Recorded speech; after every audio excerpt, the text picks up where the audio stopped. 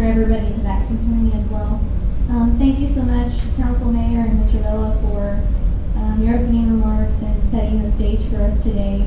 Mr. Villa is correct. This has taken a lot of effort from our department heads and our city staff, so we're very grateful for the collaboration in this process thus far, and we are looking forward to today. So I'd like to start off just by highlighting some of the thought process and the philosophy behind our decisions that have brought us here today.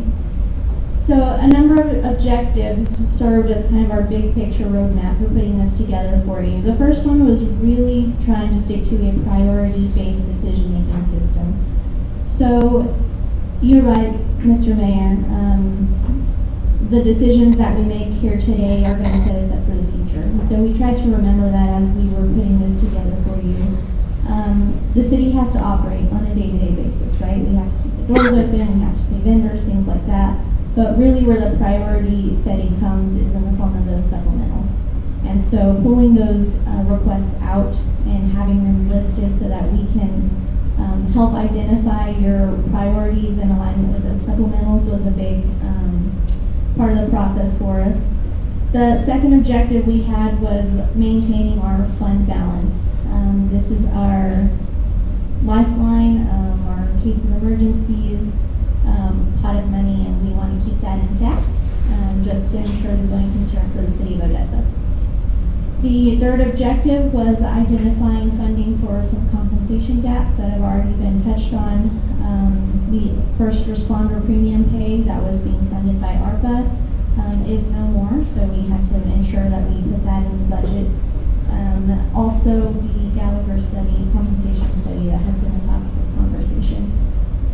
And then again, lastly, just aligning our supplemental requests that we recommended here today for you with the visions that you have for the city.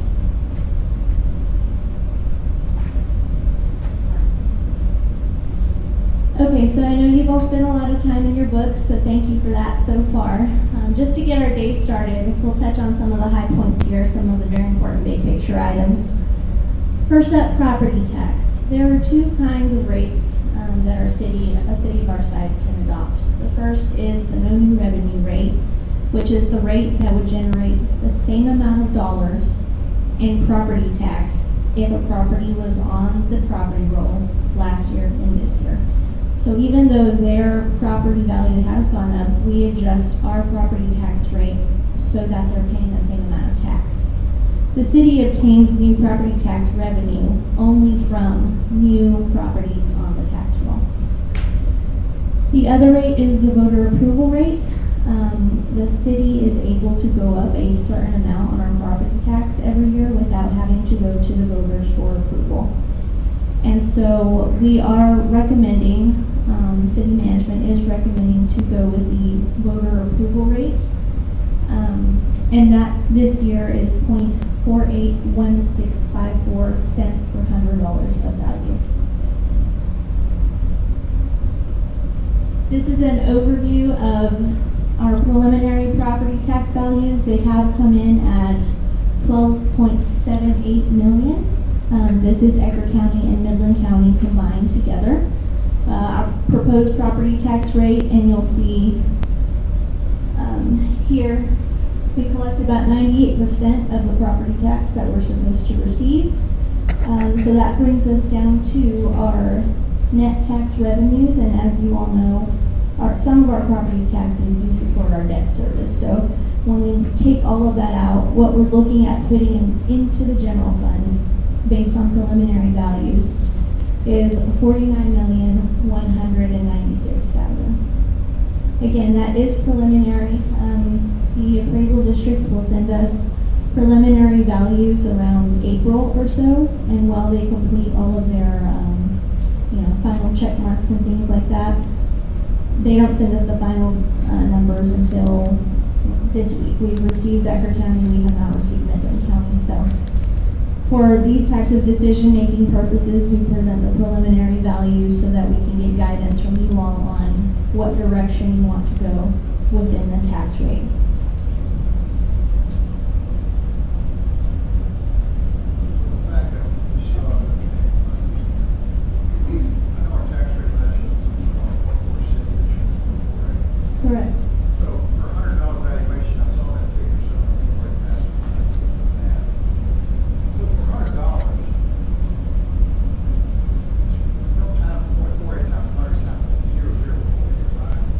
So to get the calculation for the taxpayer impact, you take $100,000, you divide it by 100, and then that's what you multiply times your tax rate. So for every $1,000, essentially, you're paying 400. So it's $481 annually for a tax bill for $100,000 of value. Yes, sir.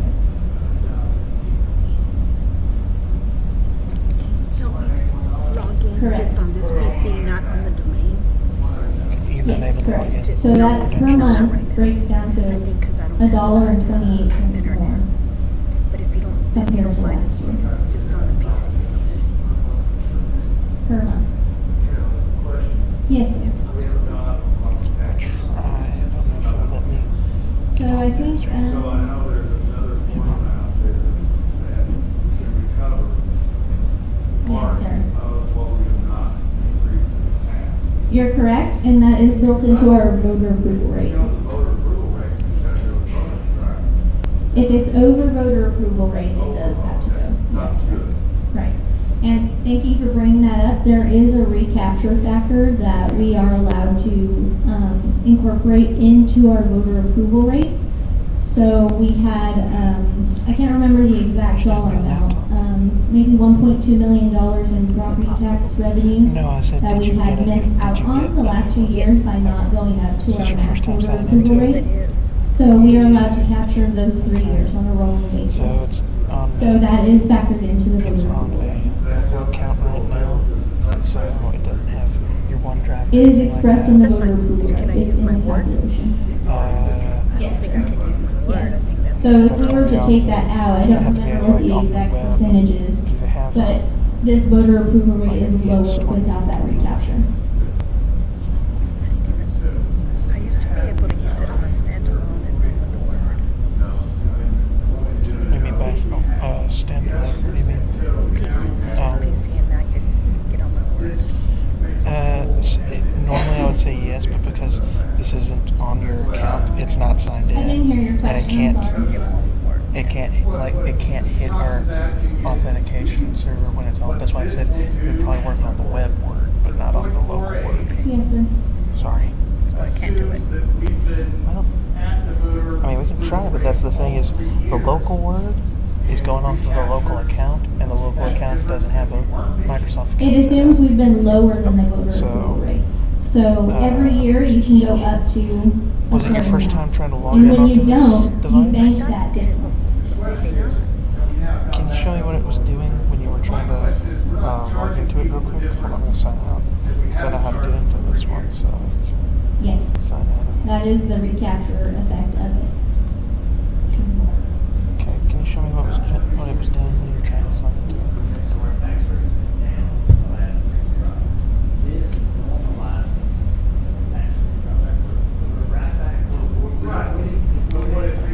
Put your password in. I get that. But what it sounds like It's only for that year, it's not the past 3 years, you're not gonna get all that money for the past 3 years.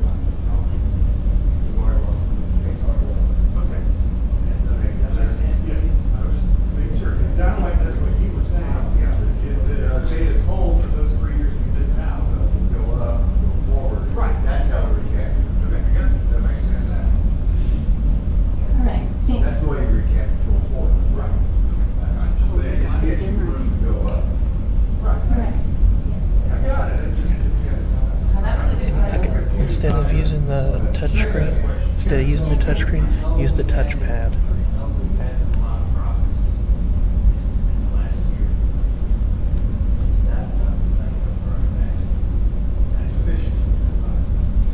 So if you're just looking at the properties that we have added and seeing how that's going to impact our rate, then you need to look at You just press the it, hold noted it, revenue click it. rate here. If we Like down here in the corner. don't want to increase taxes that were on the tax roll last year, but do account for the ones that we have added, we're adding $46.7 million to the general fund, which Now go is to- about $3 million less than the voter approval rate. Just go hit the little search button right there. Does that make sense? Did I Right there. answer your question?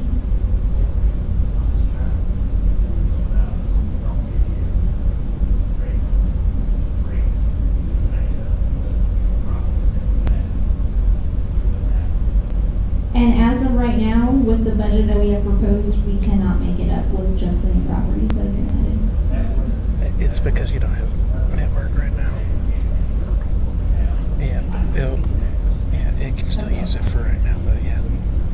It shouldn't. And I'll show if you just once hit we that get little- into the revenue that and little X at the expenditure top side, right there. how that would impact it. That should get it to go away, and you should be able to use it for right now. That's what that was what I shared. Oh, because they can't because the thing is locked. What's locked? It's saying that because it's not signed in. That's why. Sorry. Let's try something. Yeah, I understand. It's a good question. Okay, so now I'm gonna turn this around and say, well, that is raise it to 1.7. Let's see. And your property that you're adding, that may be great. As of right now, no, because we have proposed a balanced budget with the voter approval rate. What everybody's gonna ask, so I need to be able to have an answer. But you're saying email him there. Ask, but never had an answer. We've always stated, we'll look at the raise, so never raise taxes. Well, that's where you got to do last year, I'm using the word do, because I mean, zero-based budget.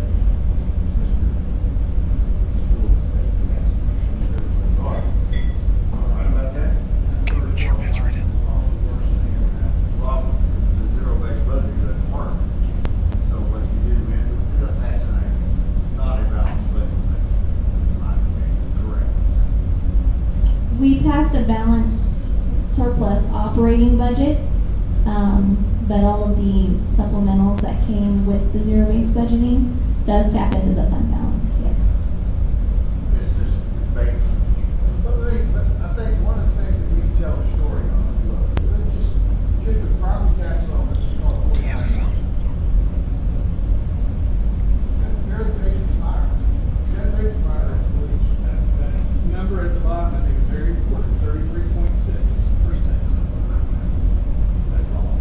That's all. It's a small revenue stream, quite frankly. I mean, I think people, myself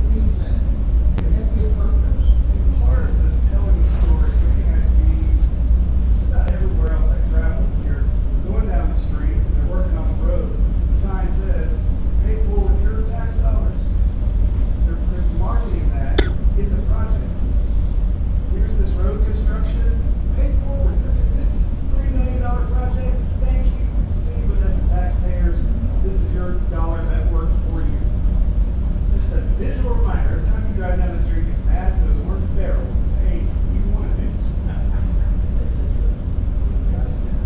Shovel. One guy. I rough track now. I know, man, it's all good stuff. Rough That's track. not really our guys, that's a subcontractor, that's up to him. But I think y'all are hearing our concern is we have to explain ourselves, we have to live up to the city. Because I'm gonna tell you, I think we did a very poor job. I like what I'm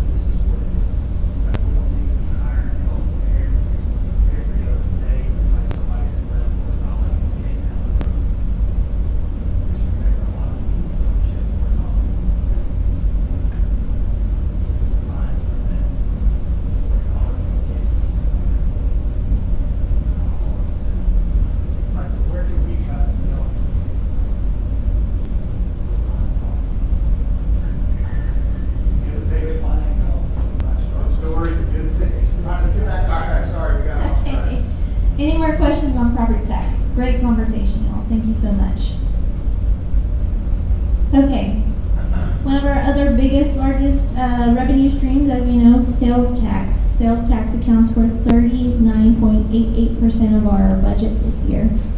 We did use a conservative approach to the way that we budgeted sales tax this year. We took 6 months of the prior fiscal year, the first 6 months of this year, and that equated to approximately $60 million. So that is what we have budgeted this year for you.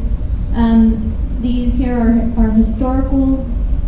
The annualized figure for this year might hit just above $62 million, but again, we always try to budget conservatively. You'll see that when we came out of the pandemic, the sales tax kind of spiked, right, as the economy was recovering. But it is a very volatile revenue source, as you all know. So while we can utilize the peaks, we also want to keep in mind that there may be valleys. So that is one reason on the sales tax.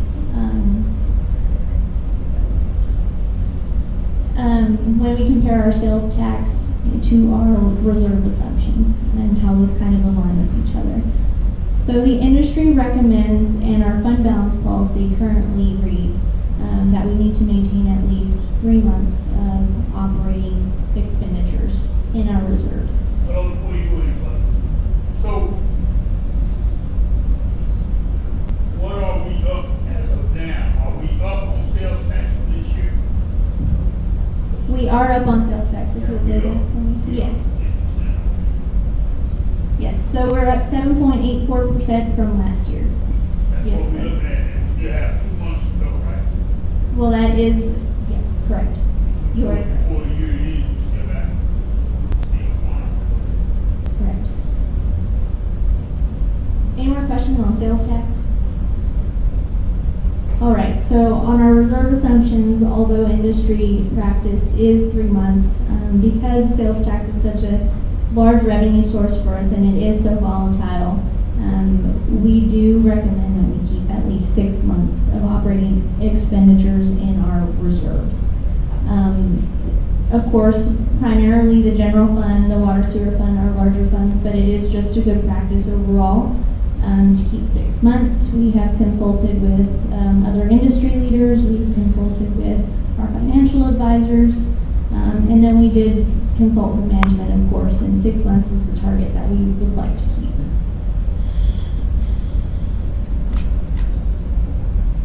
Any questions on the economic assumptions before we move on to some details? Where did the other 20-some-odd% come That's a good question. So the other percentage in the general fund is going to come from fines and fees, so municipal court charges. All of our other funds pay administrative fees to the general fund for the services that they provide, so that's in there as well. Our water sewer fund and our solid waste fund pay a form of tax, property tax to the general fund because they're not taxable properties. But those are just some ways that the general fund captures revenue. We can provide that breakdown if y'all would like to see it.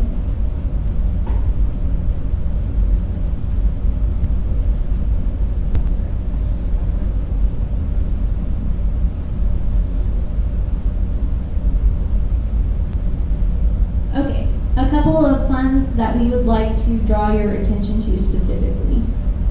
Solid waste. You'll probably notice in your books that the fund balances at the end of the year have not been great. A little bit on the decline as far as the trend goes. And you all know it's very expensive to operate a solid waste business. The tipping fees continue to go up. The trash trucks are very expensive, all of those things. So our solid waste fund is just in need of a little bit of a watch. And we'll get into the details, but this is just kind of high level. The second one is risk management. As we all know, we just went through a benefits transformation. We're still in the process of transitioning. So we have some expenditures still tied to that old platform as some of those old claims are filtered out. And then, of course, we are still trying to get our hands around what the cost of the new platform is going to be. So we've got feet on both sides of the pool right now. That won't be forever, but that is just something to remember. We are supposed to realize some cost savings from this new insurance model, so we are monitoring that internally. For the purposes of the risk management budget, we did just budget equal to what we did last year because we're still trying to wrap our hands around where the cost savings are going to be. If there's an over or an under, we'll make sure we capture that for next year's budget process. What do we do about this? Short, I guess I call it celebration. So we did propose a 1.5% increase in rates. If that gets us where we need to be. It gives us steps in the right direction, and of course, this is all up to council discretion. We can go up higher on the rates. We can go up as much or as little as you all want, and of course, the higher we go, the more steps forward we go. As far as the operating side goes, some of those costs are just out of our control, like the tipping fees. We don't set those rates. So we always try to evaluate our operating expenditures internally to see if there are ways we can create efficiencies. And this is just a difficult one to do that for because there's so many costs that are out of our control. You know, our CDL drivers for solid waste don't make enough money. So then there's an added expenditure right there on the salary side. So, yeah, maybe you want to add to that? We'll also get when we get to the solid waste portion of the budget, though, we'll bring up a few spreadsheets that will show you that the fund balance is actually increasing a little bit. So it is moving in the right direction. So that is being, we'll talk about that, like I said, when we get to that part of the budget. So you will see that fund balance increasing again. And I think that spreadsheet, we also show what the rates have increased over the past. So this 1.5, all 1.5 is, by the way, that's this year's inflation. So that's really a flat number when you think about it. So if you go up 1.5%, you're flat. That's all the point to that. We're gonna go up, listen, we're gonna take away the reduction. You gotta tell them, Eric, we can go up with inflation, that's all it is, inflationary. We go up 5%, if you want us to keep reduction, y'all need to help us make that decision. Because, I mean, again, I say that we run around the half, I'm saying. But we have to increase the tipping fee because of illegal dumping. You have the number of what's gonna save us going to rollouts versus, you know what I'm saying? We have data. Give our people, say, look, we can just go up with, you know, basically, the inflationary rate. We can go up 5%, we can keep dumpsters. It's your choice. Here, pick one. And of course, we're also paying Republic, right? So they operate that landfill, and they are, they're a private sector company, and they are responding to the market. And by responding to the market, they're going up on their rates, probably faster than we do at the municipality. We lock in prices for 13 years. It's not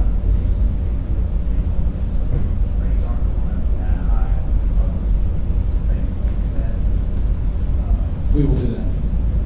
But one thing is, if we pull all the dumpsters out right now, then every dumpster that we have, it's a shopping center. What is our cost? I couldn't tell you that. If we were to, what the cost differential will be if we move 100%, we can run that analysis. It'd take a little bit of time, but we couldn't do that today for you. But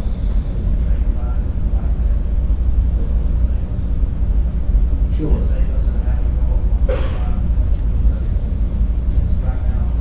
Or we have to move up 5%.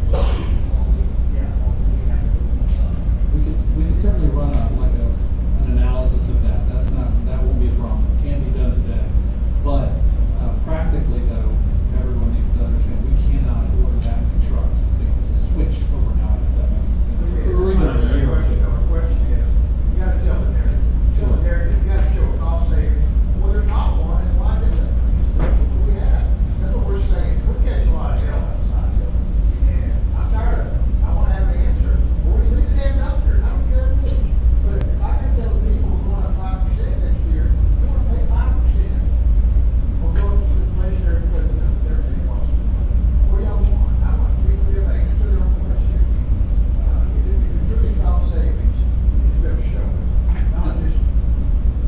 Yes, sir. And then when we get to the utility side, I'm sorry, when we get to the solid waste budget, we'll show you a chart that you'll see the fund balance increasing. So council may decide, you know what, that's moving in the right direction. We're incrementally getting where we need to be. It's gonna take a little more time, but the fund balance is projected to increase, I think, up to $1.5 million this year over, I can't remember what it was last year, but again, so it's making a good jump forward.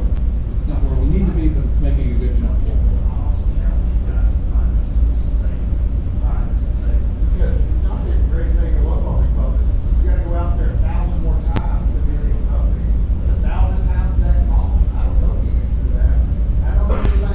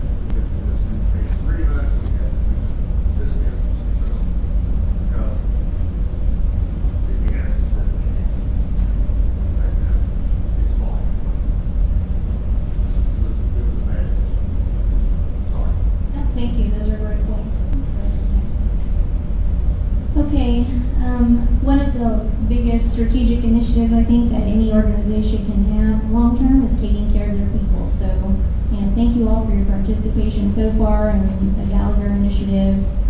Charles, our HR director, has done an excellent job spearheading this for us.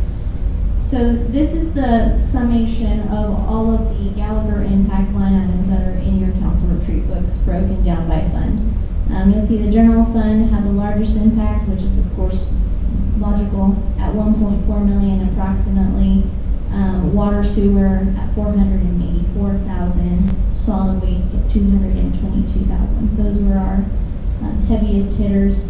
The total Gallagher impact is coming in at $2.3 million across the city. This number has been factored into your budgets to the full effect.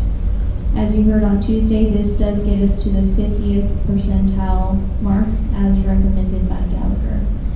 I think in the future we would, as you have expressed, you would like to see us at the more competitive mark, but this is a good step in that direction. It's just leveling the playing field.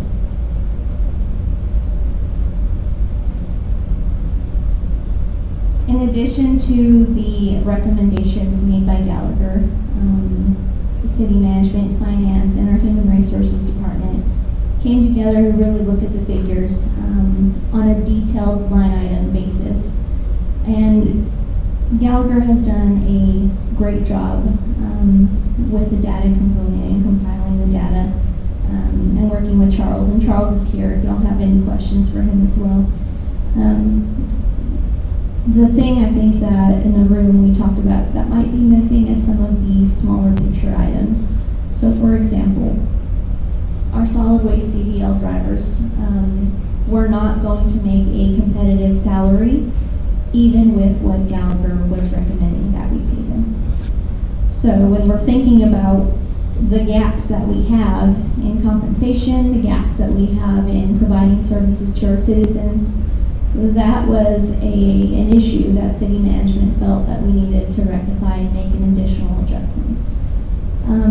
The lowest pay grade in the new pay structure that is being recommended was, I believe, somewhere around the $17 an hour mark. If you look at the median household income for the Permian Basin, half of that, assuming there's 2 people contributing to the household, would be $18 an hour. So for our lowest pay grade, we went ahead and put in a 6.2% adjustment to get them to that $18 an hour. Charles made a very good point as we were talking about that. If you adjust the bottom level, you have to make some kind of waterfall adjustment to the rest of the level so that you avoid compression. I think in our previous pay structure, those things weren't considered, and so a lot of times you just had conflicting positions, making too much money, too little money. So in the effort to ensure compensation equity, we did some additional adjustments. So these numbers here in the middle are our pay grades. Pay grade 100 is the bottom pay grade. So like I just mentioned, we did an adjustment to get that to $18 an hour. The next pay grade is pay grade 101. We did a 4.5% adjustment on top of what Gallagher has recommended. For pay grade 102, we did 3%. This next category here that received 1.5% captures a number of people. So first, just to keep in line with the waterfall adjustments, anyone in pay grade 103 and above received a 1.5%. And again, like Aaron mentioned, it's basically an inflation factor, right? Inflation went up by 1.5. We're increasing those salaries by 1.5 to keep in line with that. Individuals receiving no Gallagher adjustment. There were a number of people that Gallagher determined were not, they were either at what was recommended or above. And so for those people, since there's no adjustment, we thought to put in the inflation factor for them as well and just put a 1.5% increase on top of what Gallagher is recommending. And then the last last one is OPD and OFR. They were not part of the compensation study, so we put them in there as well with an inflation adjustment of 1.5%.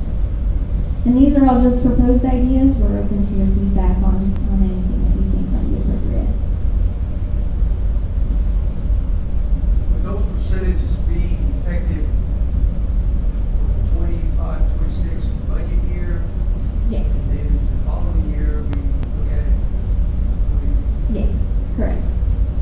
So this gets us away from the historical way we've done it, which is always a 3%. Arbitrary. Cost is living in Sure. cost for it, so now we're doing it more based on. There's a strategic component to it. Yes, sir. But I appreciate it, the board, the board's information. Yeah. Should get. So the total impact for Gallagher's recommendations in conjunction with city manager's recommendations is $3,055,000. This gets us up to a level of what we need to be. Just like starting pay too, like if you wanna hire new employees, which is my word, because we can't get you because we're not starting now at a decent pay. But it feel like, Keep them at least. yeah. So this big, get us at, like, I'll start at 18. Yes, sir. Yes, sir. So we need to try to get $3 million plus 5. We need $8 million. These numbers are incorporated into your budgets already. That's what I need to see what we need. It's better this would be to say, but we need $8 million. We won't make it right in time. What happened? And you give the 1 year compensation, right? So this number is in your budgets as well as the ARPA premium pay. Everything is wrapped up in your budget for you that we proposed. Any more questions here?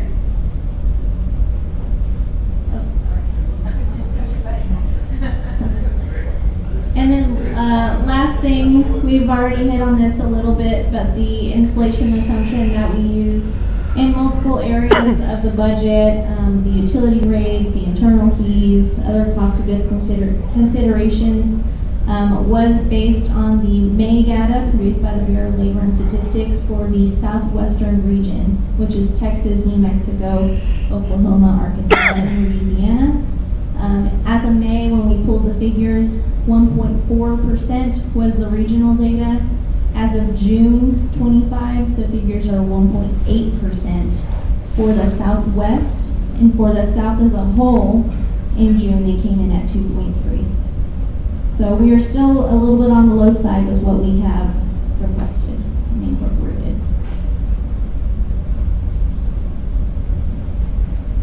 Okay. Any questions on what we've gone over so far before we really roll up our sleeves? Does anyone need a break? It is time for a break if you would like to take one. Okay, 15 minutes, y'all. Thank you.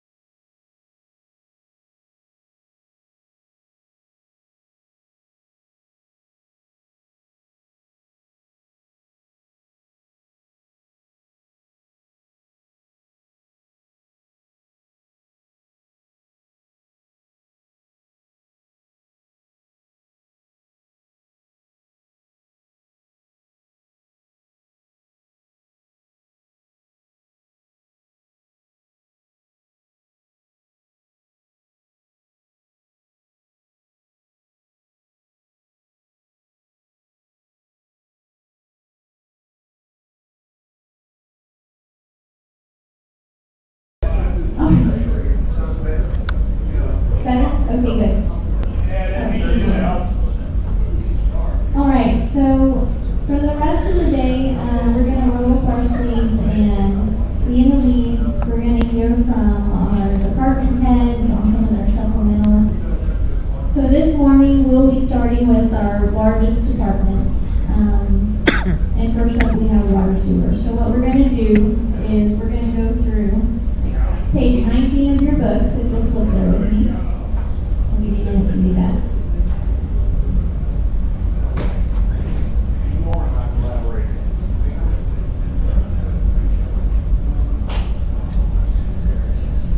So after we go through the summary of revenues and expenditures and highlight some of the large changes, we'd like to give Alex, our utilities director, the opportunity to come and speak on some of his supplementals. So that'll be the roadmap for the rest of the day for each department. So starting on page 19, if you'll follow along with me, for presentation purposes, we'll talk about the columns that you have in front of you, even though you've already all cleared through this book, just for foundational reasons. So in the far left column, you have your unaudited actual expenditures and revenues for fiscal year 24. As you all know, we're in the process of our 24 audit and making good progress, but for this, it is unaudited. The next column you have is estimated 24-25, and that is the projected revenue and expenditures for the rest of the year. The next column for comparison purposes is the adopted fiscal year 25 budget. The next column is the proposed budget for this year, and then on the far right, you'll see the increases and decreases for each line item. The increases and decreases are broken down on the following pages, but for summary purposes, they are here as well. So starting in the proposed budget 26 column, we're looking at a beginning fund balance of $95,126,000 approximately. So that is what we're walking into the year with. There is a budget stabilization component that we take out of this fund for $1 million, which leaves us with a starting balance of $94 million. Under the current revenue section, the water revenue, the sewer revenue, those are the ones that we applied a 1.5% proposed increase to. And that's for all customers, residential and commercial. The interest income we budgeted based on actuals, a little bit conservative, but as we spend down funds, of course, our balances come down, so our interest income could come down, and also interest rates are coming down. So $4 million for the interest income. You'll see the Pioneer revenue built into the revenues of $10 million for a total revenue amount of $88 million. So in your following pages, we provided to you the supplemental request, and I talked a little bit in the council agenda meeting, the board session, about the difference between the ongoing and the one-time. So the ongoing expenditures are going to be those operating costs. So when we're building these budgets, we're wanting to build in as much cushion as we can between that total current revenue of $88 million and the total operating expenditures of $85.7 million. So that cushion there of 2.2 is the room that we have to go up on operating costs and still maintain for this year a balanced operating budget. When we look at the expenditures, you'll see a large jump in the personnel, and that is because we have added back all the vacancies, we have put in the Gallagher recommendations, things like that. Any questions on what you're seeing? I will let you go for a minute. Pioneer revenue, I know that contract comes out. Say that one more time. Pioneer Yes, sir. contract is about, I thought it was renewing shortly. Yes, I believe city managers are in the process of renewing that contract. And I know it jumps pretty good. So that contract, we need to look at that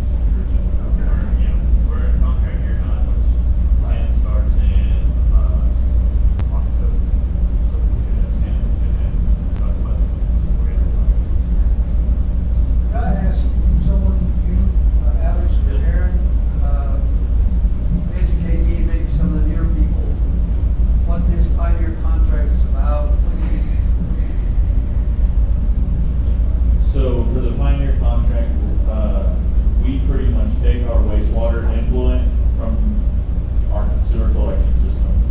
We pretty much clean the water, we treat the water, we clean it, and then we send it out to Pioneer, Exxon to use as their fracking water for their company.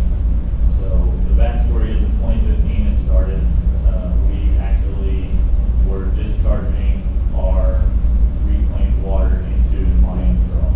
So at that point, what we did was we were also giving it to the golf courses also, so we can send it to UTPB for their golf course, or I mean for their facilities. We sent the Odessa Country Club, which Mr. Moore just redid their contract. We send it to various places. We send it to parks, the cemeteries, parks, right there at across the street from the mall. So we started with that, and then we had to find another option, and we started selling it as reclaimed water for fracking. I think other drilling companies, that's potentially a big source of revenue. Because other drilling companies like Oxy, do a lot more here in Aiken County than that's a whole. Absolutely. So like Aaron said, there's multiple avenues that we can go from this. Once that Pioneer Exxon contract expires, if we want to keep with them or go in other directions also. It's been a minute since I read that contract, but as I recall, I think you're right, Mr. Thompson. I think that they have an option to renew, but they have to let us know, I believe, in April 26th. Yeah, Is when that they happens. might. So we're trying to do is get a feel, so, yes, so we're trying to do is get a feel of that. If they want to do that or not. So that's the discussions coming. But in your discussions, my offer suggested maybe you can get Oxy or someone to do what Diamondback did, which is redo the wastewater treatment plant for the wastewater. So Aaron and I have been looking at that. Midland actually did do that with Pioneer and Exxon, and they built a new portion of their facility. So we're looking at that being an option for us too. If we could find somebody where we could do a deal where we give them an X amount of volume, for them to pay for a portion of our facility. Not as much, not in your position. Oxy's a good friend of ours, they demonstrated their willingness to help Odessa. And that's the first place I'd be going. That's just one council. Absolutely. Yes, sir. Perfect. Absolutely. Yeah, we're looking into wherever we can, get our best bang for our buck here too. They just a great sports complex, they're going to plan out with the town, and, they've been out here, they like what this is. Absolutely. They, something really ought to explore. That contract has been a great source of revenue for us over the years, and there is a lot of potential for additional revenues. Our fund balance is estimated right now for Pioneer, because we keep track of that separate, is about $16 million. So that's after all the projects that we put in place last year. And it's included in your fund balance here. But this is a separate pot of money, we keep track of it. It's done well for us. Our water sewer fund is probably one of the healthier funds that we have. We have the benefit of being able to set our rate because it's an enterprise fund, so that certainly helps us. You can see the ending fund balance at the bottom of the page has grown pretty much every year.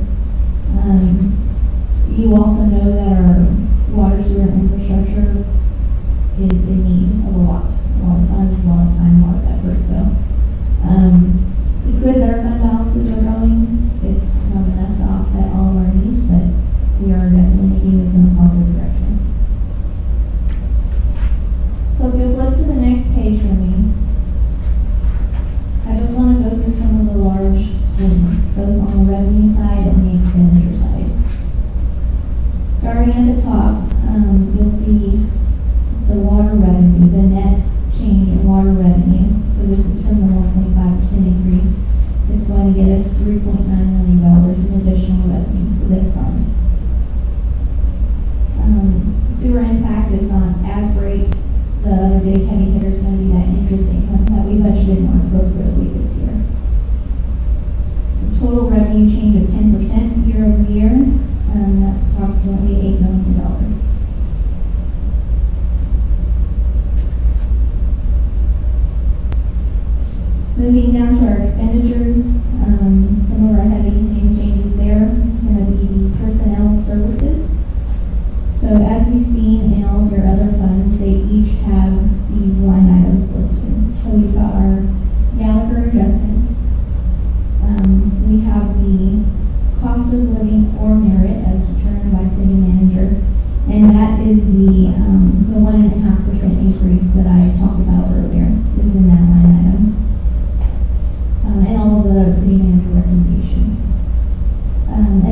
course, the turnover and the vacancy adjustment, that's reinstalling vacancies, and things like that. So personnel services, total change $1.2 million. Maintenance change, total, yes. This 1.2, is that really, what it's costing us, or is this just a number that? This is a budgeted figure. We won't fill all of our vacancies, but we're budgeting as if we're going to.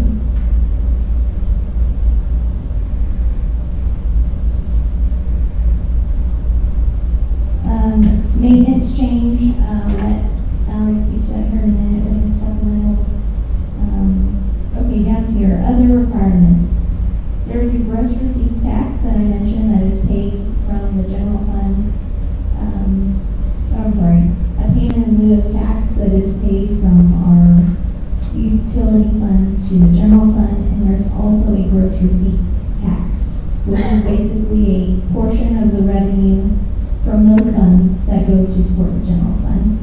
So we did increase the gross receipts tax that our utility funds are paying, and so that's the additional expenditure that you see there, the growth of $2.8 million. Total expenditure changes 5.4%.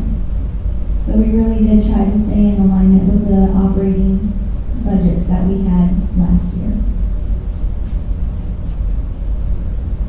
And again, this fund is in good shape. We are looking at an operating surplus of $2.5 million approximately, without the supplementals that Alex will go over here in a minute.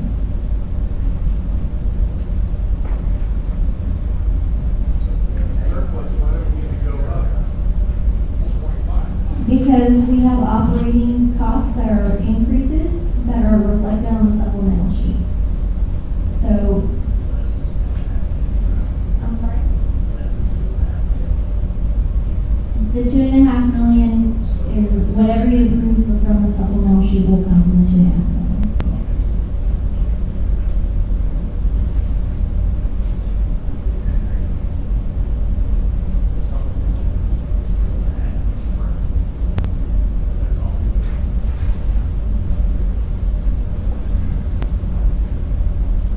Alex is going to walk you through the supplemental requests, and then of course we'll move to more discussion after.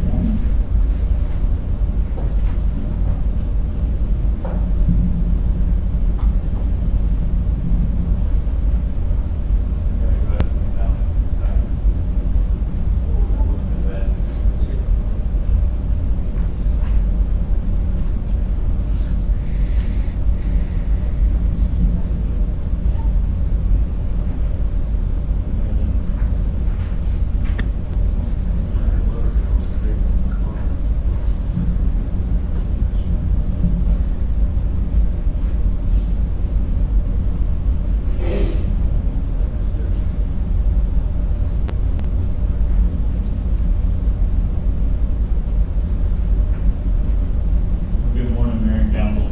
Just up here. I've handed out a supplemental and ongoing, just a quick little review of what we're asking for, supplemental wise and ongoing requests. I can go through them if you'd like. They're real quick. Is that something you guys would like for me to go through, or? I can, okay. Go ahead. I'll read through it all, I get it, I just don't know what money to come from.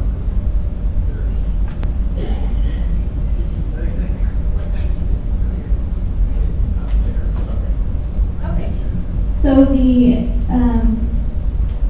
ongoing supplemental requests, they total, where are we? Go down to the- Okay, so our ongoing requests total $2.3 million dollars. What's available is 2.27, so there's a little bit of a shortfall. We want to cut some things out.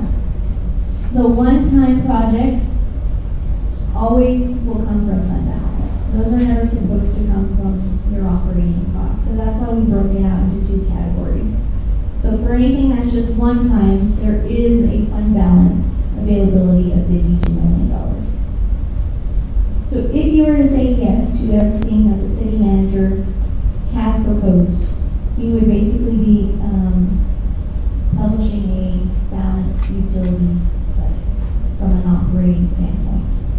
How much you want to tap into the fund balance is up to you all based on what projects you see as a priority.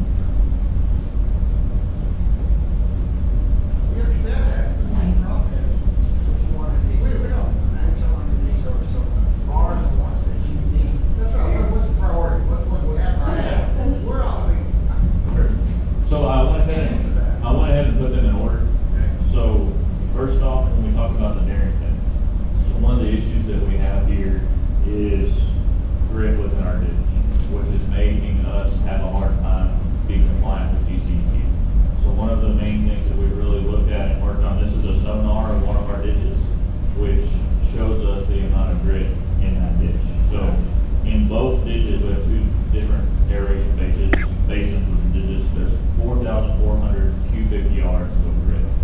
So it's not giving us enough time, detention time, to treat our wastewater influent effectively.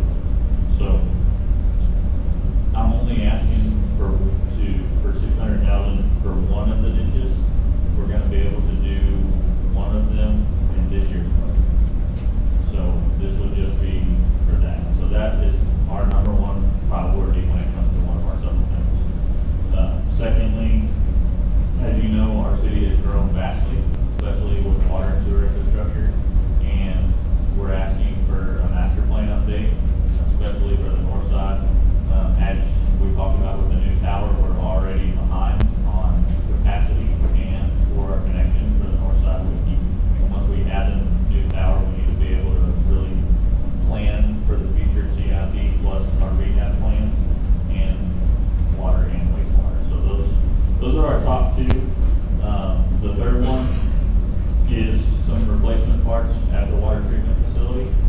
We are in the middle of a rehab upgrade there, but not everything was included in that. These are just our, day-to-day parts when it comes to pumps, any of some electrical things that we have, that need to get replaced. That's $160,000.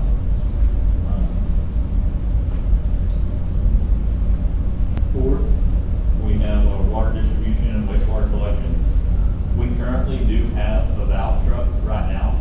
This is a second valve truck that we're requesting, due to having shutdowns in some places and then line breaks in other spots to where that one truck can't do multiple things at once. So we're requesting that. We're also requesting another tanker truck. This tanker truck is at the Darrington. It's for any issues that we have out there. Another one is being requested for our field services and sewer collection. Need to hire another driver, So if that- you want another vehicle. So that would be our issue is that would be a CDL position for us. I will say that our CDL positions within utilities are very hard to fill because of the pay. We do currently have CDL drivers in that department, so we would have to pull them from what they're doing on that job and move them when they can drive that.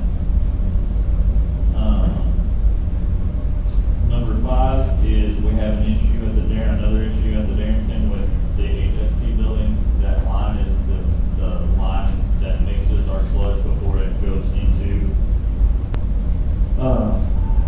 one of our buildings, which then removes the solids, and then we take that to the landfill. So that's another issue that we need to have replaced. And then something that we have requested and are looking for this year is a tank inspection for the Don Tower. So we've looked at the inside, we know kind of where we're gonna be at, with that tower. We requested $500,000 just to do the interior. It looks like it's gonna be somewhere around $300,000. And to do the exterior, it would be an additional $700,000. So we're gonna kind of do it in phases, where we do the insides of the tower first, because that, of all things, is our TCP mandate to make sure that everything inside that tower is up to date, because our towers hold our water. So we're looking at doing that in 2 different phases, inside and outside.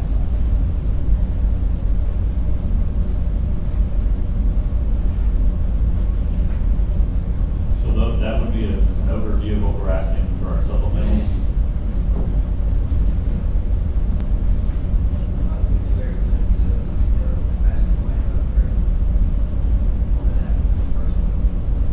Except the master plan update.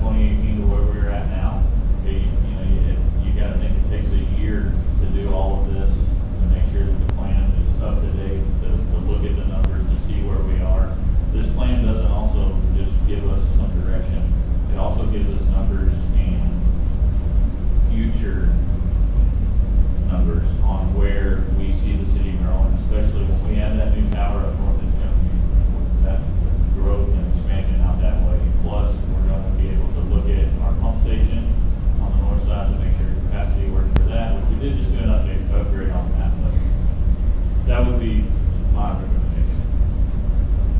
One of the things, I think for sure, the magic one, I think it can help us budget the future, but one of the things we've talked about on like the water tower painting, could we get a partnership with HVT or Verizon to lease out our water towers and then they pay us to put cell phone towers up there? There's some revenue, use that to paint the water towers. That is a possibility. I know we do hang some of our stuff up there for our infrastructure. I know for the new meter change out program, we have stuff on there for that. That is a possibility that we could look into. That partner with Odessa Arts, let them pay for some of the water tower paints.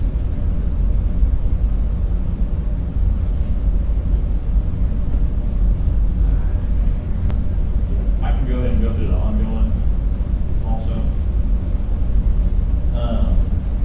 So first off, the Darrington facility, in 2025, there were some alternative funds that city management had found. So what they did was they gave us those funds in advance as sort of like a project, and we used those funds, and then they took it out of our operating budget. So we're requesting $800,000 for those two maintenance improvements and maintenance of their equipment. We have always received that in the past. We were just given other funds to not show on our operating budget. Water distribution with the new EPA rules, the lead and copper revised rules, TCQ has mandated that on the city side, we go through and look at what issues that we have lead or copper on the city side. So far we've found 131 utility side issues that's lead, copper, and galvanized. So average to go in and replace one is about $10,000. So we're asking to do 10. We have to have all of those completed by 2037. So that gives us about 10 per year over the next until 2037. And that would be about $100,000. Now prices will increase as each year goes. But we just asked for $100,000 on that. We get 10 of them done now. The reason we're asking for those 10 is for schools, daycares. We've got one hospital that's connected, so we're working on getting those knocked down first. This is the first time we do all this. You do your budget, this is just general question.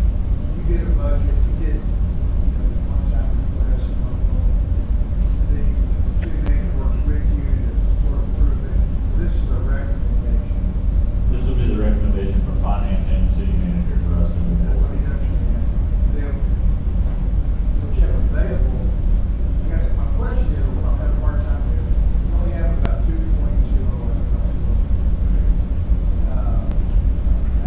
but the request is 2.4. How does that work? Your request is what it's available. So, No, available one time. So- That's ongoing. No, it's not available one time, it's ongoing. Well, yeah, but they're right here, this is ongoing, it's 2.2, that's 2.4. We have available 2.2.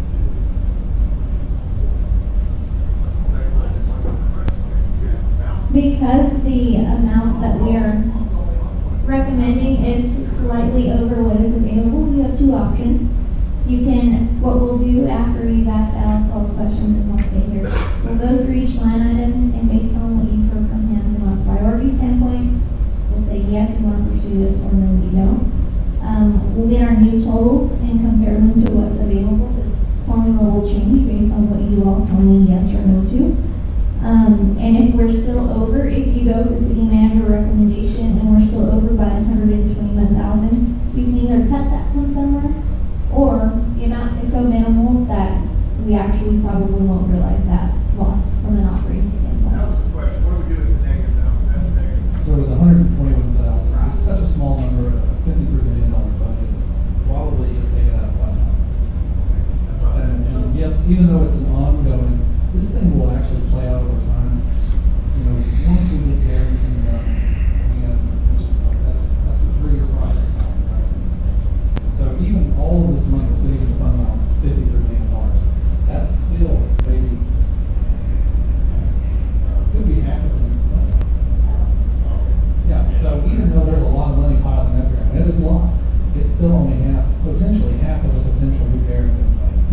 even though he's over, let's say 121 on the ongoing, it's so small, our recommendation is probably just let us tie in the fund balance on that, call it a day. I'm trying to And move on. We're doing that. Some of these farmers have, yeah. Right, but this is one, being an enterprise fund, I don't have a problem with But that. going back to understand Gary's better, there's an engineer studying it right now. They're going to do a sometime with report. What is something, do you have any idea what sometime looks like? Yes, so they're going to come in September to do a work session on the condition assessment. So that will give you guys an understanding of where we're at with the plant, what their assumptions are, what they say is our useful life on where that plant is at. I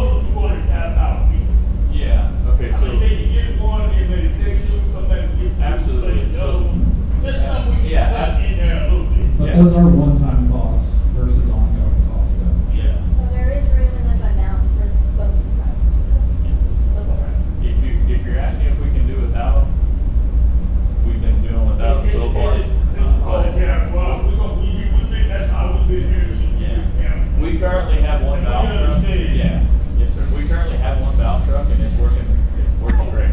Okay, how often do you use that vehicle? If somebody, That valve truck he works. calls and say, hey, can you help us this week? Yeah, that valve truck works 24/7. I mean, 8 hours a Don't day. get the can down the road.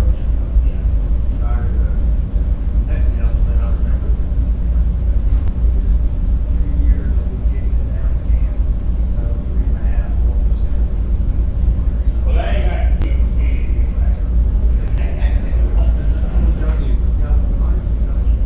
So may I ask a question on here? So, like billing and collections has a vehicle for the requested position in the ongoing category. Like, is that an ongoing 45,000, or is that a one-time 45,000? So that's a, let me pull that section, that's a separate section. Give me a second. Is that not factored in that? Is that accurate? Yeah, I mean, that's part of the 2.39, right?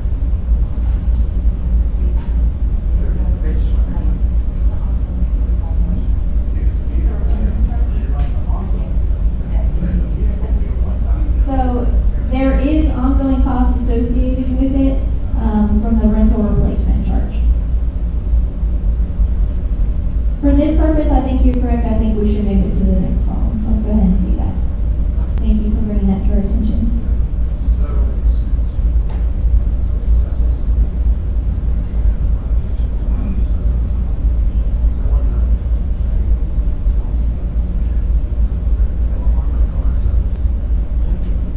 Mayor, I suggest that we consider, since it's based on, I trust these people knowing what they're doing, that the city manager's office, looking over those figures for us.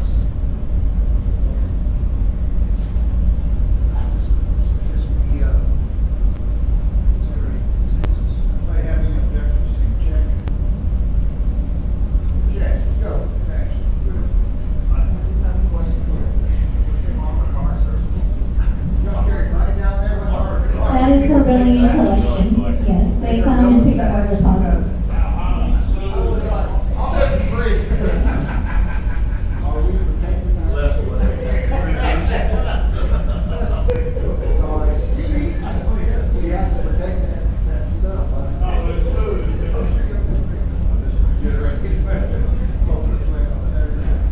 All right, good Thank you job. guys very much. I appreciate it. Good job, man.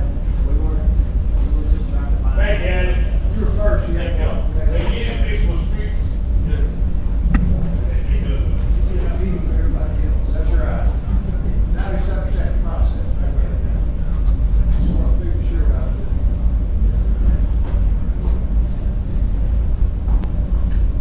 Okay, so next we're gonna flip to general fund and we're gonna hit our heavy hitters here. Thanks.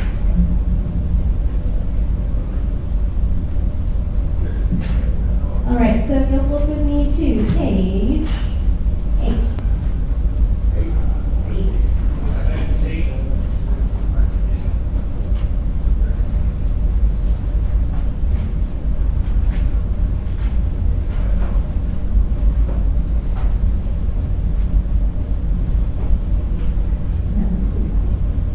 Okay, so the general fund is our most complex fund, as you all know.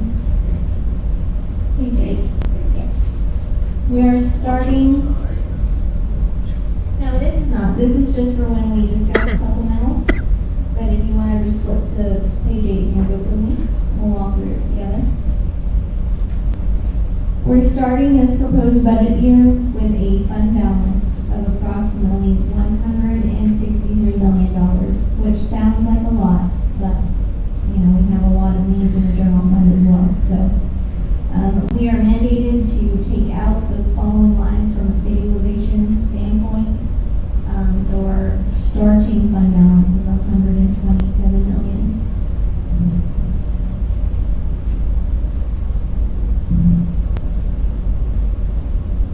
The operating revenues that you see there of $135 million do have the property tax, it has the sales tax, it has all of our fines, our fees, all of the revenues, of the general fund are there.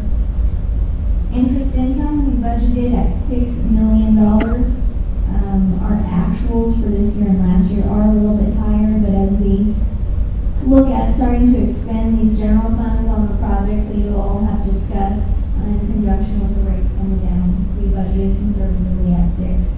So our total revenues for this next year's budget are $148,434,000. Down in the expenditures, you'll see a very large jump in the personnel services line item. That is because the majority of the vacancies we reinstalled, the majority of the Gallagher impact, all of that is for the general fund. So the $15 million there is compiled of all of those changes. That is really the biggest change in this general fund. So our total operating expenditures we're proposing is $216,602,000.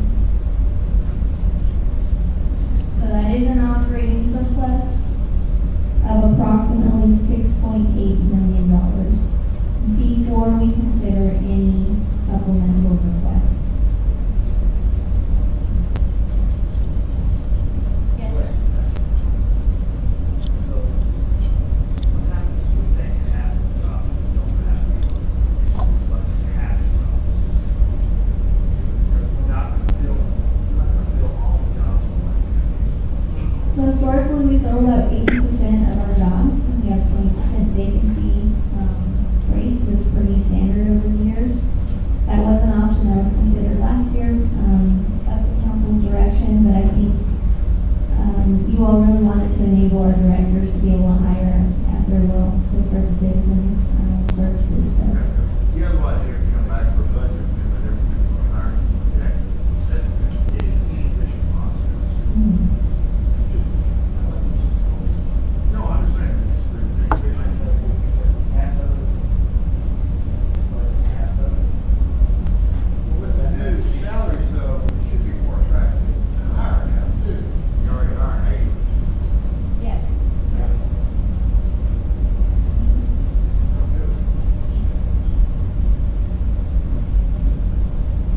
So the $216 million in expenditures does incorporate, I'll just rewind for a minute, the $75 million that you all would like to allocate towards the sports complex. The operating revenues, expenditures, I'm sorry, are $141 million. Can I ask you a question about that last night? Yes, sir. On personal services, $96 million. Two questions. One, does that include every city employee or just one under this particular category? Just this category. And here's my question. Two questions still. What is the number for all salary employees on this? That is our budget. How much our budget for personnel? Not only right now, I'm asking general knowledge. I just like to know what's our budget, just personnel alone, nothing else. We can definitely get that figure for you. I was It's wondering in my head. It's definitely our largest expense. And in general fund specifically, police and fire are our largest personnel.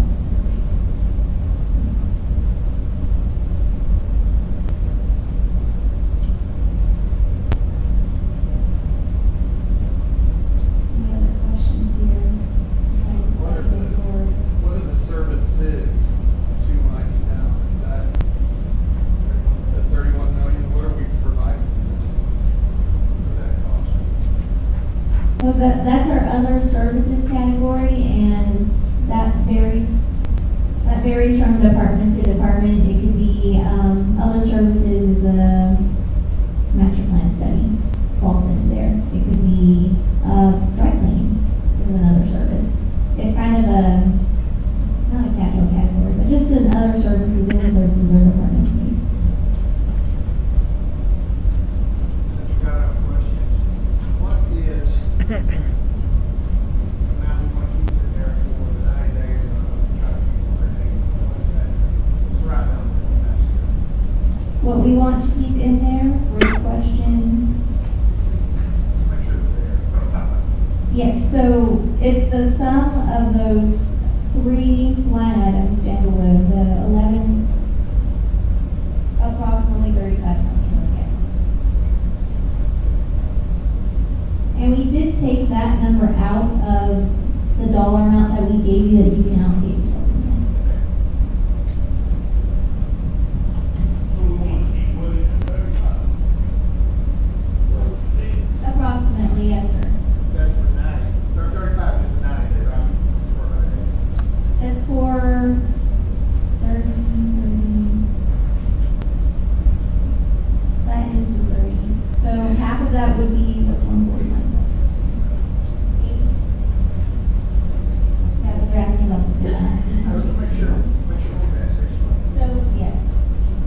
looking at the operating expenditures of 141 divided by 2, which is about 70.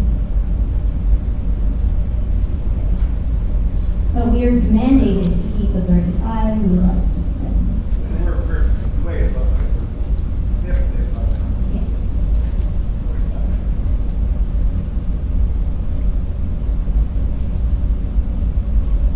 We have a number above that. We put it in some kind of rainy day fund or just stay with general fund? It just stays there. Yeah. We're required to keep everything in the general fund, that's the GASB or accounting standards for. We keep it in the general fund, we keep it in the same pool. But we definitely have it, it's marked as reserved within our fund, does that make sense? Yeah, you And account number it. two. Okay. We're gonna catch it, so emergency thing, yeah. Yes, You don't go get that. And we have to come to, well, we cannot, city manager doesn't have authority to do that, y'all have to. And approve it.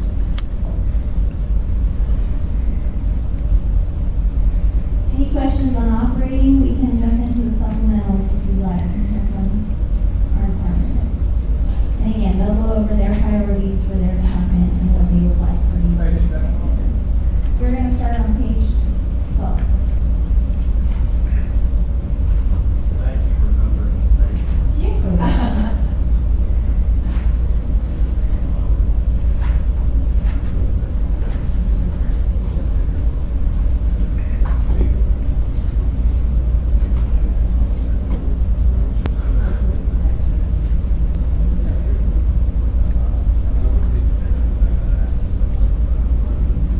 All right, so we're going to start with our police department. Chief Davidson is here and he's going to give you a rundown of his supplementals. Police is going to be on page. Can get me to it, you know, prize. Page 16. Police, page 16.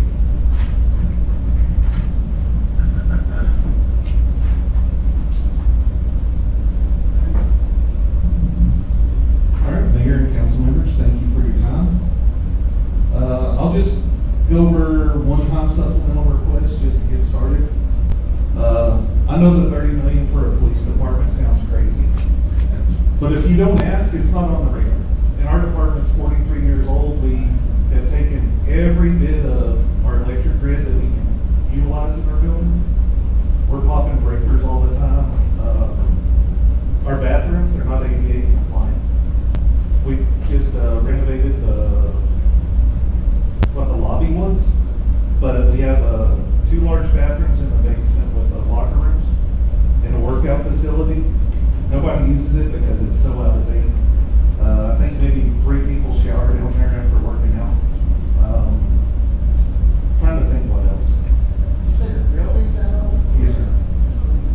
And then we took our parking garage down. There's a hole in the second floor where there was a skywalk to the second floor. It's just boarded up. We got building services came and put a chicken wire down so the pigeons don't just sit there and drop all day long. But I didn't expect it this year. The chief didn't expect it this year, but we need to start talking about the building. With that, the other needs, we're about to pave a nice parking lot where the parking garage was. And we'd like a perimeter fence with entry. You know, electric gate, whatever, we've got it times open in the morning. But it's just public access. Anybody can walk through there now. We have the hotel across the street that we always make several arrests at. The pedestrian traffic at night downtown is different. It would just be nice to have a secure lot. We have these nice vehicles. It'd be nice to have a secure place to live. Next. Here's a question I have. Yes, sir. Building, additional size, whatever, but, I mean, you're getting to a number where the question becomes, is a rebuild more logical than a remodel? Possible. I don't know the right answer, because the square footage might be right. We have a basement, we have the jail that we use for evidence, but it's still a jail. You know, we're filling jail cells with evidence,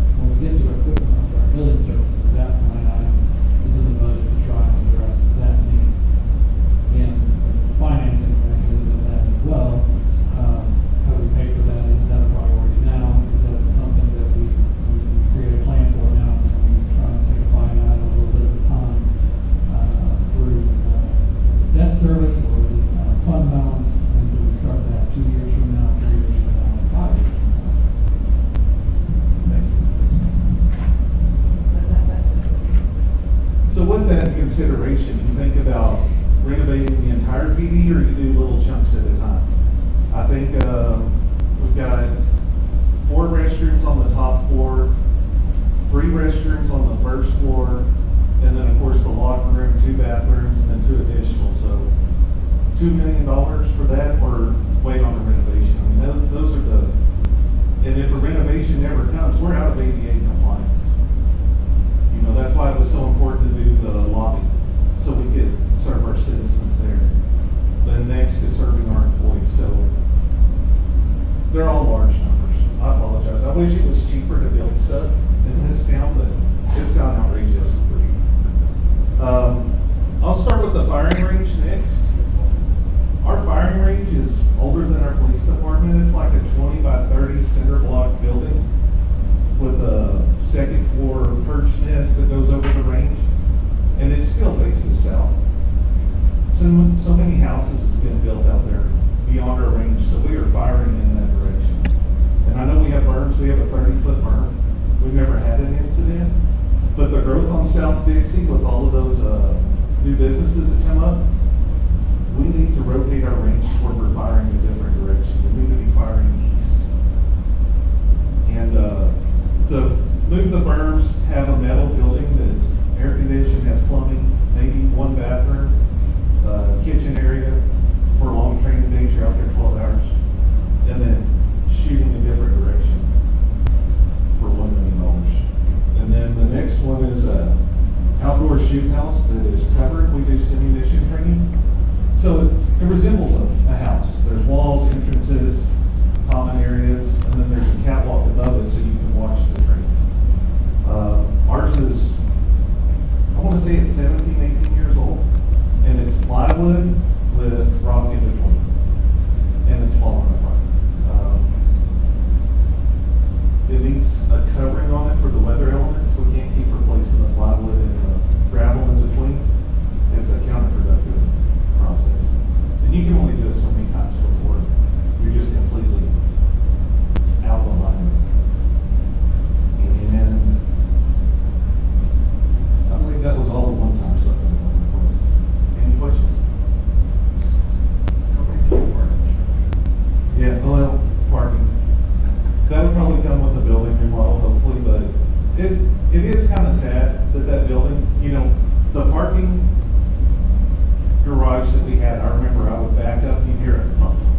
You get out and you look on top of your car and there's a rock that just fell off because somebody upstairs was driving off of it. I mean, it was a hazard. And then the right angles to get down, I think Chris was glad we got rid of it too, because it's a hard turn to get, the bigger the vehicles get. But I really think where we're at right now, a flat top parking will meet our needs.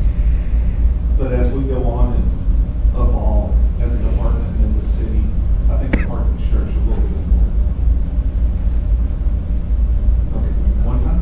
So I think it's important to note that none of those one-times are actually in the Right. budget. Right. You get approved, parking, you get Yes, sir. created, paid on. Right. And across the street. And across the street. Correct. So just Aaron made a good point just now. City management did not recommend to fund any of these, which is why they're all not I understand. This is y'all's decision ultimately. But anything you see in the far right column is that unfunded request. So we'll make changes as you decide what you want to see. All right. All right. So ongoing? Chief, are those in order of priority? Yes, sir. Maybe the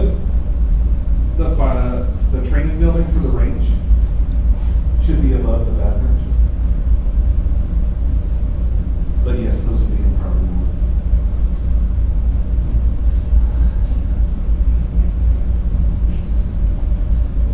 order. Just also one more thing to note as we continue to go through. We have printed out and passed out a sheet. It has green on it.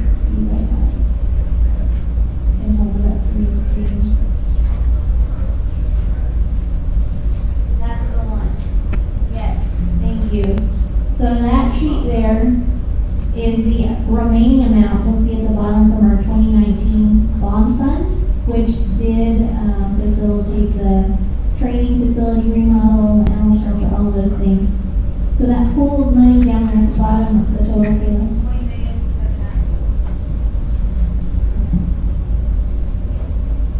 20,790,000. Is available to put towards some of these general fund eligible projects. So that bond was pretty versatile.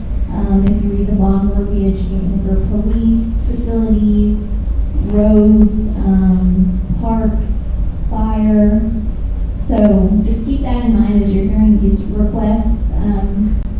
We didn't factor in any of these bond fund considerations into the recommendations. So if there's something that you're hearing that you heard Chief Davidson say, or you'll hear somebody else say, and think, wow, I think we really should do that, just know that there's those additional funds that we can tap into.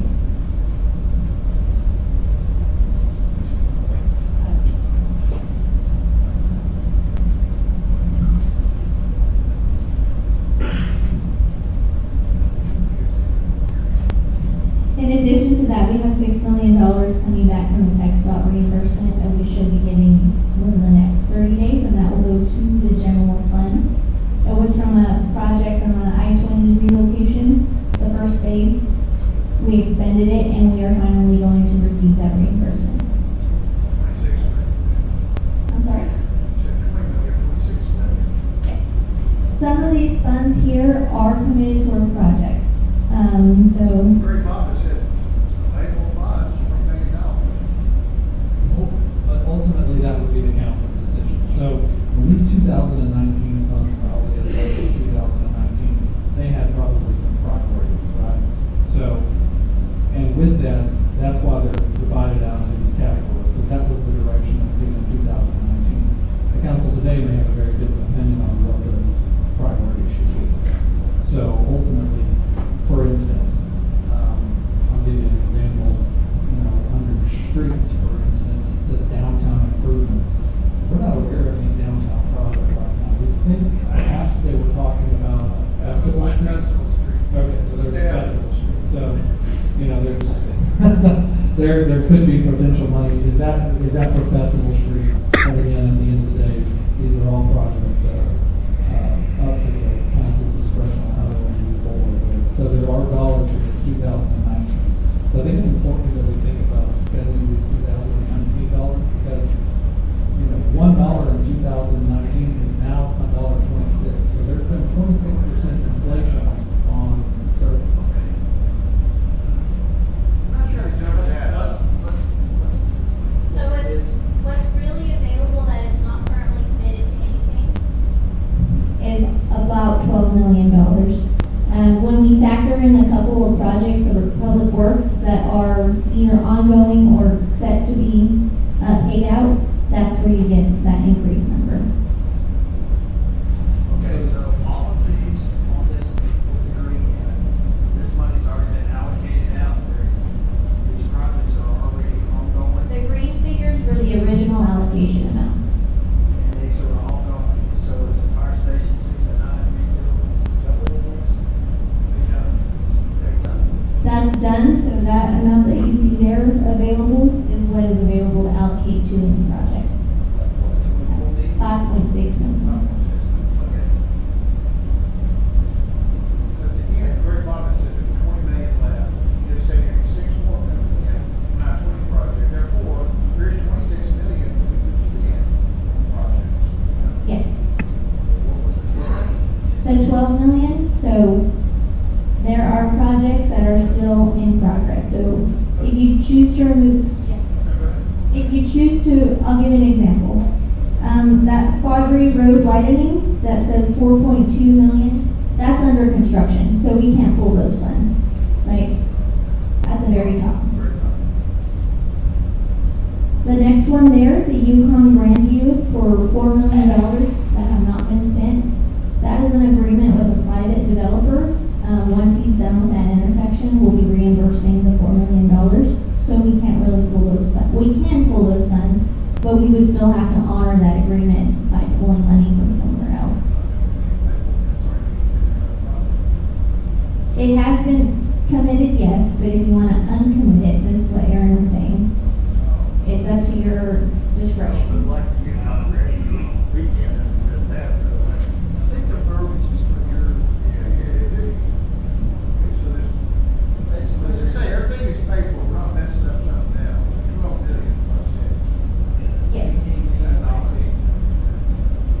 But this is all CO money? Yes. Yeah. Yeah, this is CO money from 2019. Which we're paying. So that's the important. But it would have to stay within those categories, right?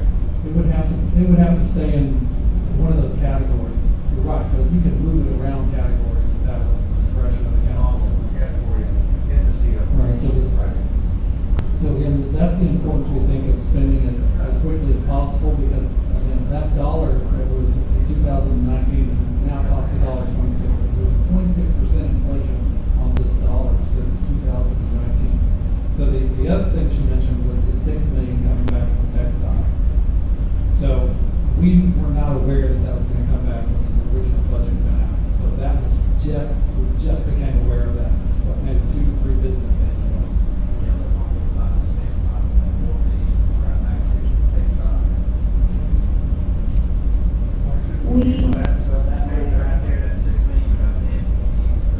We have some ideas on where we can get funding for that, which we will go over. promoting from perhaps.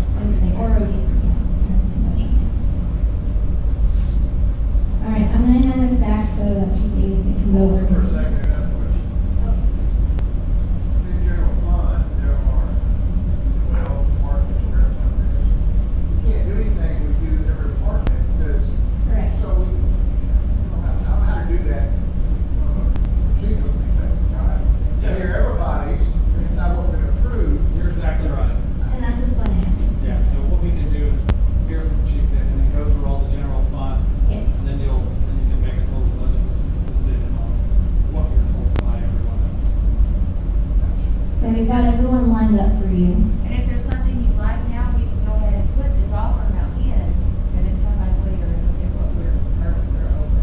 However, So, example, my opinion, we can't, we've got to make it more maybe more than we've got to grant you a certain time, it's a process, so it's really not available either.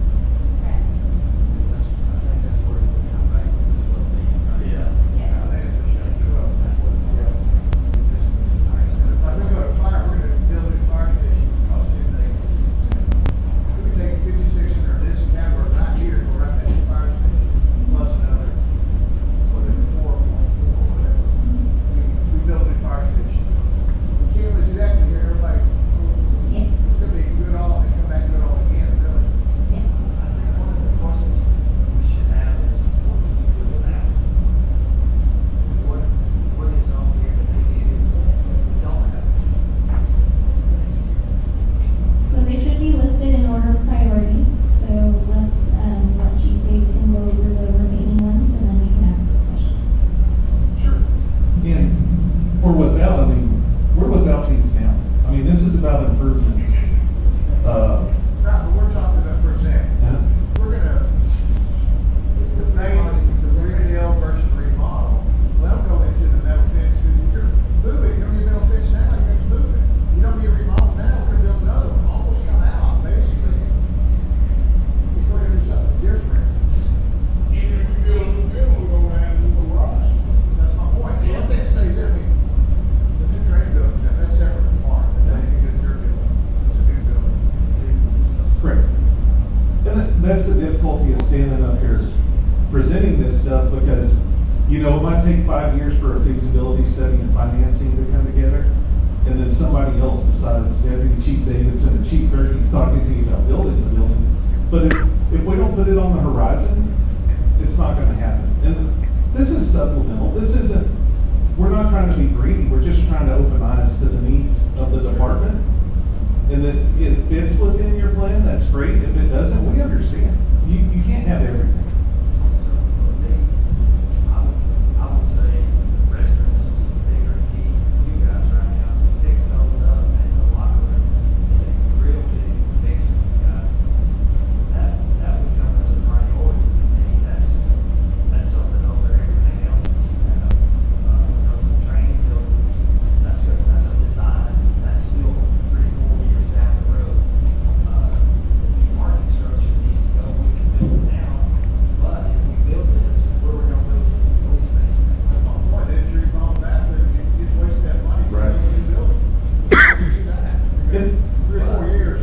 idea of a new building is we remodel it to look like our training facility. That was the old fire central station.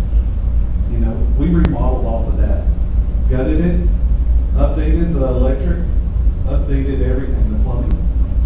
And then you did the facade on the outside that looks really sharp.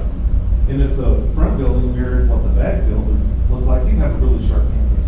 Something the citizens would appreciate as well. Somewhere, probably.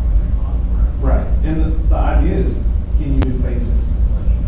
I've got 3 floors. If we do phases, I don't know. I mean, I'm not an architect, but we've sat down and had these conversations. Other departments do similar things to this. Relocation, I don't know. We would have to rent a large space to secure evidence that's under 24/7 security. We have decades and decades of evidence we legally can't get rid of. We have a vault down in our basement. I mean, it's a huge vault, probably about half the size of this room, but it's a safe door that you open and you walk in, and it's like a history lesson of crime and arresting. So, I mean, there's just a lot of factors to think about through this project. Relocation, I don't know of a better place with the courthouse downtown.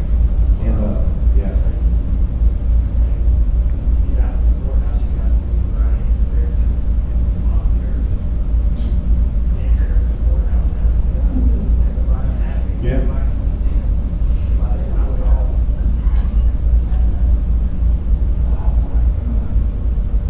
And then the new training building, I'll go back, that's just a metal building with a tall awning, so we're not shooting in the sun all day. I mean, there's nothing like having a fire range day and going home and putting aloe vera all over your skin, so. But that's a standalone project there, that's not mixed with the police department. We want to go over ongoing supplemental requests? All right.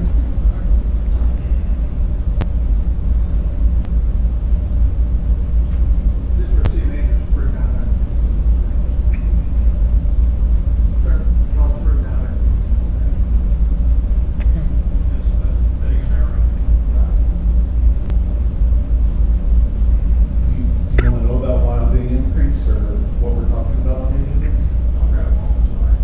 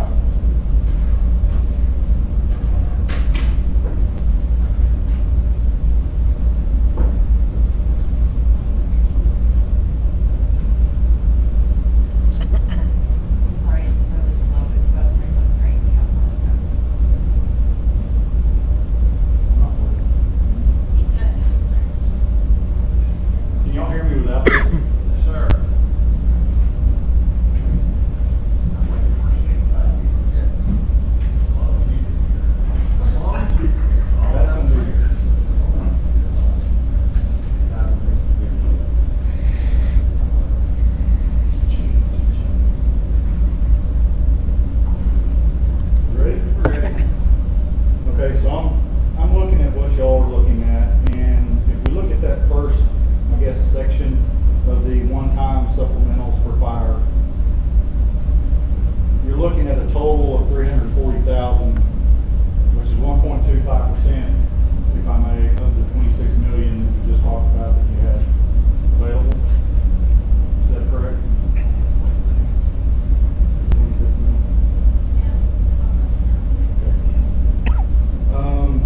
So all of our one-times were unfunded requests, and I'd like to prioritize those for each one of you. If you want me to do that, would that help you? So I'm going to go with the number one of the one-time is the Striker power load cot and stair chair. And the reasoning behind that is because we have an ambulance on order that we're supposed to receive this year that is going to be put into. When that ambulance was ordered, it was not ordered with that equipment, which we are going to change moving forward. Change the way you order. Yes, sir. Where everything comes with the unit we order. We had a conversation years ago about savings and workers' comp, tax and so forth. Well, we've discussed a couple different things, either ordering it with the unit that it's coming with, or we have big ticket items that we talked about where we put those on replacement plan schedule also, which we have done. But this scenario here, we get that ambulance in and we don't have a striker cot and a stair chair and all that to go with it. Okay. My number two would be the glide scopes. It should be the last one on that little section list. The glide scopes we have now are out of date and can no longer be repaired and used. Those are when we intubate patients, put tubes down patients. They're just end of life. And that would be my number two of ongoing. I'm sorry, one time. Say having quantity. I believe it's 11, yes sir. One for each ambulance.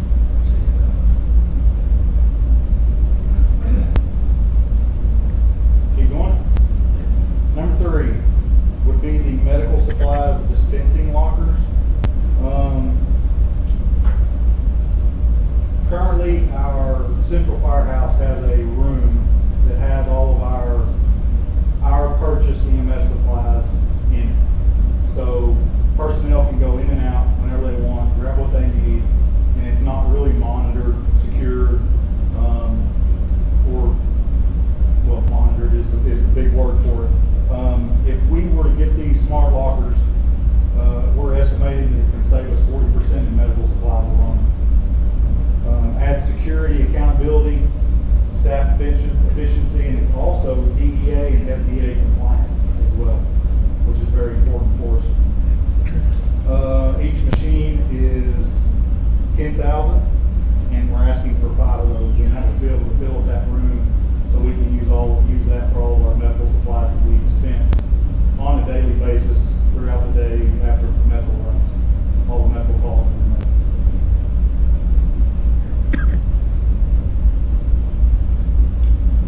The number 4 for us would be our remodel of the men's restroom at FMO.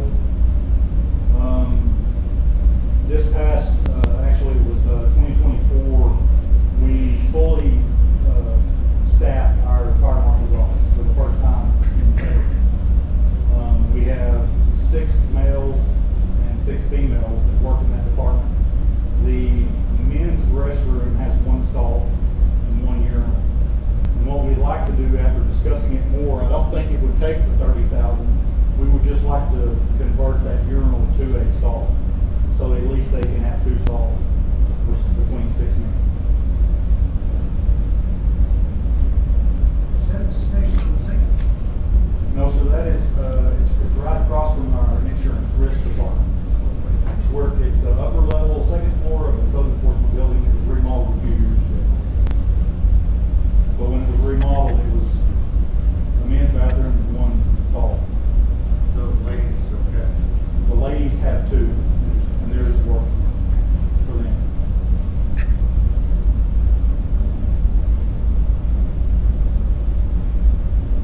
Number 5, 55 mobile computers. So So this one's pretty interesting for me because currently and in years past, we have been buying MDTs, mobile data terminals, that have cost $8,000 each for our ambulances and our fire trucks. We're looking at switching to iPads. iPads with rugged covers on them that cost $550 instead of $8,000. So the $30,000 for the 55 mobile computers, that will put an iPad in each one of our units that we have at a lot cheaper rate than $8,000 per MDT every time an MDT goes out of service.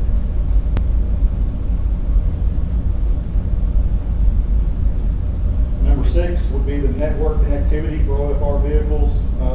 We're just looking at an upgraded version that we've got now. Right now we have, what are they called? Cradle points. And cradle points are in the back of an ambulance. It's a service that it'll connect to Verizon for our Wi-Fi or for our cellular while the guys are doing reports, looking at different databases. All of our technology into one. It uses a cradle point.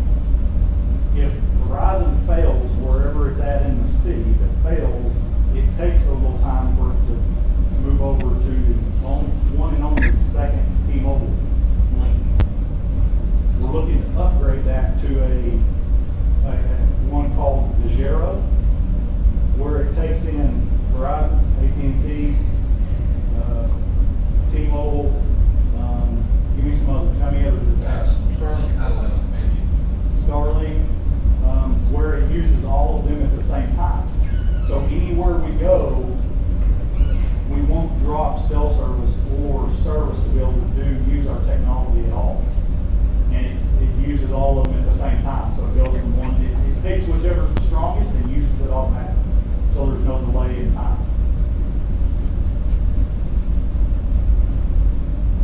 And then number 7, I've got that as my last priority, is the new employee equipment.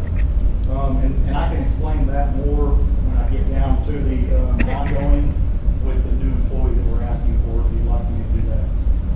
Because that's just equipment that, office space, desk stuff, computers, things like that, that goes with hiring an employee.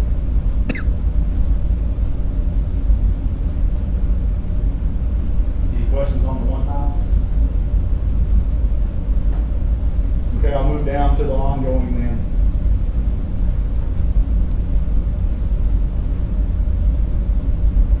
So the PPE, that's a big deal.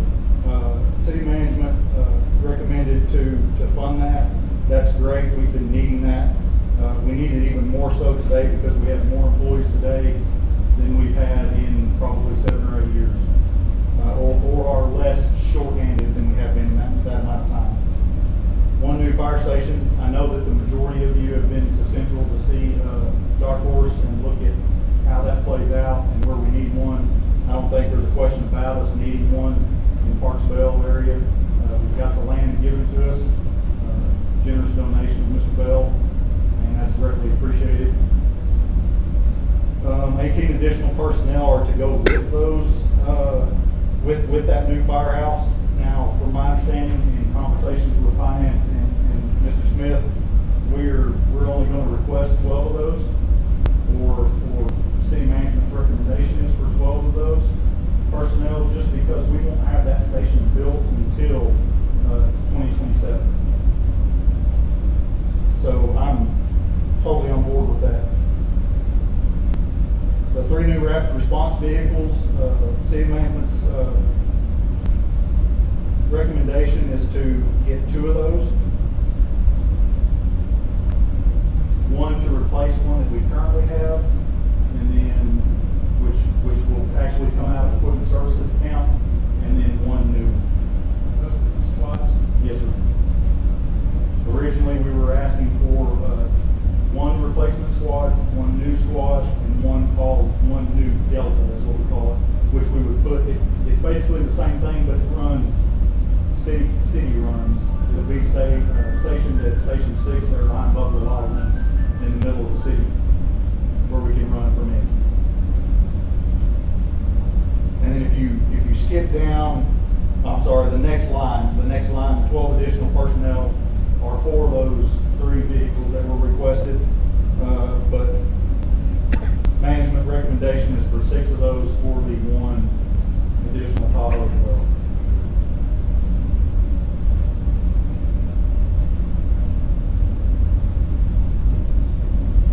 Does that change the dollar figure, vote 6? The dollar figure is correct on the far right-hand column of 517. It is. Yes. Yes.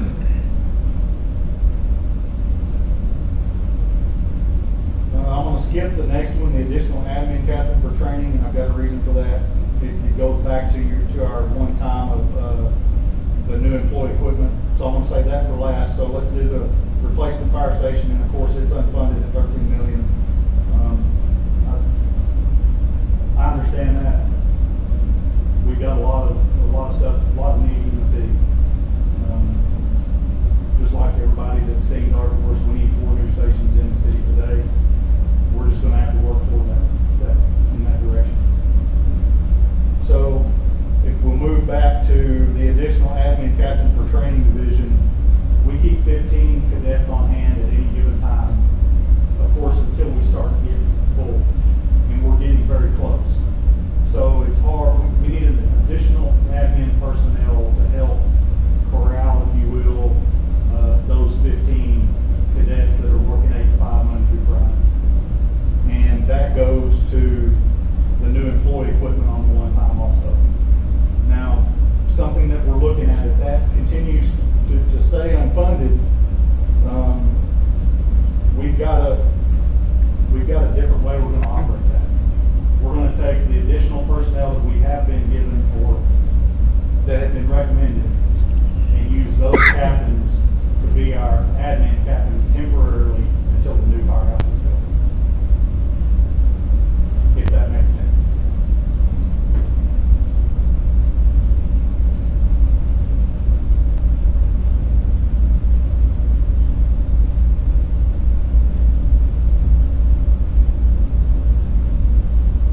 Any questions?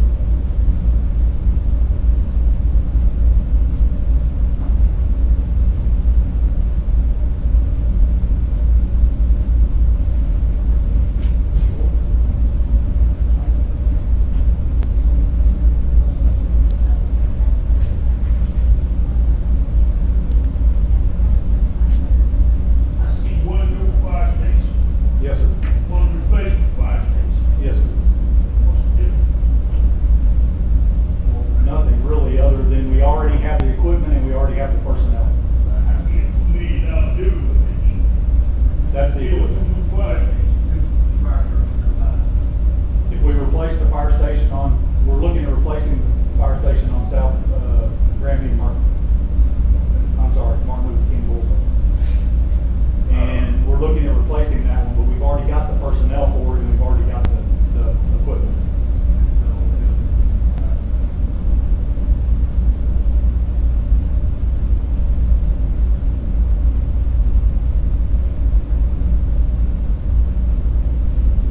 Any problems with the recommendation?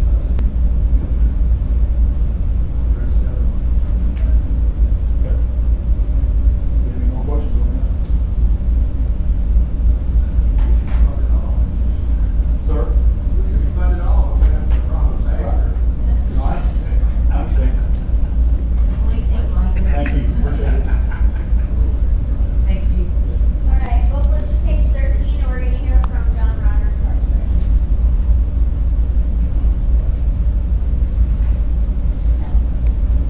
Do you want to use the mic? Good morning. Okay, so our supplemental requests are part of ongoing efforts to continue lighting walking trails throughout various parks. That is to improve safety and usability. We're also planning to install shade structures at several parks to increase comfort and accessibility to visitors during the warmer months. We are also planning a major renovation at Progressive Park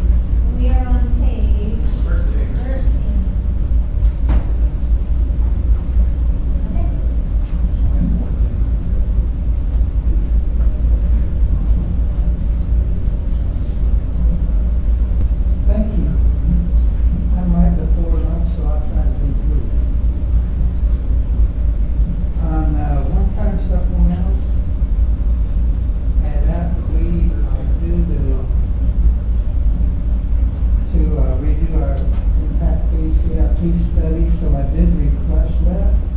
After further study on that, I was able to withdraw that request because I'm able to use impact fee income to do that study. So I withdrew that supplemental. There's one mistake on the next one. The traffic signal is actually at 385 and 100th Street. That's part of the windmill crossing project that we went in, and when they started, we did traffic impact analysis, and out of that analysis, it deemed that a signal that we needed at that intersection. The $350,000 request is for a third of the project. TxDOT has already committed $350, and Beatonville committed $350. So this will request that. TxDOT has requested to get that money so they can move forward with that project. So I appreciate that funding. That will move forward and create a better intersection. The new sand spreaders is we've got some old spreaders that are not working. These are truck mounted that go on the back of the trucks to handle inclement weather. Centrax Mobility is a $199,000 request. This is a software program that allows remote access to our signal cabinets, and really kind of brings us into the 21st century. It's a good product. We can set up a station in City Hall or wherever we put it and actually adjust signals on a needed basis without having to send a crew out every time. The no traffic is an AI system. That's a big number, but that $4 million would implement AI on every traffic signal in the city. What this does is allow them to talk to each other. They actually sense traffic. As traffic increases, the system automatically changes the timing, allows more green. As it goes back to lower traffic, it'll allow cross traffic to increase. It'll see accidents and respond to those. It'll see pedestrians. It's a real good system, and one we've been looking at for a while, so this would implement that system. That's the one-time request. On the ongoing, That would be for every traffic signal in the city. if it's fully funded, we could do 150 signals. That's what we've got in the system. Yes, sir. We able to install it ourselves, or we have to hire? Well, that'll include installation.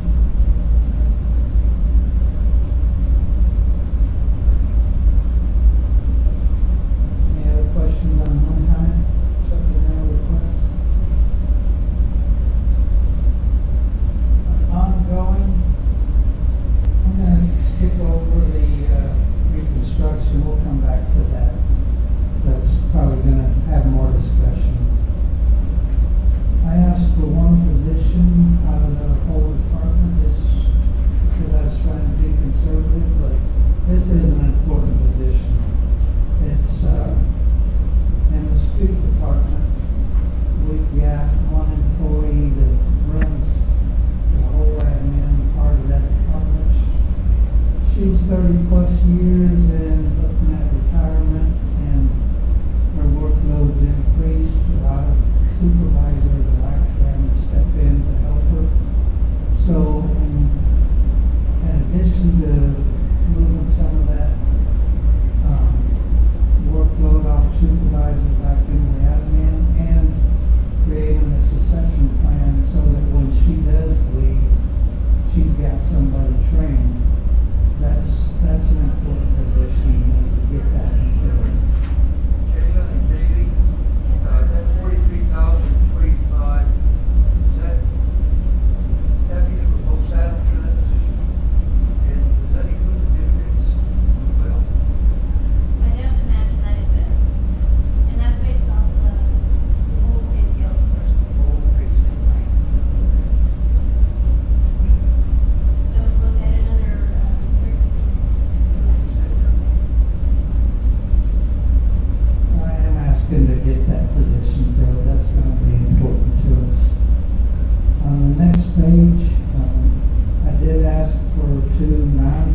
CDL. Street maintenance workers, in discussion with management, I've withdrawn that request. We're gonna take a couple of our CDL positions and reclassify those to not require a CDL. So I'll be able to fill those positions internally just by reclassifying.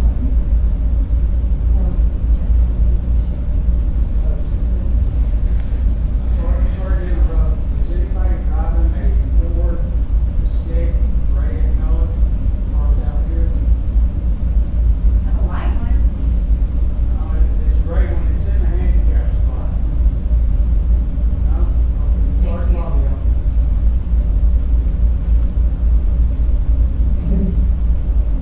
Going forward, we get a lot of requests for sidewalk repair and ADA access. We've been able to do some of those we haven't. We have one example of a gentleman in a wheelchair that couldn't get from his garage to his front door. We were able to do that with our crews, but we thought it'd be good to go ahead and set up some money to try to take care of that. I requested $1 million. City manager recommended 250. I think that's reasonable. That'd be a real good starting point to get that project going. And that'd just be an as-needed basis as requests came. You don't have to subcontract that kind of work we have.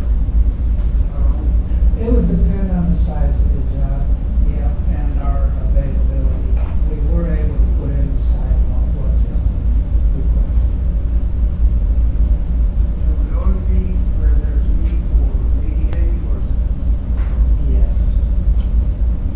I know like my neighbor across the street, for example, his sidewalk is stuff. Yeah, we have a lot of that, and actually by ordinance, it falls back on the homeowner to take care of that. It's city property, right? It's on city property, I the think homeowner's the owner of it, maintenance. so that. Yes, yes, sir. We don't push it.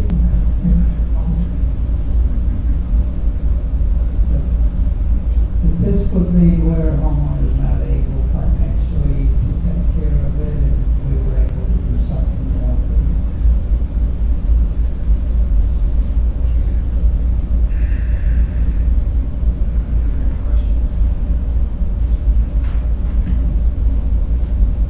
Okay, back to projects. What we identified for next year was 5 projects we wanted to try to do at a budget of $1 million, or $10 million. We have a little over $2 million in our existing budget that came out of our street maintenance infrastructure account. We moved it from maintenance into new projects. And so we requested 7.8 to make up the difference to reach that goal of $10 million to do those projects. City manager request was 3.2, which would restrict how much we could do. Yes, we met with management. We can move some of those projects to OEC money, and that's a request that we will be making with them. At this point, we don't know where that goes. So at the end of the day, how much total are we talking about? We requested 7.8 additional funds. You want to tell them what projects do?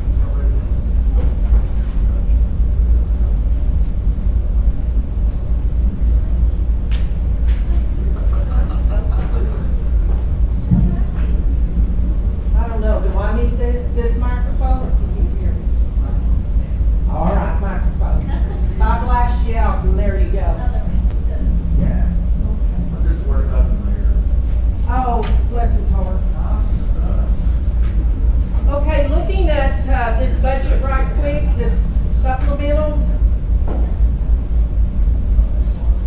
What? That's microphone stand. Oh, I'm sorry. Okay, these first 1, 2, 3, 4, 5, you can strike them off the list. I readjusted everything. Isn't that exciting? Yeah. I'm sorry. Leave the replace the vehicles, and then the next 4, which is the IntelliSystem, the door, security cameras, and the metal roof, you can take those off. But the vehicle needs to stay. Okay, so what I'm giving you here is a snapshot of what we do in a nutshell, and it'll go along with this. Long distance in that. It'll go along with what we're asking for below. The Aeon unit, is our air conditioning unit that burned up in 13 months, 1 month after the contractor's warranty. So we had to replace that. Well, this is a maintenance agreement with the company that installed the new one to make sure that they can come in and identify any issues that we may have with it so we can get ahead of it. The specific software, shelter-specific software, is what we're required to have by state law. We've got to have a software that documents everything we do with an animal that comes through the door. That's bottom line.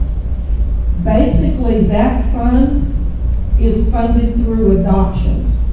So there's a $2 fee for every adoption that we charge that goes to pay for this software. But we just have the money sitting there to replace, so it's just replacing itself. Field radios, supplies, chargers, mics, batteries, the field mobile radios. When we split from the police department, we absorbed our own equipment. That includes the radios that we have to carry so that we can talk to dispatch out in the field. We don't have it, we don't have it. And so we don't get it from the police department anymore. We have to purchase our own stock. We've never done that before. So this is building in a small little surplus in case we hire somebody or something breaks down. We're going to have that to replace it with. You can also strike off the laboratory supplies, equipment, and chemicals. We're good there. Now we come into the crux of the situation, the problem that we have. If you will look at your animal services snap sheet, you'll see that we went from an old building of 8,000 square feet to a building of 23,000 square feet 2 years ago. And currently, in the field, we have 6 officers, 1 manager, and 1 field supervisor for 52 square miles of city. And the more we annex, the more we gather. They average calls almost 9,000 a year. When we're fully staffed, which right now we're not, there's only 5 officers on the street to answer all those calls throughout the year. So we just don't have many. They're on call 24/7, 365 days a year. Just much like a police officer, we got somebody out there on call for exposures and emergencies. They do first respond to assist PD and fire when they're called. And we are the LRCA, the Local Rabies Control Authority for the county. Average call time lasts 45 minutes to an hour and a half, and that includes travel, impoundment, investigations, anything that they do. We're also the hub for FEMA natural disasters. So if we had a natural disaster here in Odessa, Ector County, it comes to the shelter. So it's something that's pretty critical here. For the shelter itself, that's the current staffing. We have 2 clerks, 7 shelter techs, and 1 manager. Again, for 23,000 square feet. When you look at our service intake area, it's not just the city of Odessa. We take from Ector County, Gardendale, Goldsmith, Penwell, Pleasant Farms, and I forgot No Trees. Anything within Ector County border, we take. We're on call as well, 24/7. So if the police make an arrest and there's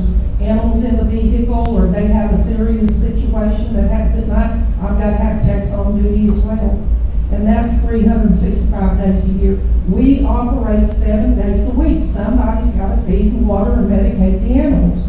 So they don't have typical 2 days off a week like your average employee would have. When you look at their duty times, 15 minutes per kennel is the industry standard to clean it, to make sure it's clean and hopefully free of any viruses or anything. When you start calculating that out, with the number of kennels we have, that's 8 hours per day for 7 people. Twice a day, 16 hours with 7 people. Other cleaning that they do, laundry, surgery room, sally port, intake, treatment, workroom, halls, play yard, crematory. We have all those other areas to clean. That's why I was just talking about kennels just a minute ago, not the rest of the building. Intake, it takes 30 minutes on average to intake one animal. So if we average 8, that's 4 hours on top of cleaning, feeding, and everything else. Other duties include feeding, vaccinations, medications, in-house surgery, adoption events, shop clinics, low-cost clinics, we're having one today, inventory, restocking supply, special events, and the crematory. The clerical people, walk-ins, greet meetings, vaccinations, microchipping, answering phones, shelter records, adoptions, reclaims, surgical, they do all of these things as well. They have to clean as well. They're not just a clerk. So when you think of a clerk in the city, they're a little bit different. 2 days off a week. So I've got to schedule in their vacation, their holidays, illnesses, emergencies, workers' comp. So if I lose one shelter tech, I got 6. If I lose another, I got 5.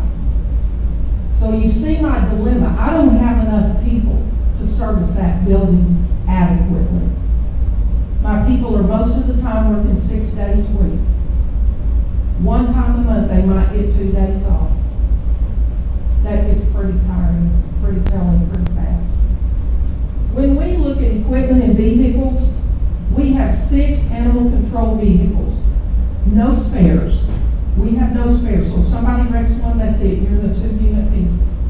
You're 2 people there.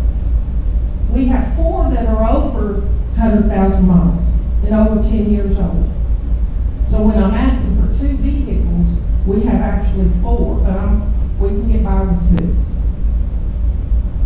All of the boxes are antiquated. Those steel boxes, we got to get them rid of them because they control heat. So we want to go to the fiberglass boxes that look better, they hold up better, they don't weigh as much, they don't break down your axles and tires and everything else. So that's what we're asking for in a nutshell. I told you I was going to give you heartburn.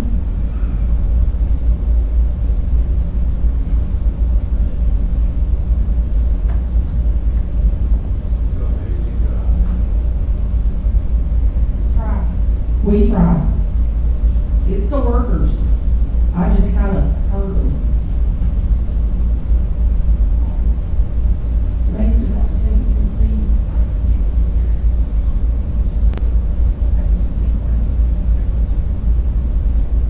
I'm sorry. I was looking at the people. Which people are? Yeah. Is that where you need to be? Yeah, go up this way. You can see. Keep going. Keep going. There you go.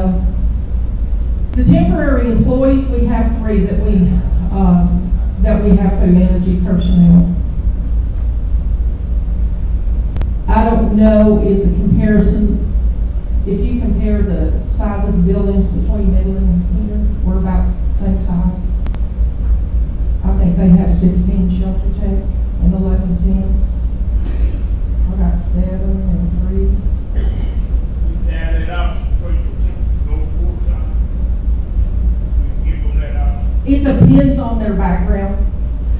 Yeah, it depends. I have several at the shelter that have been with me 2 years or more that were temps and decided to stay. And I've had some that were with me a while. I had a temp for 2.5 years, but she didn't want to go full time.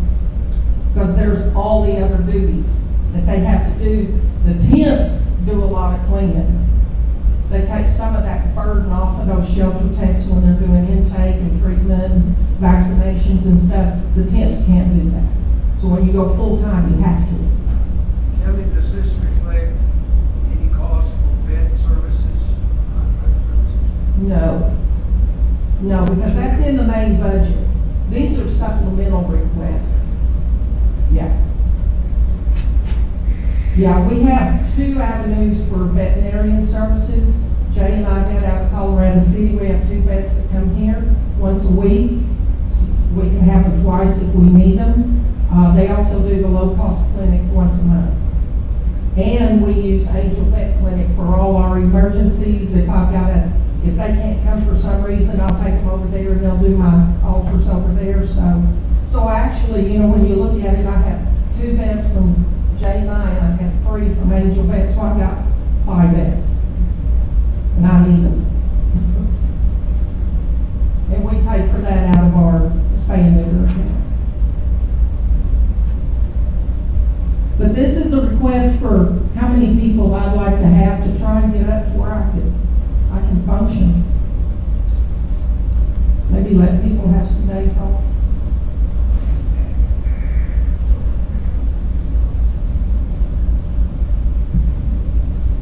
Any other questions? We get any kind of reimbursement from county animals? Nothing. And we do take in, people say, oh, you don't take animals in from the county. As I've explained to people that have come up and walked through the shelter, we take animals in from 4 different directions. We have the county citizens and the city of Odessa citizens that come through the front door. They walk in. Then we have the county officers and the city officers through the back door. So we have 4 different directions that we've got to try and grab a hold of. And it can be pretty daunting sometimes. But no, we don't get a dime. And I can't not test those animals. I can't not do those animals the same way as I do the city because I'll contaminate the field. So I have to treat those county animals the same as I do city animals.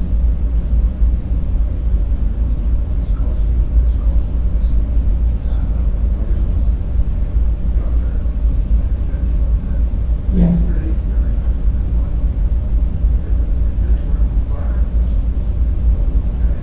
As far as my operating budget, I'm fine. Don't take any away from it. But I don't need any more. I'm fine the way it is. It's just these supplements that we would like to improve on. So staff is recommending almost all of what you want. Yeah, pretty much everything I've got is directed towards staff. Councilman Thompson, if you'll notice, those are unfunded. Right, so the question I asked, is there, I'm not trying to think about the spot, is there a reason why we're making bill tax or something? So, because of where we're at with this year's budget, the hope was to at least get everybody with the Gallagher up. Everybody that's an existing employee, get all those existing employees up to where they're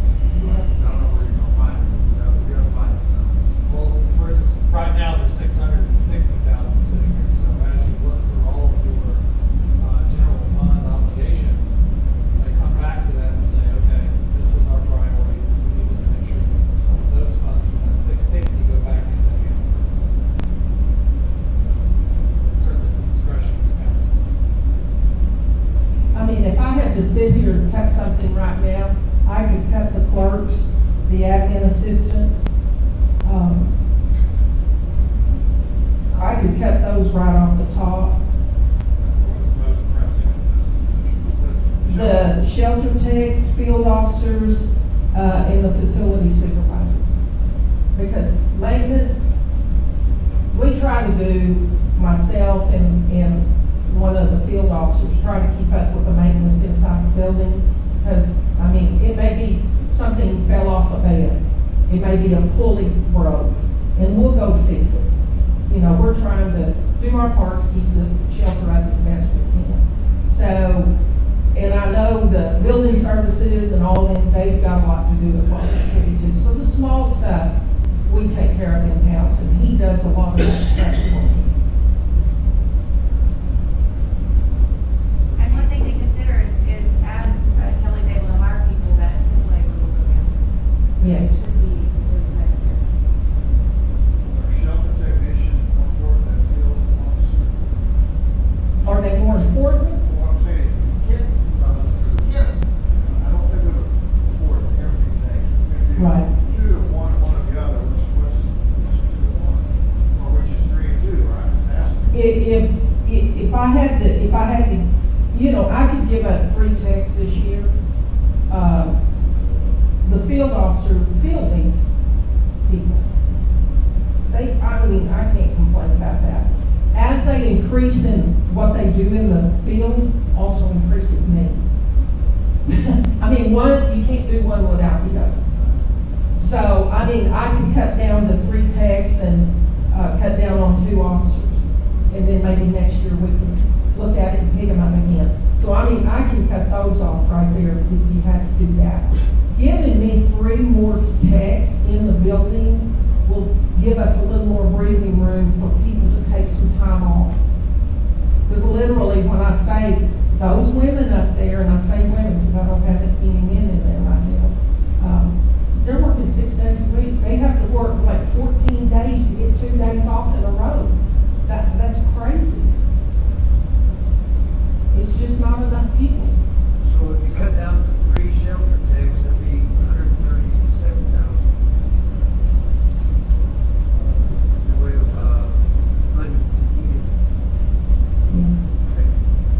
And either keep Phil the same or cut it down to, because he could use 3 more.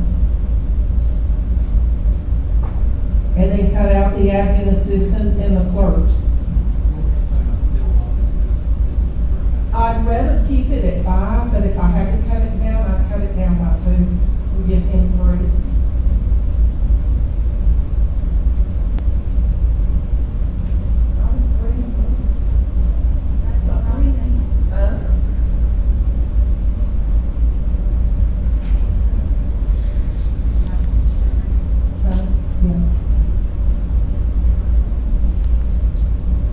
So as you can see, she's drawing down as she makes those changes, the remaining allocation is coming down as well.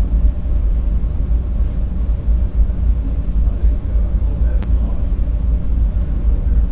Do we take this out for now? I think that's the priority. There's more, don't get me wrong.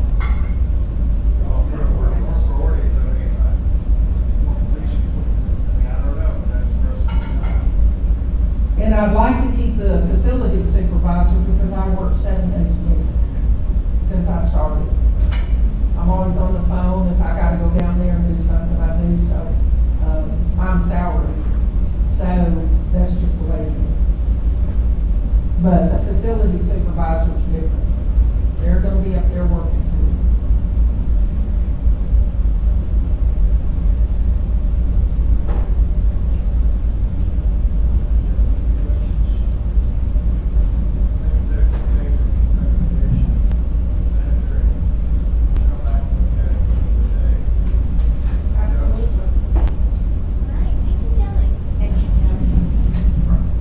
Okay, we've got one more right before lunch, and Chief Cotton's gonna come back up and talk about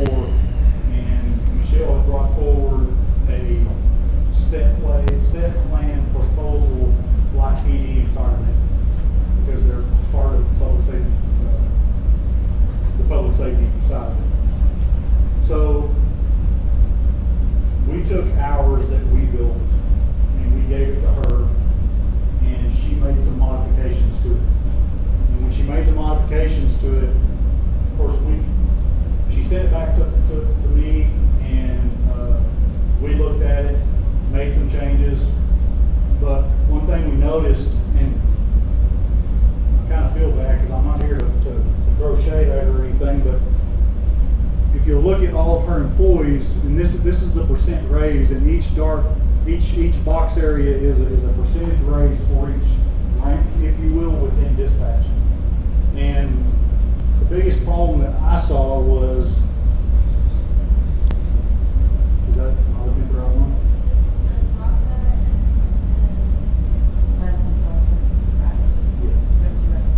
Yes, but the percentage, is that 17 or 12?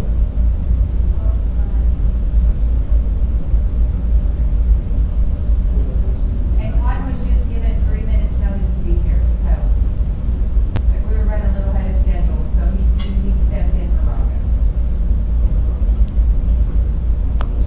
Anyway, okay, so she built a step plan proposal for her department. They're always short, they're never fully staffed. Again, for the positions that they hold, just like everybody else, they don't make the amount of money they should. They don't get paid enough for being dispatchers and putting up with the stress and everything that they put up with. So we helped her build a step plan for dispatch. She altered it to where actually her lower level employees got the least amount of raise, which I didn't know. So we did our own, and we submitted it back to Ms. Bannon, to where the lower level employees actually got a higher percentage increase than the higher level. And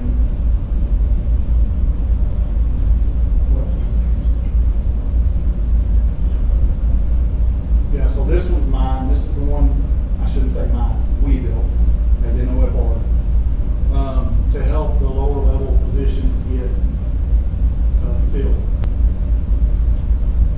If you'll notice at the director position, it says 12.15. We lowered that because it was at 17. And I guess my point to all of that is you don't give yourself a raise and not give your people a raise. And that's kind of the way it was being built. So we gave people a raise and lowered hers. Now again, I know this is probably a dream, but that's long explanation short. This is a step plan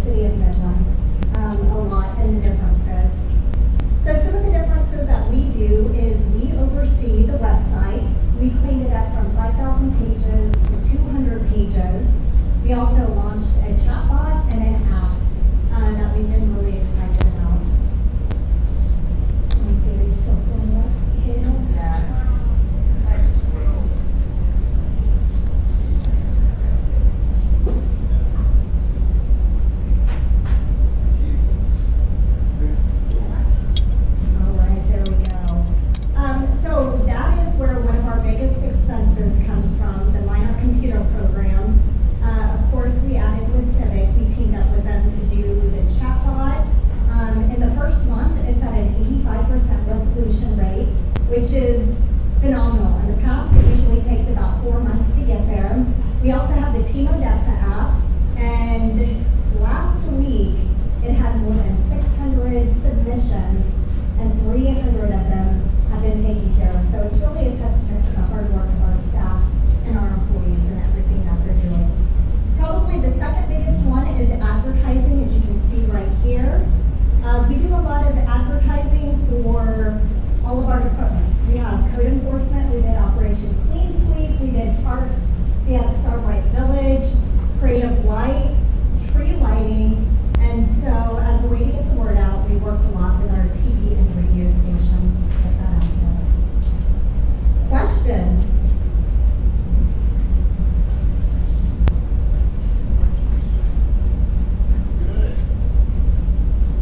Easy? Easy breezy? All right. So you don't need any when you find them good, right? Well, we have a position that's been open for a while because we are on call 24/7, and so we do have that rotation. That's the only other position that we have open, but it's in our budget from last year. But we do operate on a smaller staff in the city of Midland. We found that out at Tamio, and we do have more duties. Like I said, we launched the chatbot, we launched the app, the website. It's still a work in progress, but it was 5,000 pages, now down to 200 pages, and we're working on that language with our departments to make it more conversational. How can we get it down to that third grade level for folks to really understand? We're also implementing some Q&As like you had wanted, Mayor, just really breaking down, and Mr. Vela is now bringing us in on the conversations a lot earlier, because sometimes we weren't in, we haven't sat in the budget meeting, so until we sit here, we didn't know the information, so we want to be able to get it out to our residents even sooner. One question I was concerned about, does anybody you pay their water bill through that? Is that started? No, but we do have a link on, so when you click on the team, yeah, so that's through something called Comentus. It's another app, but we have it on the front of our app that they can click there right away.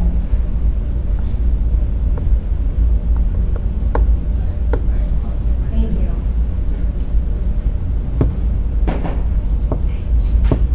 All right, next up, we've got human resources. Charles, if you join us, and we're on page 14.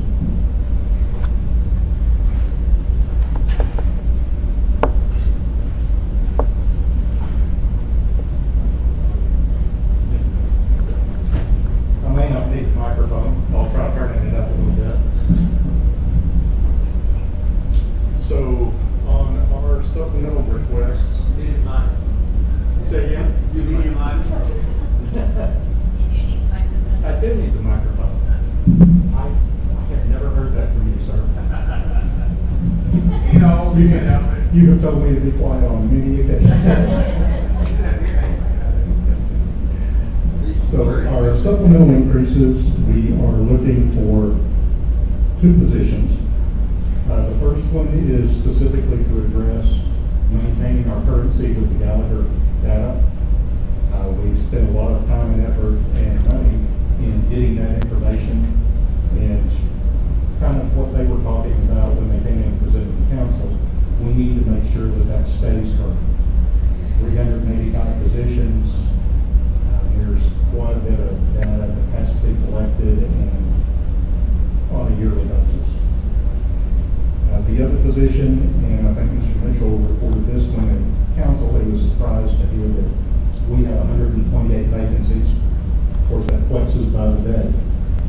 And having a dedicated recruiting individual, especially for our harder to fill positions, city attorney, director of risk, some things like that, it would be beneficial to us to be able to have someone that can spend the time really beating the bushes trying to find those candidates for consideration.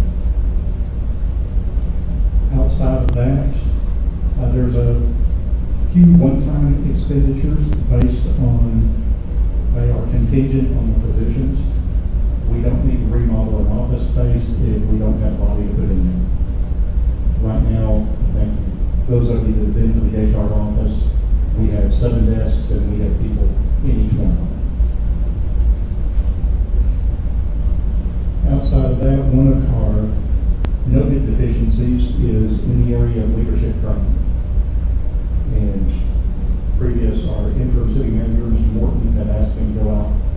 find a better platform for us, and I think we can find one. We've got a couple of different instances here. That depends on how much we want to expand that program. So we're looking at about an investment of $220, $240 per head. And we've got a lot of folks that are in supervisory roles and really need the additional training and opportunities.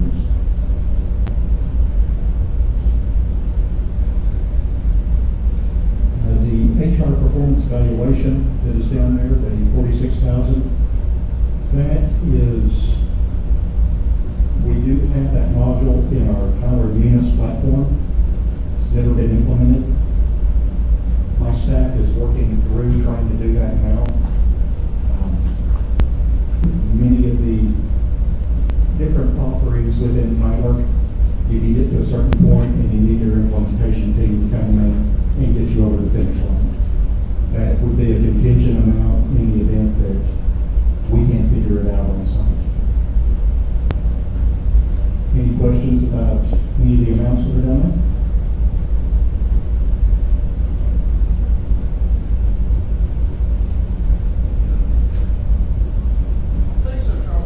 Awesome, thank you.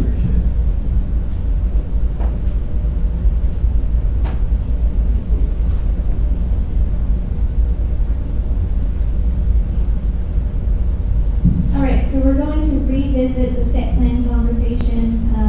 Michelle Rocca is here, so we'll have her come up and give her spiel on the step plan, why she thinks it's necessary, all those things, and then we've got some data as our requested.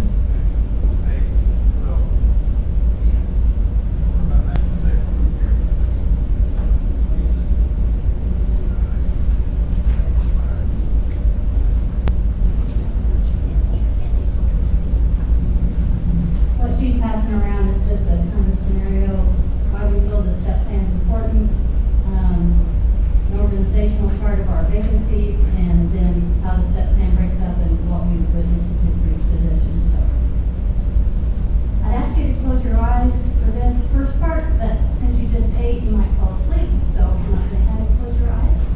So imagine, if you will, one of your loved ones collapses and you need emergency help. You grab your cell phone to call 911. It is not the fire department, EMS, police department, or the hospital that answers that phone. It is another team of trained emergency personnel who handle these types of calls. They quickly and calmly get your information, location, phone number, and what is going on, and they enter the info into the computer system and get the physical help on the way. Meanwhile, life-altering seconds are ticking by. This trained professional proceeds to calmly walk you through the necessary steps to potentially save your loved one's life, such as CPR, Heimlich maneuver, childbirth, stopping of the bleed, etc., until the dispatch first responders arrive to take over. At the same time, other calls are coming in and other trained professionals are answering the call for help. This process goes on constantly, and emergency dispatchers train for this kind of stressful, time-urgent, and emotional incident daily. So that's kind of what we go through in a short synopsis. And I just feel moving to the step plan is going to help mainly with recruitment and retention. It might be getting better people applying, more qualified, that can see, every 2 years I'm going to be rewarded for the time I put in. And there's a lot of training that we go through, the same hiring process as a police officer. And so I just feel we should be in the same group as other first responders and working with the step plan. Any questions on that aspect? What I'm moving to as far as kind of changing up some of the positions we have, I want to move to where we have a trainee position instead of where they start out as dispatcher 1. Trainee where they, up to a year, will go through all the classroom training, the field training, and where we go for call taker, radio operator, and our P1s, which is the administrative channel for officers. We get that whole year to train them, as well as them get their licensure. And then they can, once they achieve all that, then they can move up to the dispatcher position. And that gives us time to train those individuals because they're in a trainee position. Whereas right now, once we get them trained with call taking, we not throw them out on their own, but they're put out on their own, and it's going to take several months maybe before, because of personnel and staffing, before we can train them up to another position. So right now, it takes maybe 2, possibly 3 years to get them fully cross-trained. And I think by switching them to the trainee position, that we can get them all trained up as far as that they can, because some people might excel at call taking, but don't excel at radio, so they might stay as a call taker, but they've had all the training that they're capable of, and we can do that within a year's time. And then because of us switching to that, we would just have dispatcher day and dispatcher night. And then we would, some of the ones that are cross-trained currently, would move a day, a dispatcher 3, and a night dispatcher 3 to a trainer position, and that is going to be their focus on getting everybody fully cross-trained. Those would be the changes as far as moving to the setup. Any questions?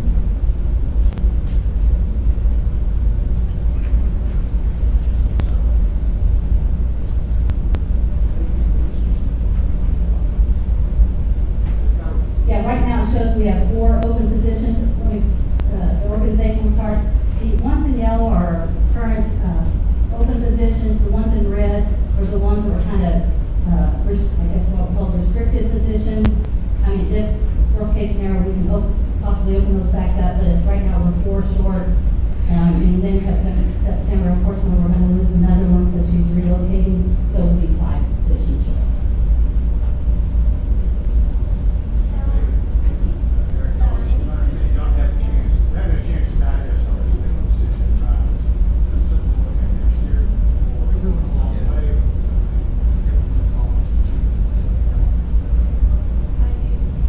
So just roughly speaking, we'll talk about the difference between the Gallagher dollar amount and the staff plan dollar amount. You're right, Mayor. City management has not fully fleshed through the step plan option. You got it? Yeah. I was gonna ask if the conversation with Gallagher. I sent them the information to Gallagher. They never did discuss any further review on that. Okay.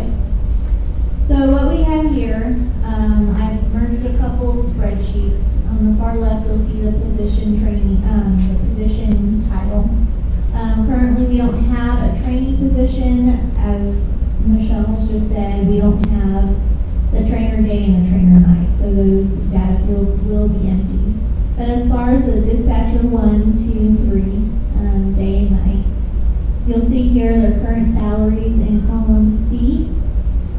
So all those numbers are different because they're representative of different people that have those positions. The column C, new gross annual, is what the step plan is proposing. One part, the salary, with the step plan, we would be incorporating our current incentive pay for the licensure of basic, intermediate, advanced, and master. That would be incorporated into their salary. They wouldn't be getting that additional incentive. Correct. And the training pay would go away. Thank you. So the column E is a Gallagher recommendation.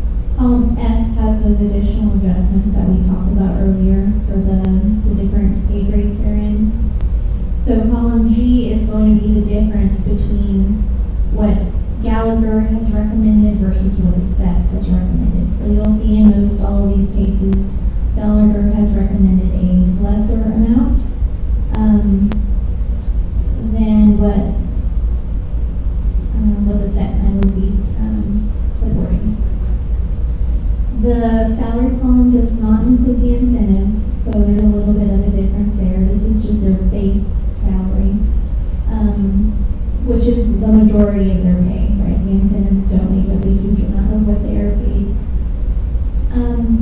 Some of the large variances, like that 32,000 there, looks different because I'm assuming that person has been here a very long time. If you look at the raw data for the step plan, they're proposing a step plan 8, which is very far along in the step plan. Whereas the Gallagher data does not have any kind of steps incorporated into its recommendations.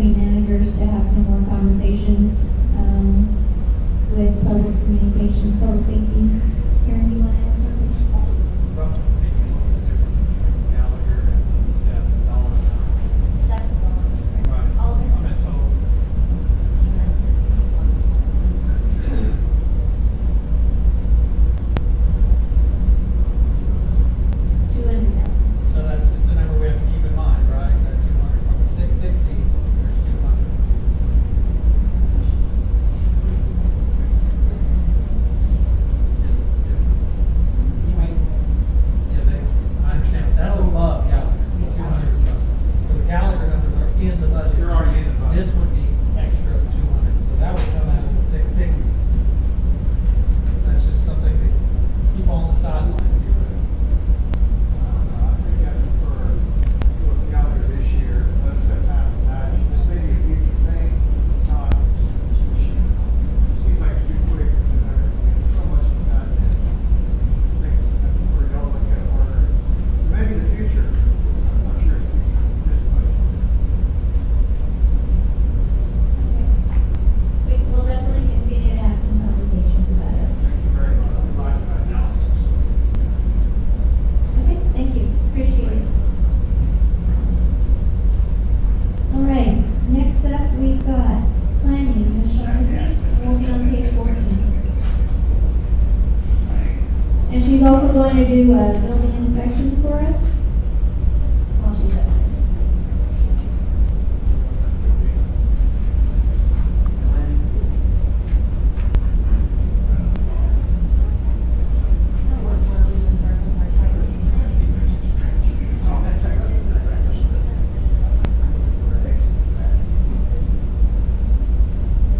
He was already planning. Part-time.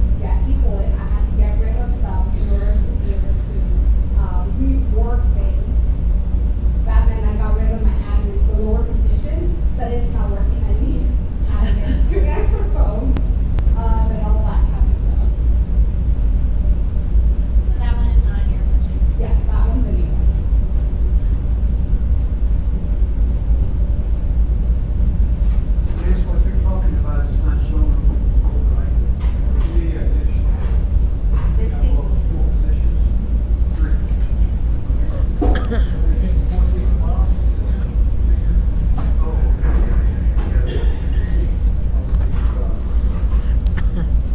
were positions that you gave up to fund other positions that are not. And that's where I'm at, that's why I'm going. Either I go with the third party, because I only have one plan right now. So you're asking for that? Yes. So in total, I would like to have 3 plans. None of your budget.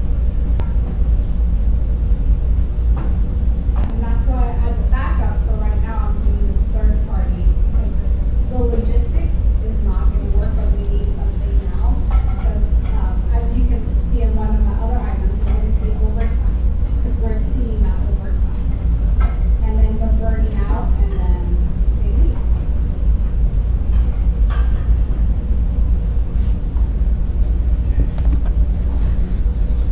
Look at all that, which is, all those requests that are coming out of that 660, that 660,000. Make some determinations on what priorities are at the end of all of this. Okay, thank you very much. I'll take any questions. Liz, thank you very much. Okay, I have one more. We have building and inspection.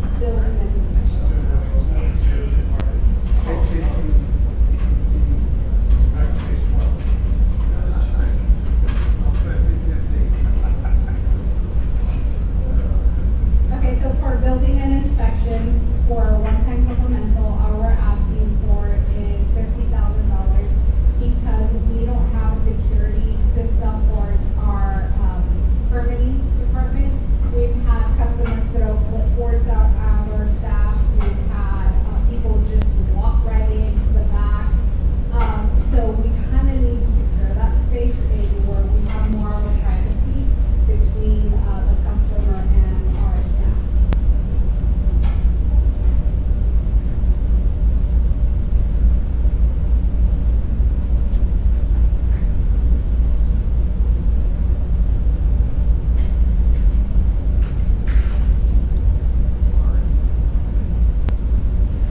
And then the next one, the ongoing supplemental, again, it's the request for the third party, which I've already explained. And then, like I mentioned earlier, we're exceeding our overtime just because we don't have the sufficient staff. So instead of, I hate seeing negative numbers, so instead of seeing a negative number, I would like to see at least where I'm staying in the black, and that's why I'm asking for an additional $20K for that.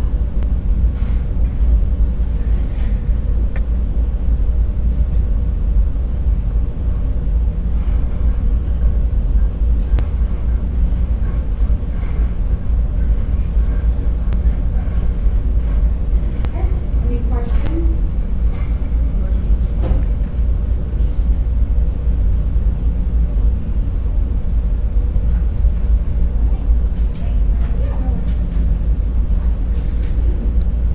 Thank you so much. Now we're going to do municipal court, which is on the same page you're on, and we'll bring up land issues.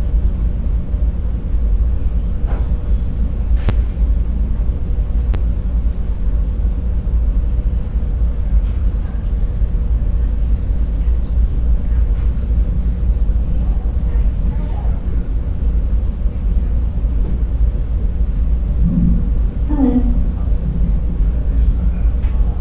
You all right? Let's go. We only asked for a couple of things. One is auto mileage. We have a lot of trips back and forth. We take our own deposits into the jail, so that's why the cost has gone up on mileage. The other one is special services, and notes. This is covering special services for the part-time magistrate judges that we use for the holidays, weekends, and the judicial training days. So we had a lot of legislation coming through the jail, uncontrollable, unfortunately, but that's what that is for. And we have 58,000 warrants that are going to be issued, so we're trying to anticipate some of that registration. That's just fees that we pay for the judges. Correct. contract attorney's $150 an hour, so not too bad. Anything else? Okay, great, thank you. All right, next we have code enforcement.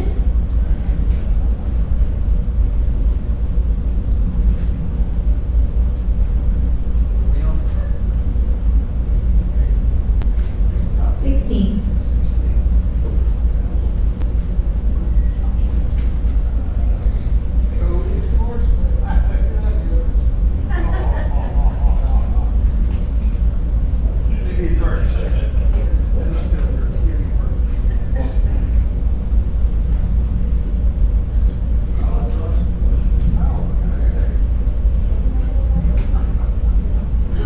Hello, good afternoon.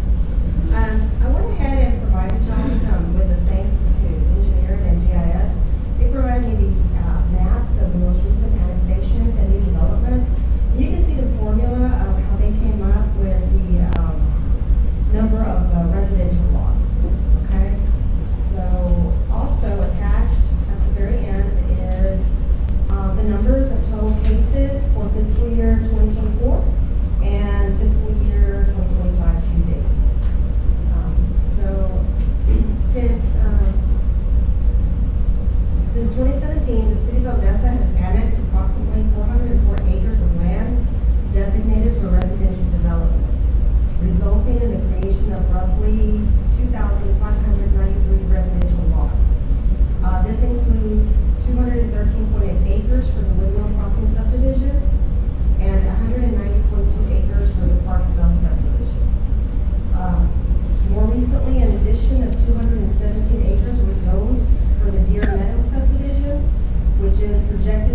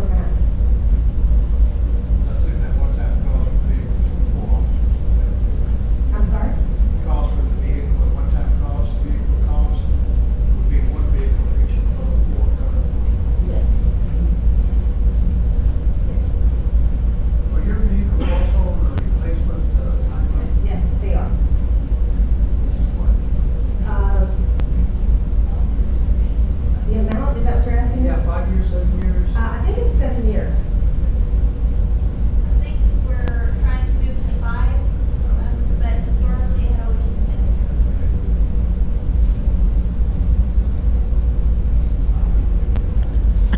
I would have worked 7 years. They're in rough shape. That's 100,000 miles. Yes, sir. They're in really rough shape. Much better for it. This cost also includes the software, the computers, everything that they need in the vehicles. It also includes all the upgrades for the lift, all of that, so.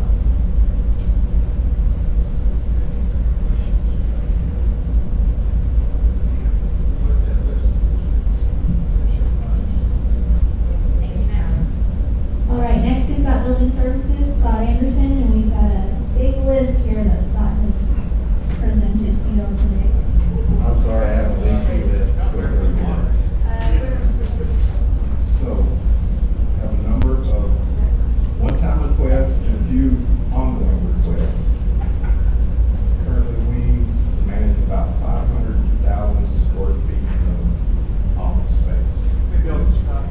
It's about 45 buildings total. So, I did send out an email requesting other directors to send me lists of things that they knew that they wanted to get done, rather than come to me after I set my budget and try to work through those projects for them. So I'm sorry about the lengthy list, but I'll go through it and stop me anytime you want, or we can go back at the end. So go ahead. Pretty much, yes, sir. Yes, sir. Yes, sir. And Chief Cotton will attest to that. So the first item I have here is a facility assessment with a capital strategic plan. What we want to do is do another facility assessment study, but we want to tie into the backside of that with a strategic plan. So we can tell you guys, what do we need to be doing next year, 5 years, 10 years from now, rather than this is the current condition of the facilities that we have, and we don't have no game plan going forward. So we want a game plan going forward.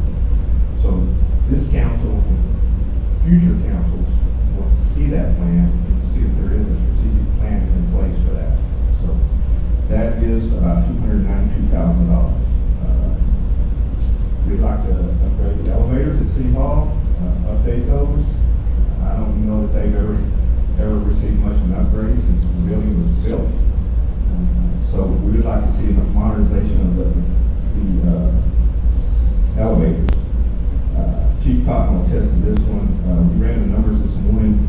We spent in my department $35,000 this year just on overhead door maintenance at fire stations.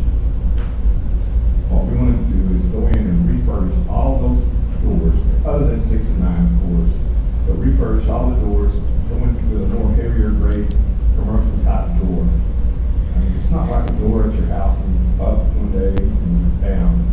These are going up and down constantly. So they get a lot of wear and tear, so we'd like to replace all the overhead doors at the stations. Chief Cotton and I have had lots of discussions about emergency generators at his fire stations. The only ones that have emergency generators right now is 6 and 9. So he's looked at offering some grants coming down the road, but we want to go ahead and request that for your consideration. Traffic Department has requested $150,000 to expand their storage facility at the Pool Road yard. That's where they store their paint vehicle and all their paints. 409 Lee Street is formerly our health clinic. We need to replace that roof on that facility. It is a tar and gravel roof right now. We'd like to remove that tar and gravel and go back there and GPO type service on that roof. It does have a few leaks, but it's nothing major right now, but it will become major if we don't address it pretty soon.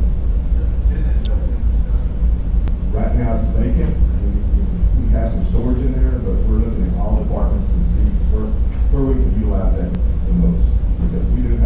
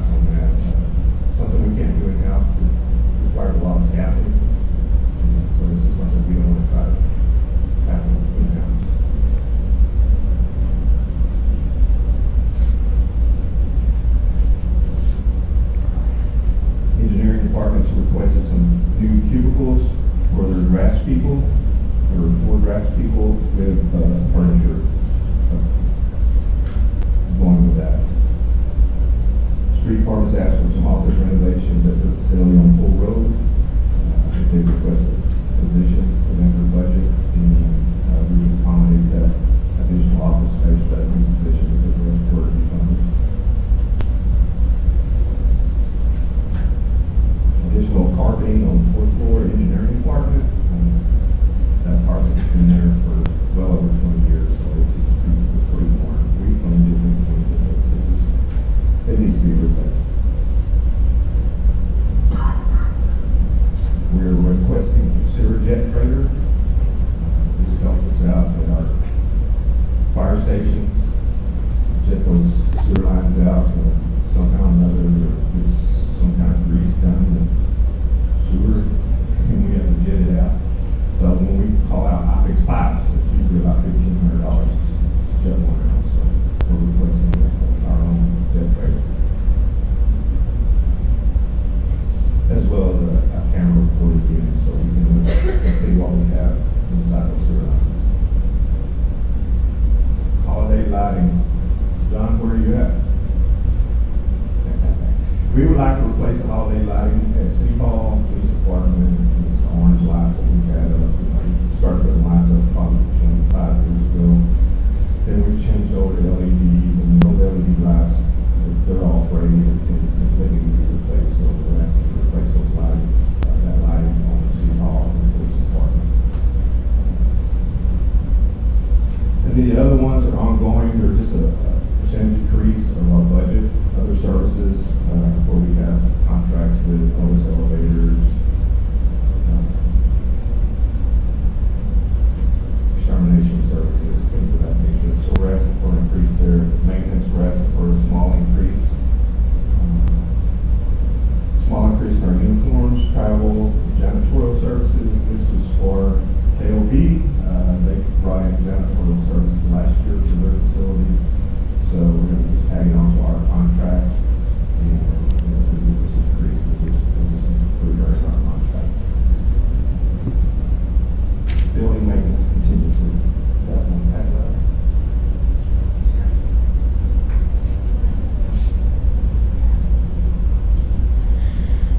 You asking for an increase in your uniform? Yes, sir. Can you make sure you guys are wearing custom this guy in? Yes, sir. We're gonna increase that, they need to put one. Okay. Yes, sir. This next line item on the building maintenance contingency is kind of sort of my baby. Aaron kind of likes it, I did too. When you come from higher education, they have what's called deferred maintenance on all their buildings. And what this basically does is puts on your balance sheet the liability we have in items that need to be repaired, but we have not gotten there yet. That is kind of what we're proposing here, is we took some of this actually from city management and we moved it over to building services, so they can have something that is not earmarked for fire or police or for city hall, but for true emergencies. The one that comes to mind is municipal court.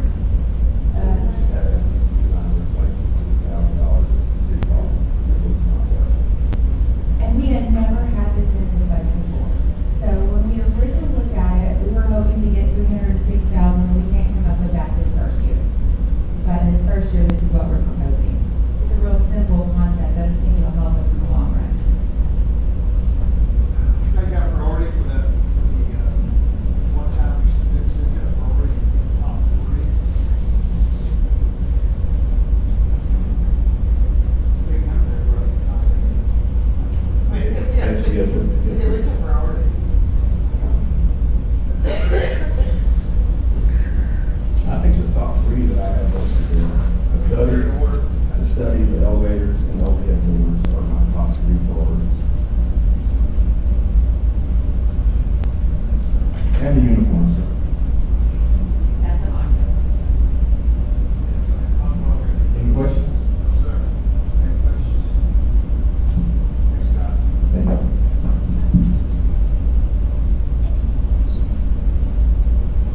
Okay, last, Department of the General Fund is going to be city manager.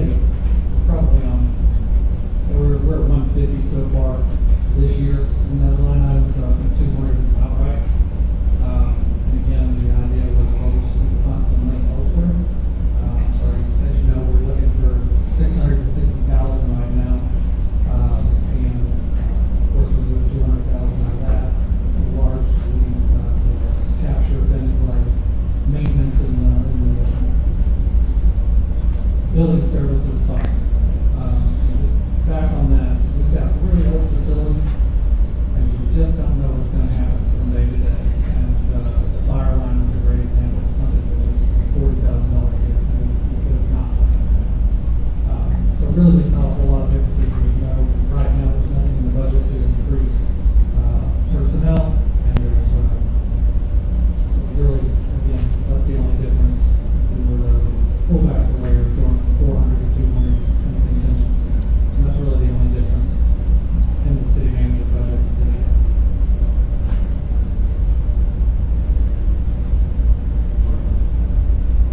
Sir?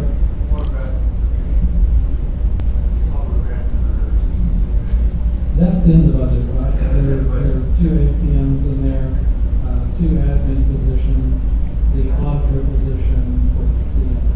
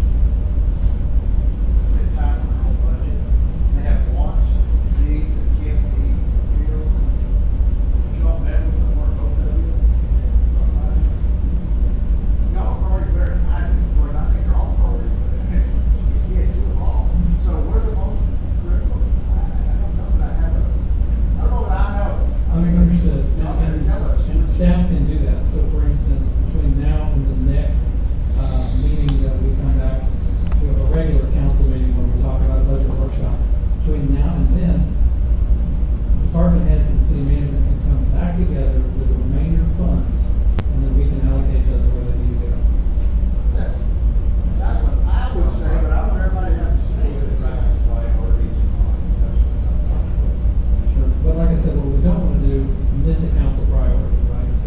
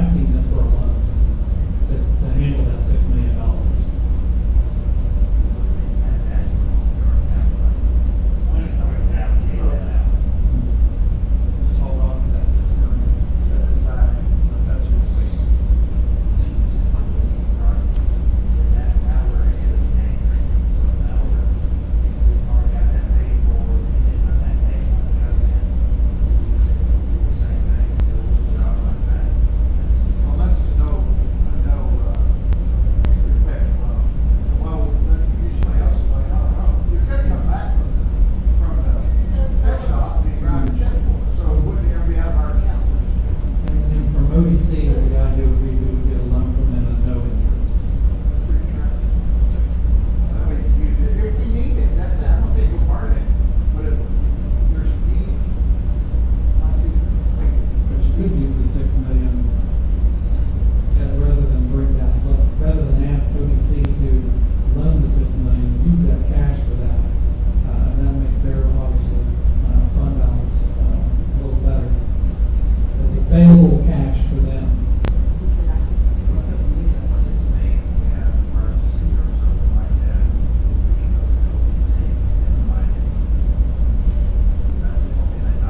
that's my personal opinion, I'm sorry. I don't think they can finance it for anything, that's the problem, you know, we do certain, we do certain things, where if you use their money for that, keep our money, if we need it for something. That seems to me, I don't know, I'm not saying you should burn all, if you want to burn something, or this part, you should take something, but get something you better pay for, but, I always like having a little extra fund, money, you don't know what's gonna happen. What emergency's gonna happen, I don't know, just keep moving, like. Alright, so what am I afraid? I don't know, there's just so many things you see before, shelter, take care of fire, police stuff, building new building, shoot, I get it. Shut outside, it's really hot. And I get it, I mean, so I think there's a lot of needs, and I just don't know what, we're qualified to say, Would the council agree that we need to spend down the 2019 funds as quickly as possible from that? we're losing money on that, we don't spend that money, it's killing us. How much is there? Paying interest on money we're not using. 12 million. I mean, 12 million plus the 6 million for the tax cut. you know, 5 years ago, one road done, that's all, that's it, one road. Not just, this council, everybody else, Yukon Road, not to be done. It's amazing, gonna be a major thoroughfare. Those 5,000 homes that you just gave me right here, are all down Yukon, every one of them. That, not, I'm sorry, someone that's out of town, but there they are, 5,000, don't remember, it's 5,000, I know what it is. Yukon is thoroughfare, the main thoroughfare to the next stop. Now that's, what's the cost on that road? 38. That's because it's identified, like Cal said, waited 5 years to do it, it cost $20 million, 38. But we also had to do a lot of water lines, and oil lines, and drainage. So it was a really special project. We got this problem for them down in Yukon, it's telling you. All those homes are going off Grandview, Parkway, Mr. Lee has bought everything from Grandview, all the way over to Parkway, and from Yukon all the way back for, on both sides of the street. So I know one of the things that we had talked about was the safety study for traffic and how that can increase our opportunity to get grant funding. And I'm not as familiar with the funding available. Can we find funding to help with the grant by doing that? Well, let me see, it's supposed to put $20 million away from us.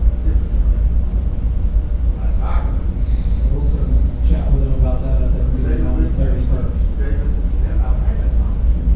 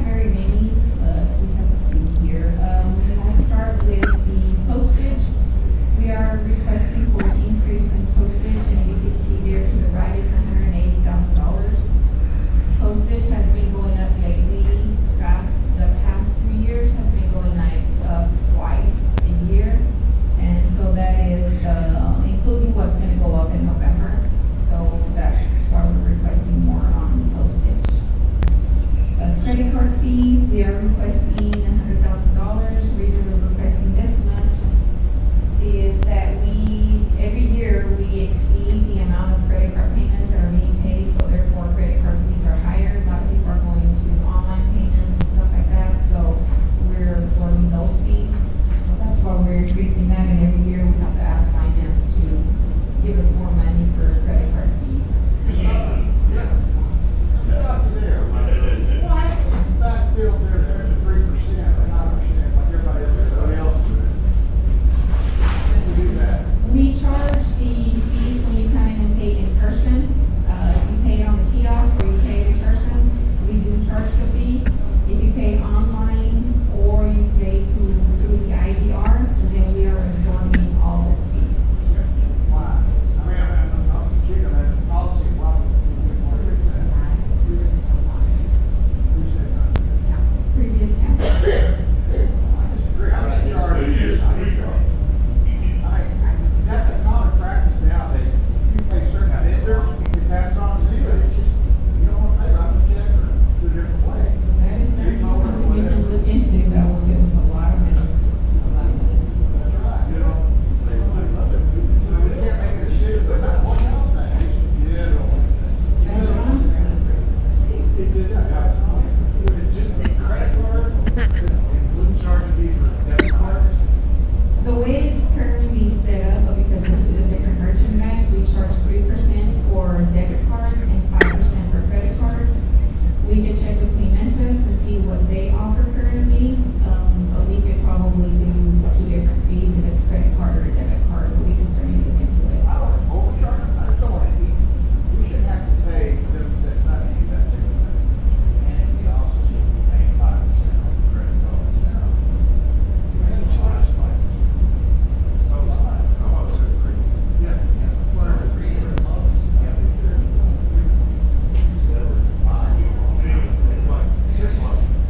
I would love to have them report that at next, we have a chance to do it.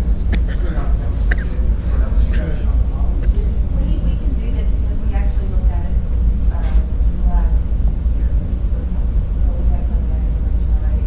And we did learn in this research, you're not supposed to learn about research, there are limits on what you can charge with credit card fees. Those limits are very unrestricted when it comes to government. Government sets the rules, but government follows a different set of rules, so we can't charge them. It was 5%, yes. I bet we could overcharge, I like, we have paid 3, we shouldn't have been penalized for the that. I'd also be curious if the majority of people are paying online, why do we have so many kids postage? Why aren't we emailing the bills? The reason we can't email the bills is because Munis doesn't allow us, we don't have that capability. But we are looking into a new utility billing software that, we have really been looking deep into. And if we were to go with this, then we could send emails, we could send reminders, we can send texts, we can send everything, and it'll also offer incentives for the customers to go paperless. And so we would save a lot of postage. Yes, you would completely save it because you would give them the incentive versus having to send that bill out. So yes, we would completely save it. And the new software we're looking at, it does have those capabilities. What kind of an incentive would they provide to the customer? They give some type of a discount depending on what we want to do. If you go paperless, we'll give you $1, $2 discount off your bill and stuff like that. So we could, if you put paperless and then auto pay, you got $5,000 a month or something. I do that with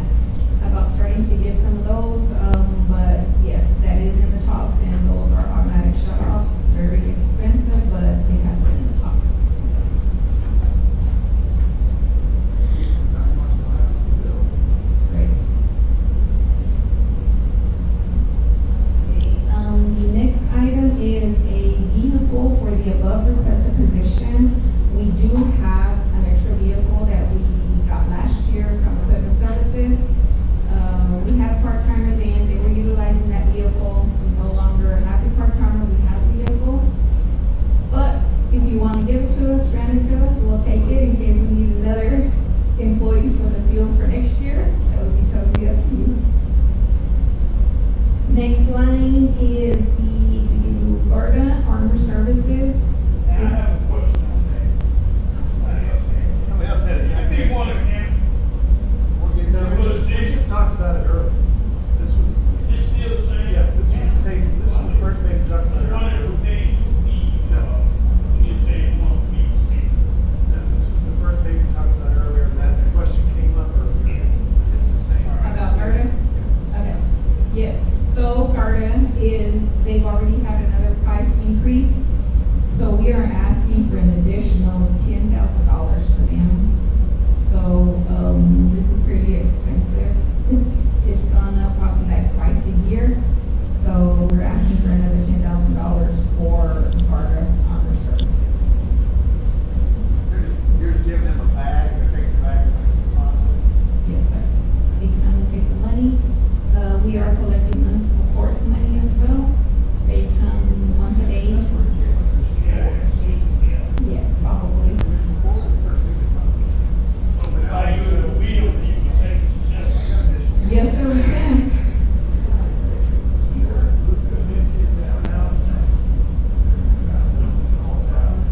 We could also remove this line item by going cashless.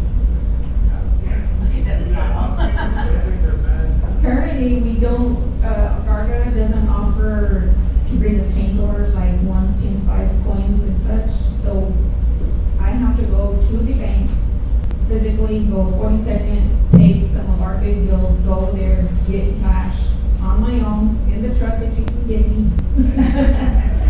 And so we have to do that because Garda does not provide any more change orders for us, so we have to go to the bank. We would go cashless, we still have the kiosk outside, which the kiosk takes cash, and we would avoid Garda services. This is just an increase, we paid them probably $40,000 a year. There's drinks, but the last time that we looked into drinks, we don't carry enough liability insurance that they require. So, and Garda knows that they're the only ones that we can use, and we've had price hikes like twice a year with them as well. This can sound great. Give them the police, they got a pistol on their side. I mean, we're gonna rob the police. That would be the simplest I thing. mean, I'm not saying we should do that, just don't that out. We do that. Where's the policeman? Where's the policeman? I'm just saying. So I asked him How much this do you week, spend in total where does on the money that? go? And he said, he takes up the money, he takes it to Lubbock, and then brings it back in the morning to 42nd. I asked him, what was the reason for that? He said it was, a paper trail. So they pick it up, everybody they pick up, because they're from Lubbock, they're not local here. They come over here, they pick up the money, they take it to Lubbock, store it, everything. The next morning they come, and then they bring it to the bank at 42nd. So, How much is in our budget we're paying them in addition to this number? 30,000, so 40,000 total yearly. We could erase that if we If we were. built the police and the shooting Run it out there range, they'd again. take our money for free. I'm just saying. we were told by our bank, PNC, is our bank, they have the small branch on 42nd, And then they had the large branch downtown. When they closed that large branch downtown, they told us that basically our services were cut off at the 42nd branch because it was too small and they didn't have enough staff. So at that point, we worked with Garda to see how we could get our money to where it needed to go. And I guess there's this very backwards triangle thing that they're doing. But we can't just walk into the bank, like for change orders, we can't just walk in, to get what we need, We have to call because, them, tell them how much we want. We had a Southwest Bank downtown. I've done it. so we are looking at transitioning to a different bank. We're going through that, RFQ process, so that is on our radar. Be sure to put Frost on there. They're already helping us out. I guarantee you, Frost will be good. They have expressed their interest. Many banks have expressed their interest in Seriously, business. for 30 or 40,000, you already got 30, that's still one, that's 40, or the 20 and 30.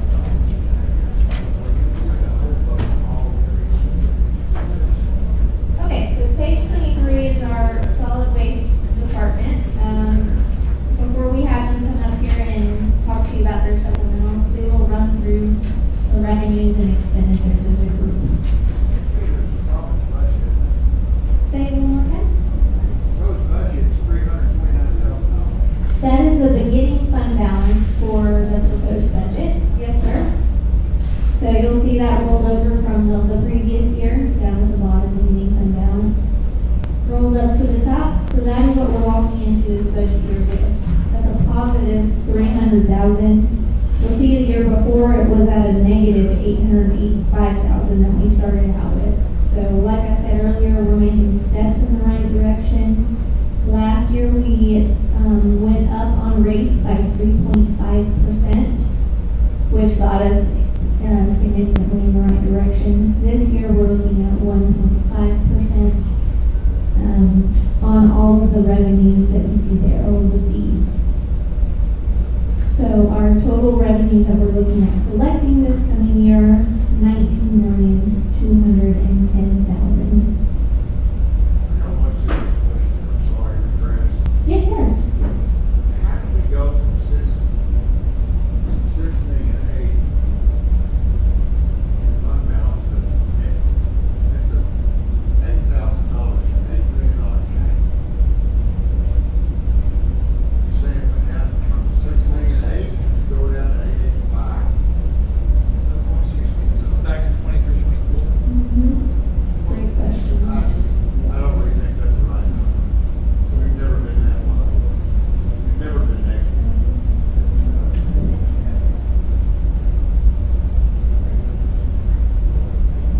So in that year, it looks like we spent 27 million and we only collected 19. So that would be one.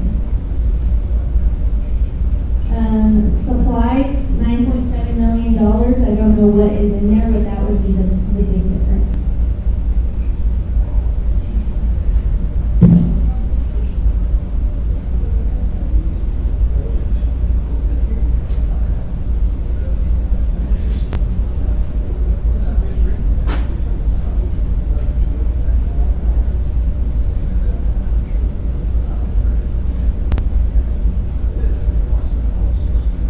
Jason, do you know what that is by chance?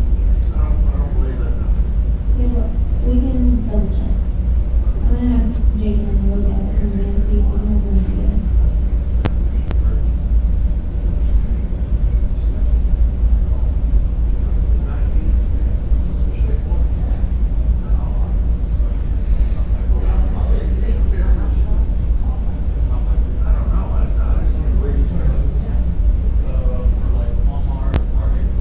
Alright, I think we've got an answer for him.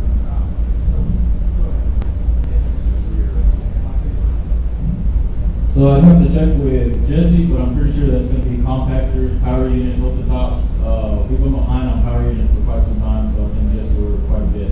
And these are the hydraulic power units that will run the trash compactor. Like, we service the whole mall. We have, I think, 7 total at the mall. So I'd guess it's part of that. I have to give it Jesse on that. Say it again. I don't know what you're talking about, I'm sorry. Yes, sir. We ordered trash compactors. I want to say we ordered 2 or 3 type of power units to go with them. So sometimes we just order spare power units. These are the hydraulic power units that run the trash compactors. So if you drive around the mall, you see about 7 or 8 of them. The unit that powers those typically cost quite a bit. I don't remember. I'm getting old and ain't quit. You got my resignation. I don't, that's a number I remember. I mean, I don't remember a lot of numbers, that number. Never explained. Sorry. Well, I'm not blaming y'all. No. What were you saying? Did you, I thought you were telling me something. So, I didn't expect any more than that. I know that these understand, but those purchase items were had come to council. You remember? Yeah. Either one of you guys remember? I don't ever remember when they had dealt with donations. How much is one of those things? Roughly 65 to 7,500, just depending on what brand we use for the roll-off. Compactors are 35,000. Doesn't make any sense. Other capital would be trucks or anything purchased out here. You got a problem, I'm down, that's all it is. Or, where's the cost? Well, and then what I like is, 27 million.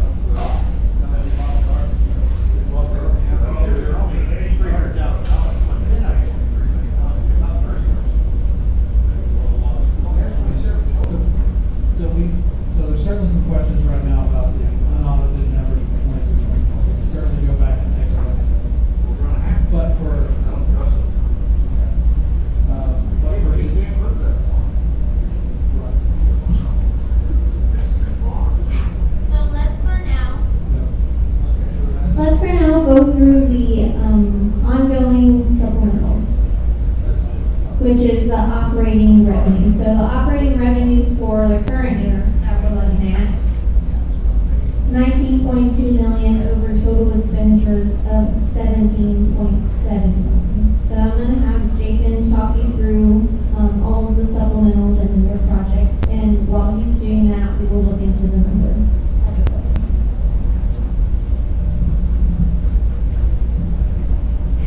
So solid waste is in need of staff, a building, equipment to maintain operations. We have a total of 27 trucks in inventory to service all alley commercial dumpsters with 11 spares. We have 7 curbside automated trucks with 2 spares, 4 rear load trucks that service bulk apartments, illegal dumping, plus the events that we have going on once a month on Saturdays. So for our one-time supplemental request, the design for solid waste building will be a rollover from this fiscal year's budget that was approved by the previous council of $660,000. And we don't want to do anything with that just yet until we find out what we're doing with the building. So that's next. It's requesting $9.5 million for bills for offices, break room, conference room, restrooms, mechanic work bays, approximately 12,000 square feet. So you're probably aware that we did knock down the truck plant. It was beyond repair. That roof was $500,000 just to repair the roof. There's electrical issues, vector control issues. It was a lot. $1,165,000 on capital outlay account for auto equipment, which is the same amount this fiscal year to purchase 2 automated curbside loaders and relieve the roll-off trucks added with that. So 2 automated curbsides and a roll-off truck. For the ongoing supplemental request, 3 additional drivers for those trucks. So 2 curbside drivers plus a roll-off driver, which under solid waste would just classified as solid waste drivers. An increase to $135,000 from $90,000 for maintaining the Johnson landfill, which we're required to maintain that old city landfill. It cost us a little bit extra this year. They had a break and one of the gas lines has to go down, check the cameras, all 9 yards. And on top of that, we also fund Rubicon, which is the curbside software that drivers can actually take pictures and report issues in the field when it comes to curbside service. And also Diamondback recycling. We've been doing pretty good on that end, taking recycling to Diamondback, has been working with us really well. So that's what all that account comes out. So that's increasing $45,000 added tonight, so $135,000. We recently added a truck washing account for Blue Beacon Truck Wash, $39,000, $468 to wash all side load trucks twice a month through Blue Beacon. We've tried this a couple of times already, and it's actually better than I could. It's awesome. They really make sure they do a good job. It's not just a drive-through. It's a really good job. Also increasing tipping fees. We normally do this every year, about 3% to account for the public increasing, which was $130,587. As of this date, we are at 94% of the $4,352,921.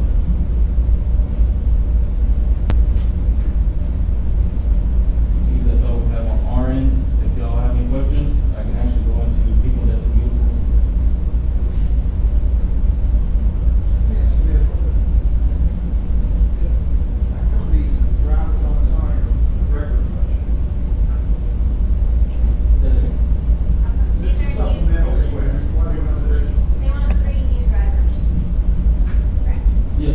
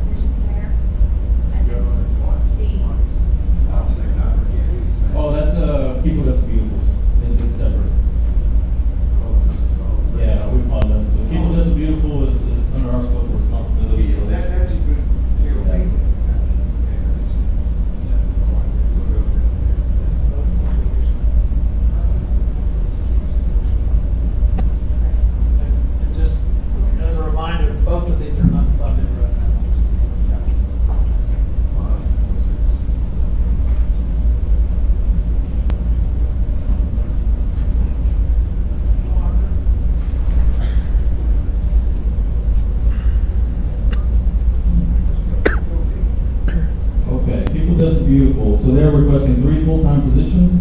So at the moment, we have nobody manning the recycle center other than light duty or part-time. At the moment, I'm actually giving up workers to man the recycle center, so we're really struggling. So we gotta make sure somebody is covering that every day, and it's a pain. So they definitely need workers. Also, overtime added to that. We are working Saturdays for workers as well. I don't know if that's ever gonna change when we open a little later for the residents, but we wanna make sure we have overtime available for that. At the moment, it's a little confusing to a lot of residents. We have the household hazardous waste with the drop off attached to it, and then you got the recycle next door. And we're focusing on making it keep Odessa a beautiful facility, having one entry point, and we need to just make it one general area that people can go to instead of being confused. One number to call, just make it a whole lot easier. So at the moment, when animal control got built, they kind of left a big gap in between the incinerator and the building itself, recycle. So we have dumpsters flipped over right now because we kept coming in, people coming in after hours, dumping or taking metal, and we definitely don't want somebody to get hurt back there. So we're requesting that a fence be put around the whole facility, kind of stopping. I don't know if you guys have been out there where the mulch pile starts, that road. We wanted to start there with an automatic gate to go out to the mulch pile, because there is some homeless that have set up back there, and we've got them in our containers a few times, and that's jam. So, and also been broken into the office once or twice. 6 street lights, we have no lights back there, and Kalichi, because it gets pretty muddy, we've been having to shut down here recently because of the rain that we usually never get. It's been a problem, a real big problem. And also an ATV for on-site transportation. They have a little Kubota, but if we can get another one added to run between the facilities, that would help out extremely for us. Wearing apparel, uniforms, equipment rentals, which was, what was the equipment?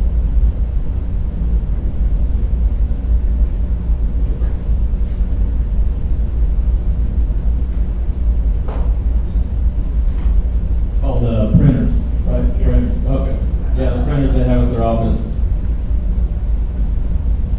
And then communication was along with the rest of that.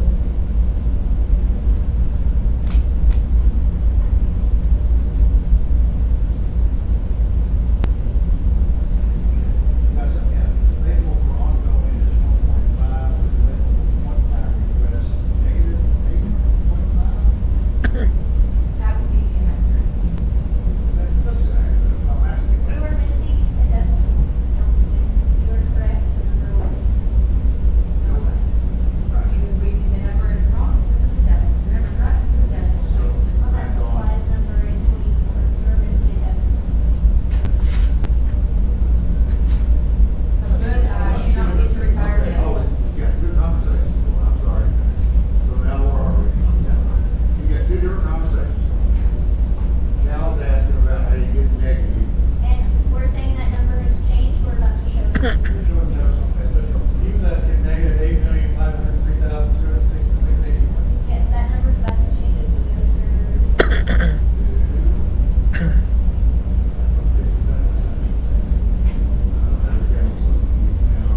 All right. Okay, now.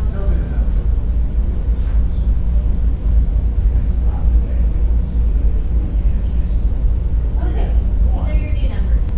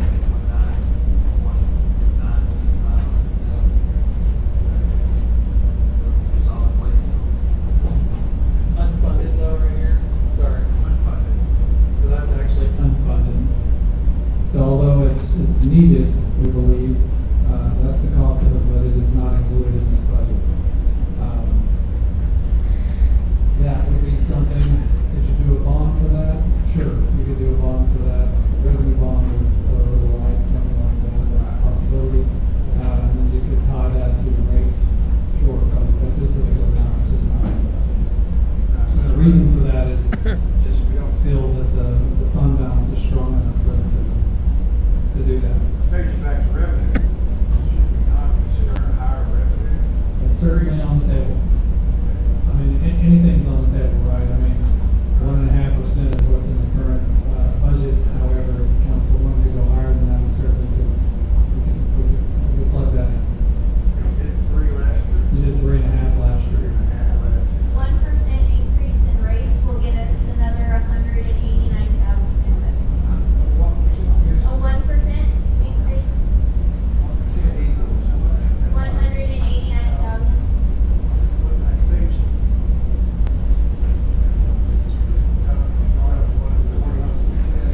Once this economy is not showing go down, it's showing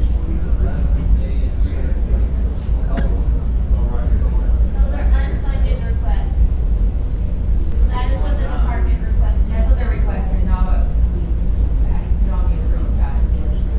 which is real number, 534. This is ongoing, and this is what was recommended so far, ongoing.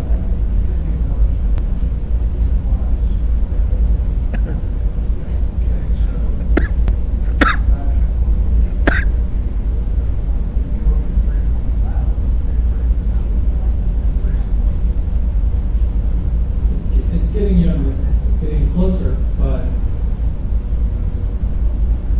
I guess here's my question, next question though. Seems to me it's more important to have employees and equipment. To me, it's equal, remember, I don't. Yeah, I got you. It's either the people and equipment are more important. And we still need more money to fund that too though. correct. So, So for ongoing, now that we have fixed the formula, we do have some availability for that. We've got 1.5 million, which could fund some of those personnel.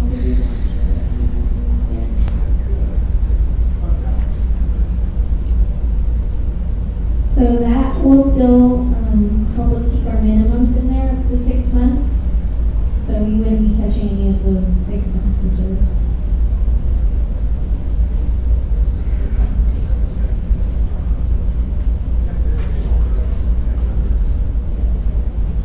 so this goes back to your question, Councilman Thompson. So we're gonna bring up a spreadsheet here with an adjustment. Okay. Yeah, so that was the number that was incorrect for your reference. You want to scroll down, Caleb? We need a total of, $8.8 million for 6-month reserve. That's half of those total operating expenditures. Down at the bottom, we have an ending fund balance of 11. So we do have some room for one-times and ongoings. So I think it's important to say that the error has been corrected. And what we said at the first was a fund that we need to be concerned about is not as. We don't need to be as concerned about the fund. Go back up and write down the new numbers. Sir, which direction is Right that? there. 6.7 million. And what did you say on again? Page 23. 6.7, it's not around.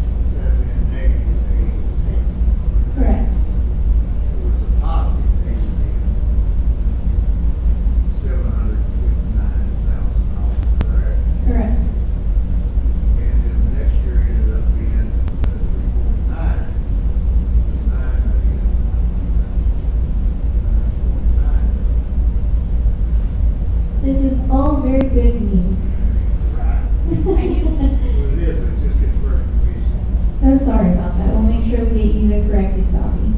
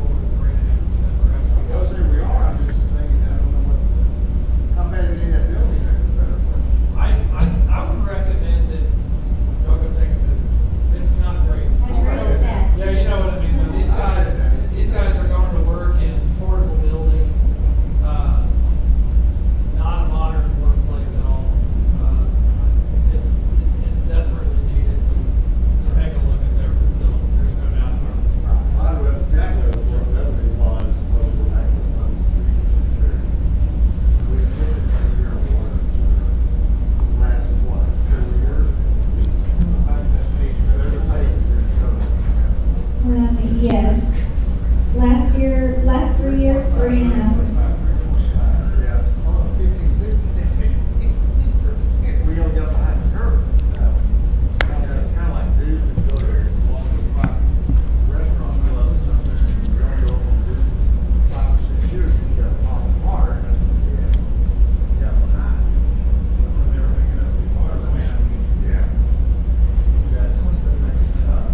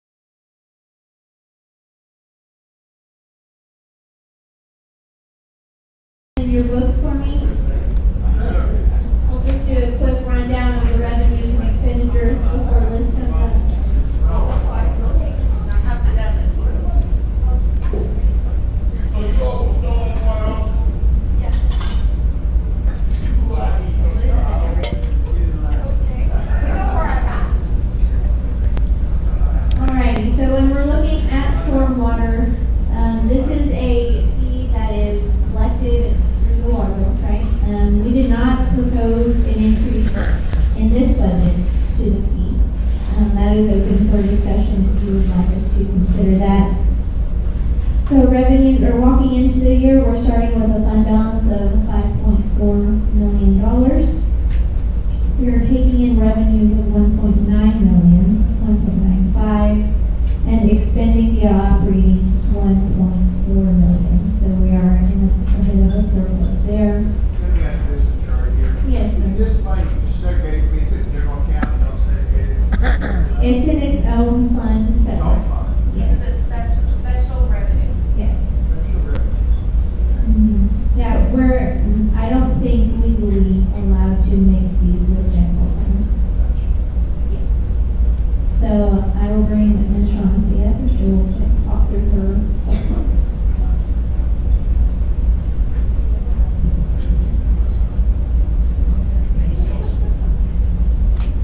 So where are we starting with? Okay, so we have a lot of changes here simply because our department has now evolved to be able to start doing more projects and everything. For the longest time, this department has only run with 2 people. We're up to 4 right now, but we'll be a lot more. And I will explain why. So we deal more with the enforcement of flood resilience, supporting the compliance for the MS4. A lot of those regulations is just treating the surface water, so we don't control like the floods. So when we have permitting, like for any construction, a lot of these people, our customers, don't know how to fill out the applications. So we're doing that in-house for them because we have private companies that have decided to start charging them. When we do it for free, we don't want people that don't know that we do it for free to be paying over $1,000 each time to just fill out an application. But because of that, it's taken away from our current staff that is there. So we would like to have senior administrative assistants so they can help with the application and filling out the form for a lot of the people that are doing like the first time single family homes. When we're talking about the master plan for the development, they already know how to do that. But these are more for like the smaller residential homes that we're seeing. And just so I know everybody's been talking about how much more development is coming. I can just tell from one landowner, we're in the talks of developing over 700 acres future housing development. So this is how much our city is growing.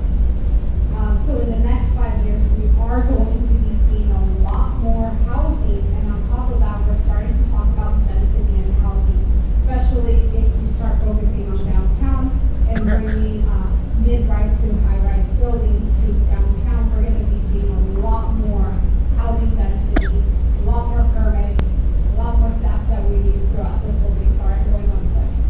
Okay, so that is why I'm requesting for these 3 new positions. I'm not sure if you guys know, but we also fund the street sweepers as well, which we have not.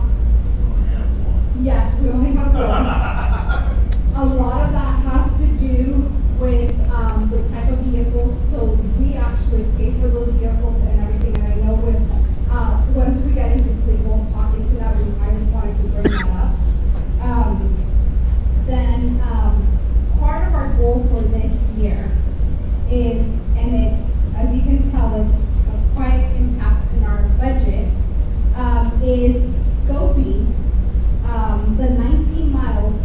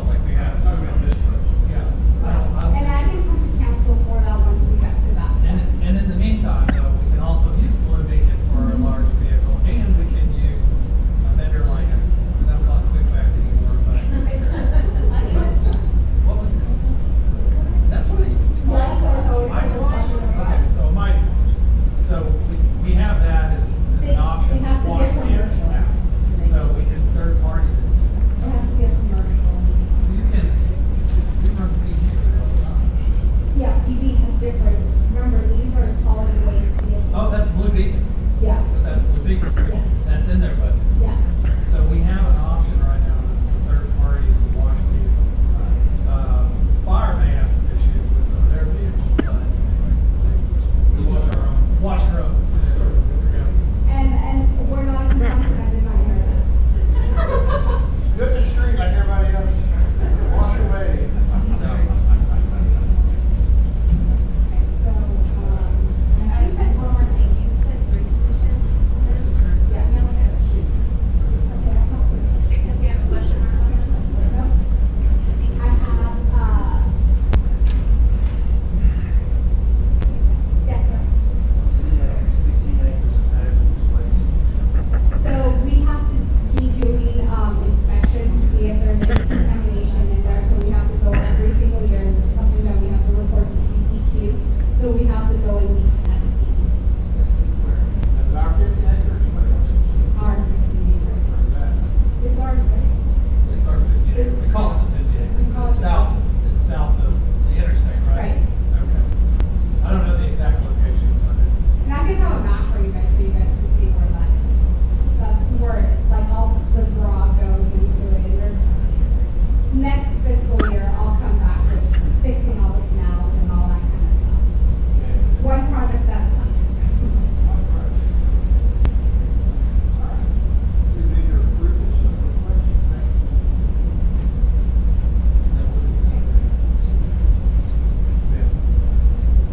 Alrighty.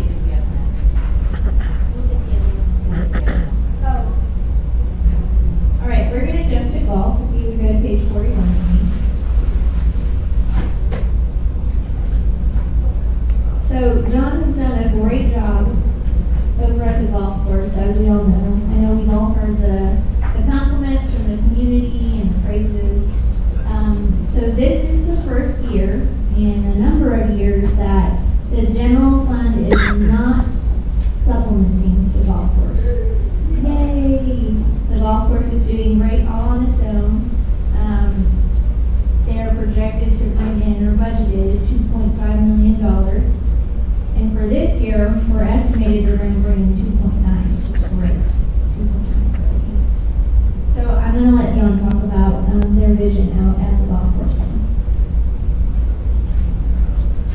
Thank you. We are projecting $3 million this year.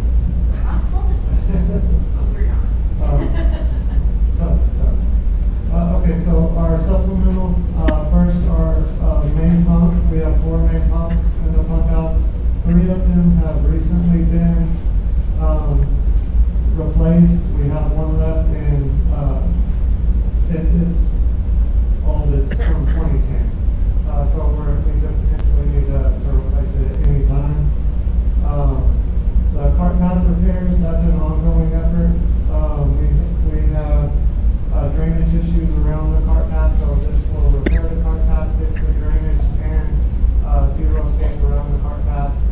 So it's got many purposes aesthetically and functionality. We are also planning to continue to repair fencing around the perimeter and on-course fencing. And every 3 to 4 years, we top dress the fairway. And this is, we're at that 3 to 4 years since the last time we top dressed. The top dressing improves the turf health, playability, and long-term soil quality. The ongoing needs are chemical and cost of goods, line item adjustments. Those are both to, in anticipation of continued price increases and inflation.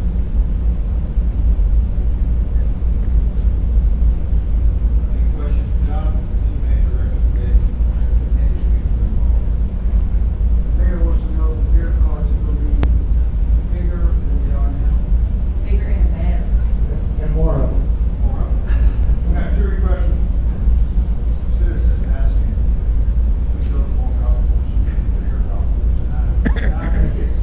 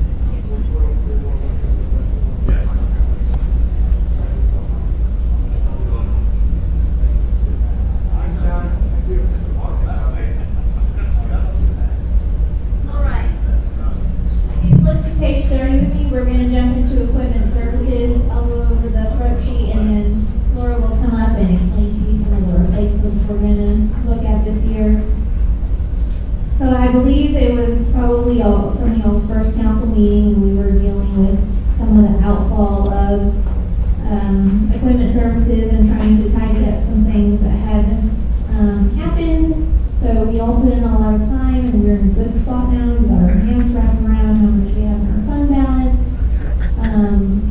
We're walking into this year with $26,679,000.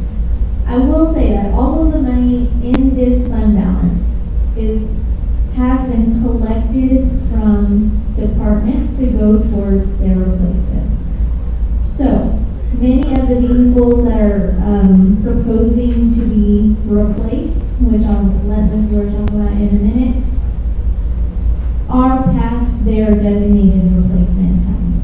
So if the list looks large, it is. However, the monies are in the fund for that specific purchase. So I will let Laura come up and talk about the replacement list now.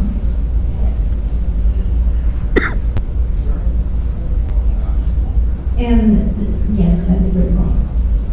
The way that we charge our departments is a rental fee that goes into this fund per vehicle. That covers the replacement cost, it covers the maintenance for the vehicle, and it covers overhead, yes, for the vehicle. So it's an all-encompassing fee for that specific vehicle.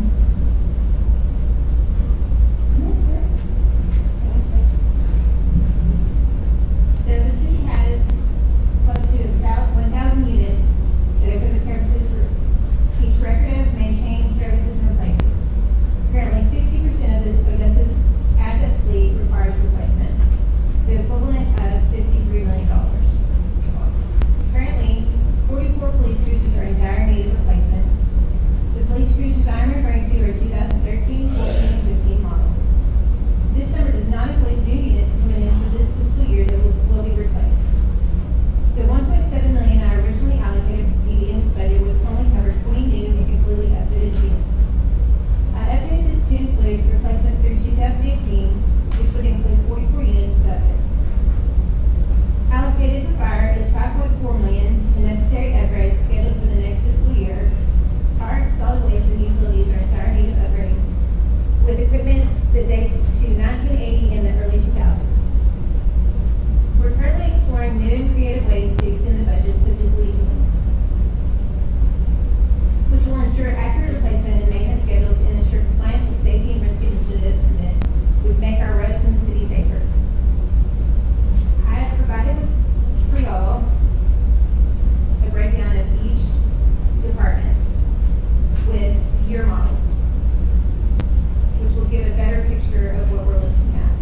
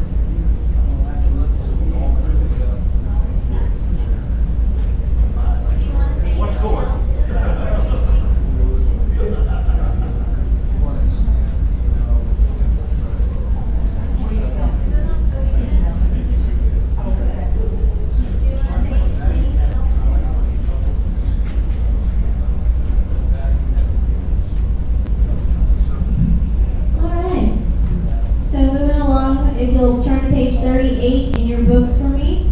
We're gonna take a look at risk management together. Like I mentioned earlier, we, are in the middle of this transition process, and so we did leave some of the expenditures the same, just, for that, in that regard. On the revenue side, of course, we did take a look at what we captured so far and budgeted appropriately. So we are looking at 13.7 for revenues this year, expending 13.6. What we actually expend will vary based on the cost-saving measures we have from our new insurance initiative. So I'll bring him up and he will go over the supplemental line Hello, Council, Mayor. Thanks for having me. I've been the interim risk director now for about 5 weeks. So all of this supplemental and budget work was submitted prior to me being in that position. So I'm leaning heavily on these two ladies to help me with any of the questions that you may have in this.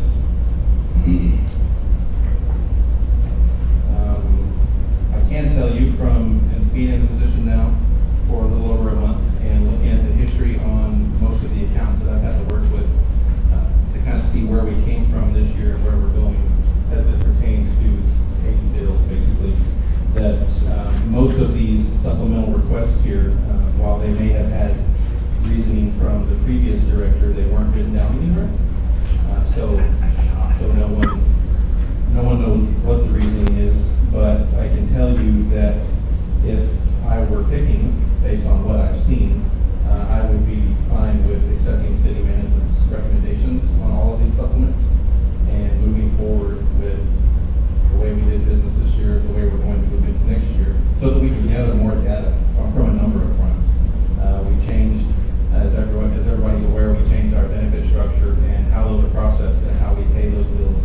And we're still trying to finish out this year the closing out the previous risk pool and the claims that are coming in from there. So to me, it feels like a safer bet to move forward next year with how we performed this year, so that we can finally get a full year under our belts of what were the real costs during this transition. Let those final claims from the old plan run out and fall off, and then next time we go through this process with a permanent person in this position and another year's worth of clearer data, then I think wiser decisions could probably be made at that point. But I'm open to suggestions, questions, comments, or anything that you two would like to add. Yeah, I've got one question for you. Do you have anybody that can get into the old system yet?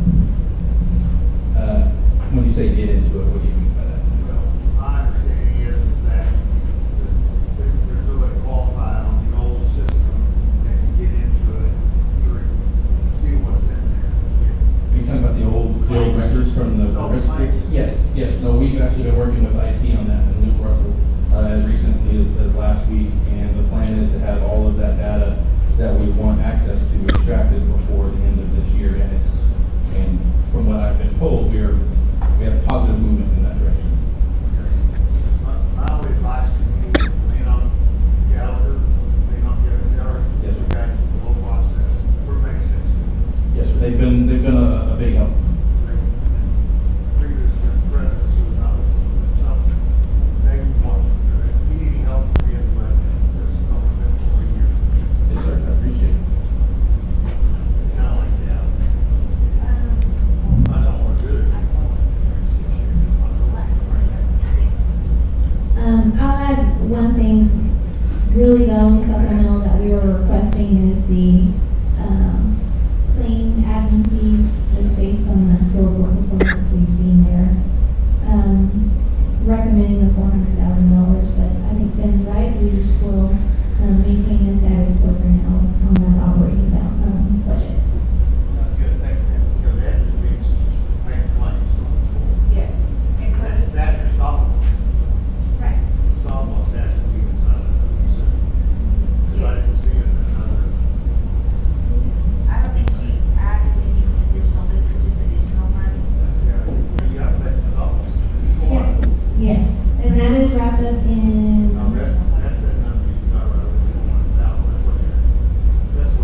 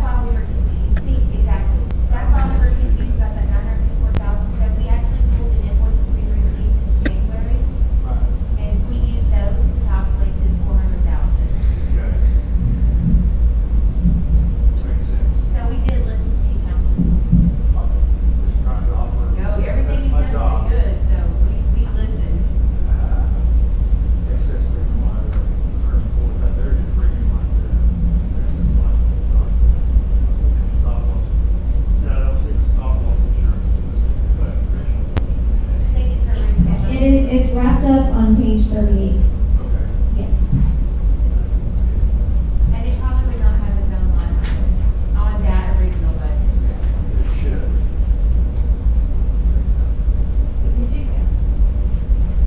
For some reason, the way that risk management has always been presented in the budget book, it's presented by department rather than by category of expenditure, which is why you're probably not seeing it on the line item task fund.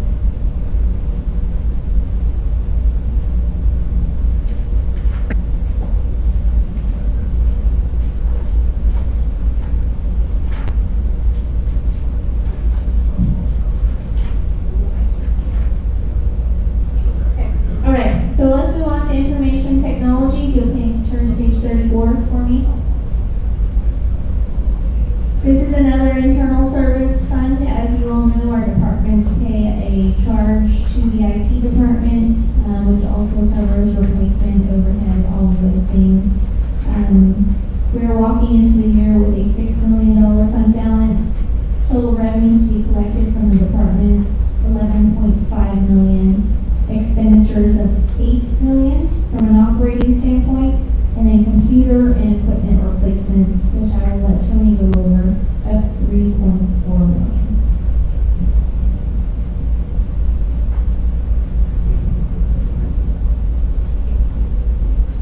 But the supplementals.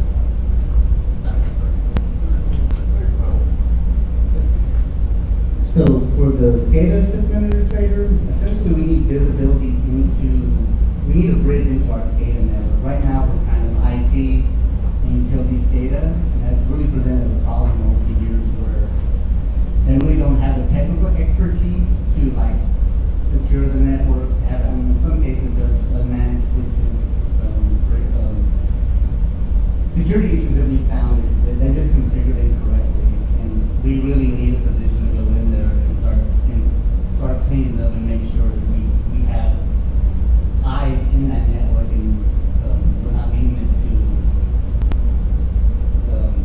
guys. They do PLC, they don't do network, so they need us to help. So this is, and I think didn't we talk about paying us out of utility? Possible because of state. Yeah, Because so of just what it's used for, what the department is tied to, so. that's what that's for. It's a real big need. 'Cause, I mean, in this landscape, these guys are, they need to be protected, and we're the best suited to do that, basically. For the IT cloud specialist, so we're getting a lot of software moving to the cloud, NGO, and other software, and then a big one's gonna be Alex, which is asset management system. So we need someone that's gonna be able to handle these kind of rogue software that are moving to the cloud, so they're not segregated from IT. And the main reason we need this is because essentially what we're doing now is we're upskilling the IT. So Ben touched on it, where we pull data from another system and we're going to create reports. A year ago, we couldn't have done that. We didn't have the skills for that. We've upskilled that. We would have had to outsource it. We wouldn't have been confident in it. Now we're confident we have the data. We can do the report. We can maintain it. We've created other software that produces value throughout the city and save the city. We probably save at least $500,000 just us creating new software. But the big picture really is, what are we going to do with this data, right? So as we start doing asset management, well, we need to centralize that data. So we need people, one, we need eyes into these platforms. We need to know what APIs they have. And then we need to be able to pull it and centralize it into a data warehouse so we can actually start having visibility, right? We want to automate a lot of this stuff. Like today, you should probably have a dashboard, right? Like we should be pulling Power BI, you should have a dashboard. It should be a lot more automation, a lot less manual. But we don't have the skills for that in IT yet. That's what we're developing. And we don't have, I would say we don't know how to handle our data, right? We don't have quality assurance. We don't have sources of truth. It's spread out everywhere. So we still have a lot of work to do. But this is the beginning of saying, IT being aggressive and saying, okay, we're going to be a part of your technology so we can understand it, we can see where the data is, and we can start figuring out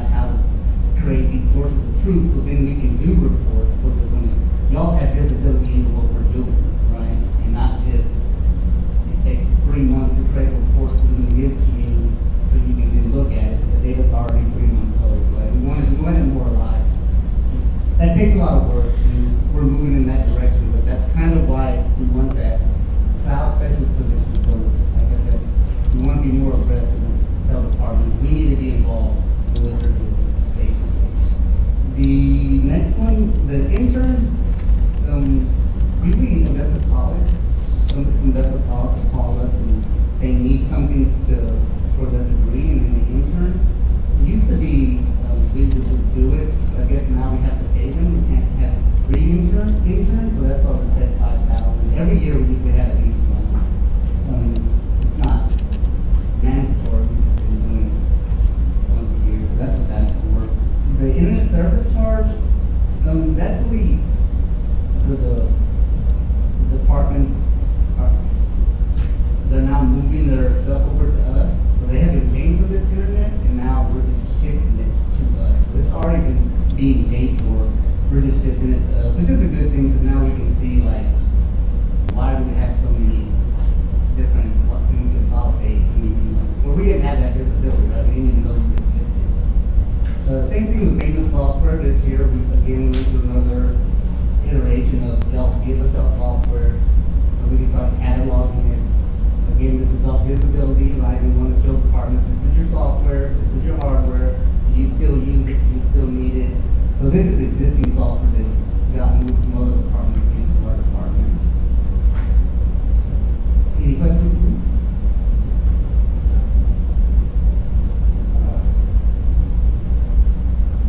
There are no any recommendations.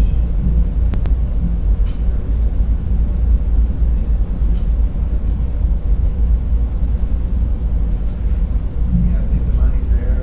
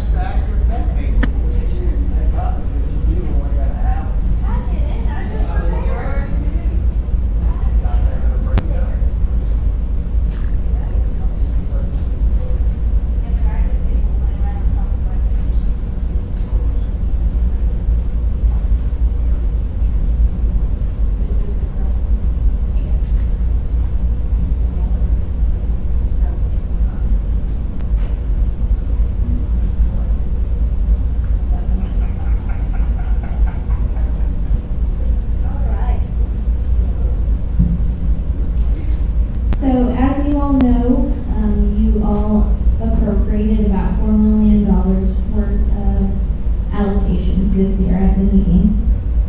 One addition that you will find to the list is at the very bottom, the debt service line item, that's $2.1 million. That is for the sports complex CO. I know we're in the works, putting together some agreements and things to determine long-term where that debt service is going to come from. But our first payment is due in this upcoming fiscal year. So we will be pulling that from hotel motel tax to support it, and the fund balance is there to pay that debt. Actually, there is a meeting, we talked about this, right there, that conversation. If, for instance, if you wanted to draw down from general fund to cover that interest payment of $2,143,568. So if the council wanted to say, hey, I don't know that should come out of hot funds this year, that should come out of general fund, and save those hot fund dollars for another project, I think we can do that based on pulling money, again, whether it's the $6 million out of the tax dollars or reallocating those dollars from 2019. Those are things that you could look for, free up general fund, if you will, and then tie more general fund to the debt service, free up hot fund for the project. That's certainly possible, but again, it's just really what kind of direction you want to give staff. Yes, I would just, have a project, John Jack, that to generate $58 million. So, that's important right there, I'm not saying I. So that's not the road, a big yellow, those guys call me, that's your rabbit. I want to get added. I think we can just pay that too. Somewhere else. No way it stays there. Like I said, 3 or 4, they waste money.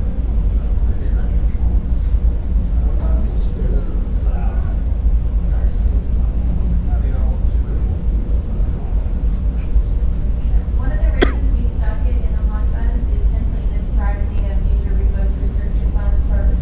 There's very few, there are more limited ways to use hot funds than there are general funds. That is one of the reasons we stuck it in hot funds. Sure is. Yes, it is. I'm not discounting what you're saying, I'm just trying to let you know our thought process. So when we look at the total dollar amount for one-time requests in general fund, it's 17 million. So we would just have to balance all the other department requests with additional project requests, which we can, but So if that's the direction the council wants to go, we can certainly present that, I think, on our August 12th meeting.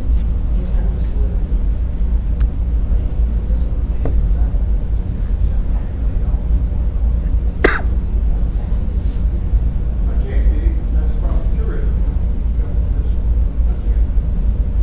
I'm not using general funds to pay for that. The tourism money, that's tourism. So from my perspective, it's the right place for something. And then I'll-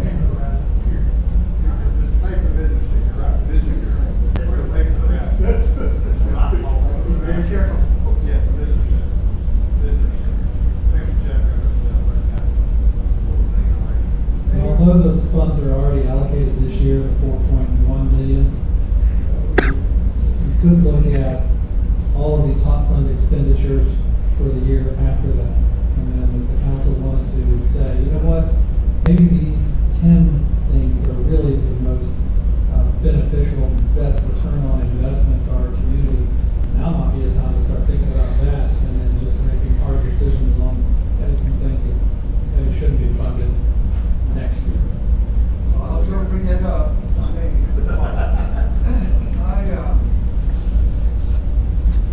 Eric, remind me about Blue Light Hispanic Heritage of Odessa, $50,000, hot money, favorably voted on by everyone that was eligible to vote. But what is it that they claim is, Blue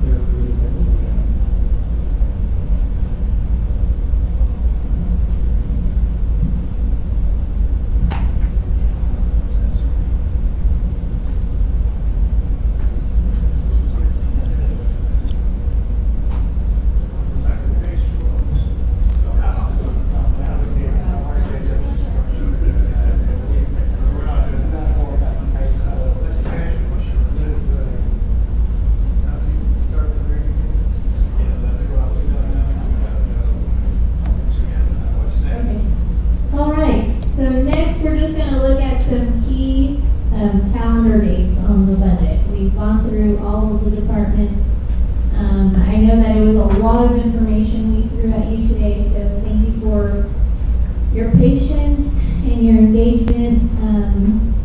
You know, we really, as you know, we've been making steps to get monthly financial data in front of you. And as we enhance our financial reporting and get you monthly financials at the council meetings, this is really going to enhance your understanding of the budget and of the finances. So thank you for, working with us to get to that point. Some of the calendar dates that I just want to highlight real quick. I'm going to have to pull them up. And this is on that sheet that I sent out to you all, so you have it already. Today is the 128. What day is today?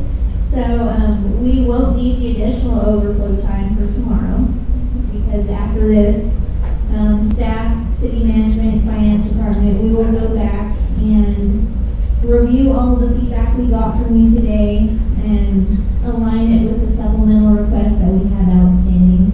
So we will bring that back to you. That would be August 12th. Yes, and that is a council day, so we'll bring it to you at work session, and we'll have you review it there. Before August 12th, though, we have a couple of deadlines to make you aware of. On August 9th, we have to publish in the OA a notice of a public hearing on the budget meeting.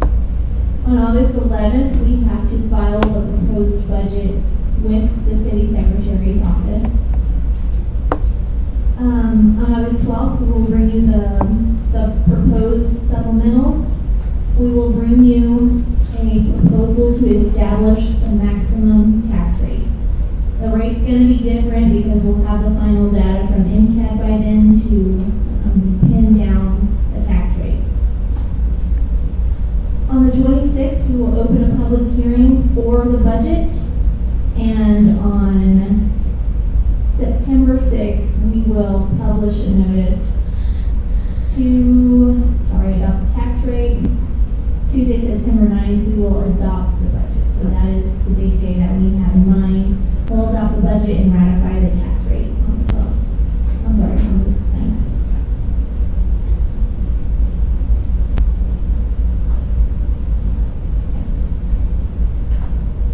And the tax will officially be levied on September 23rd. So those are more just housekeeping items for us to keep up with. But just to let you know, we're not done by any means, so we still have some things to do, some data to get you, and we'll work hard to do that. Do y'all have anything you want to add?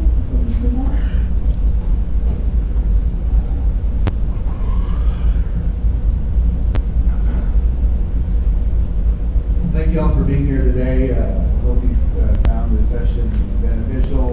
The tax rate, we always say that we don't want to raise it higher than we need to keep providing the services that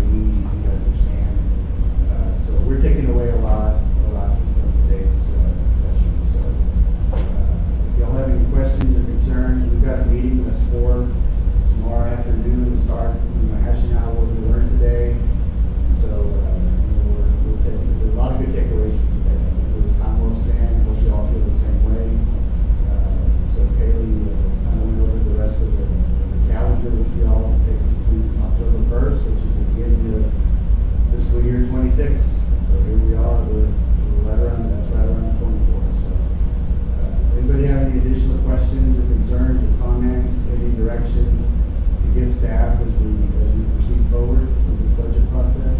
I just want to tell you, Aaron, thank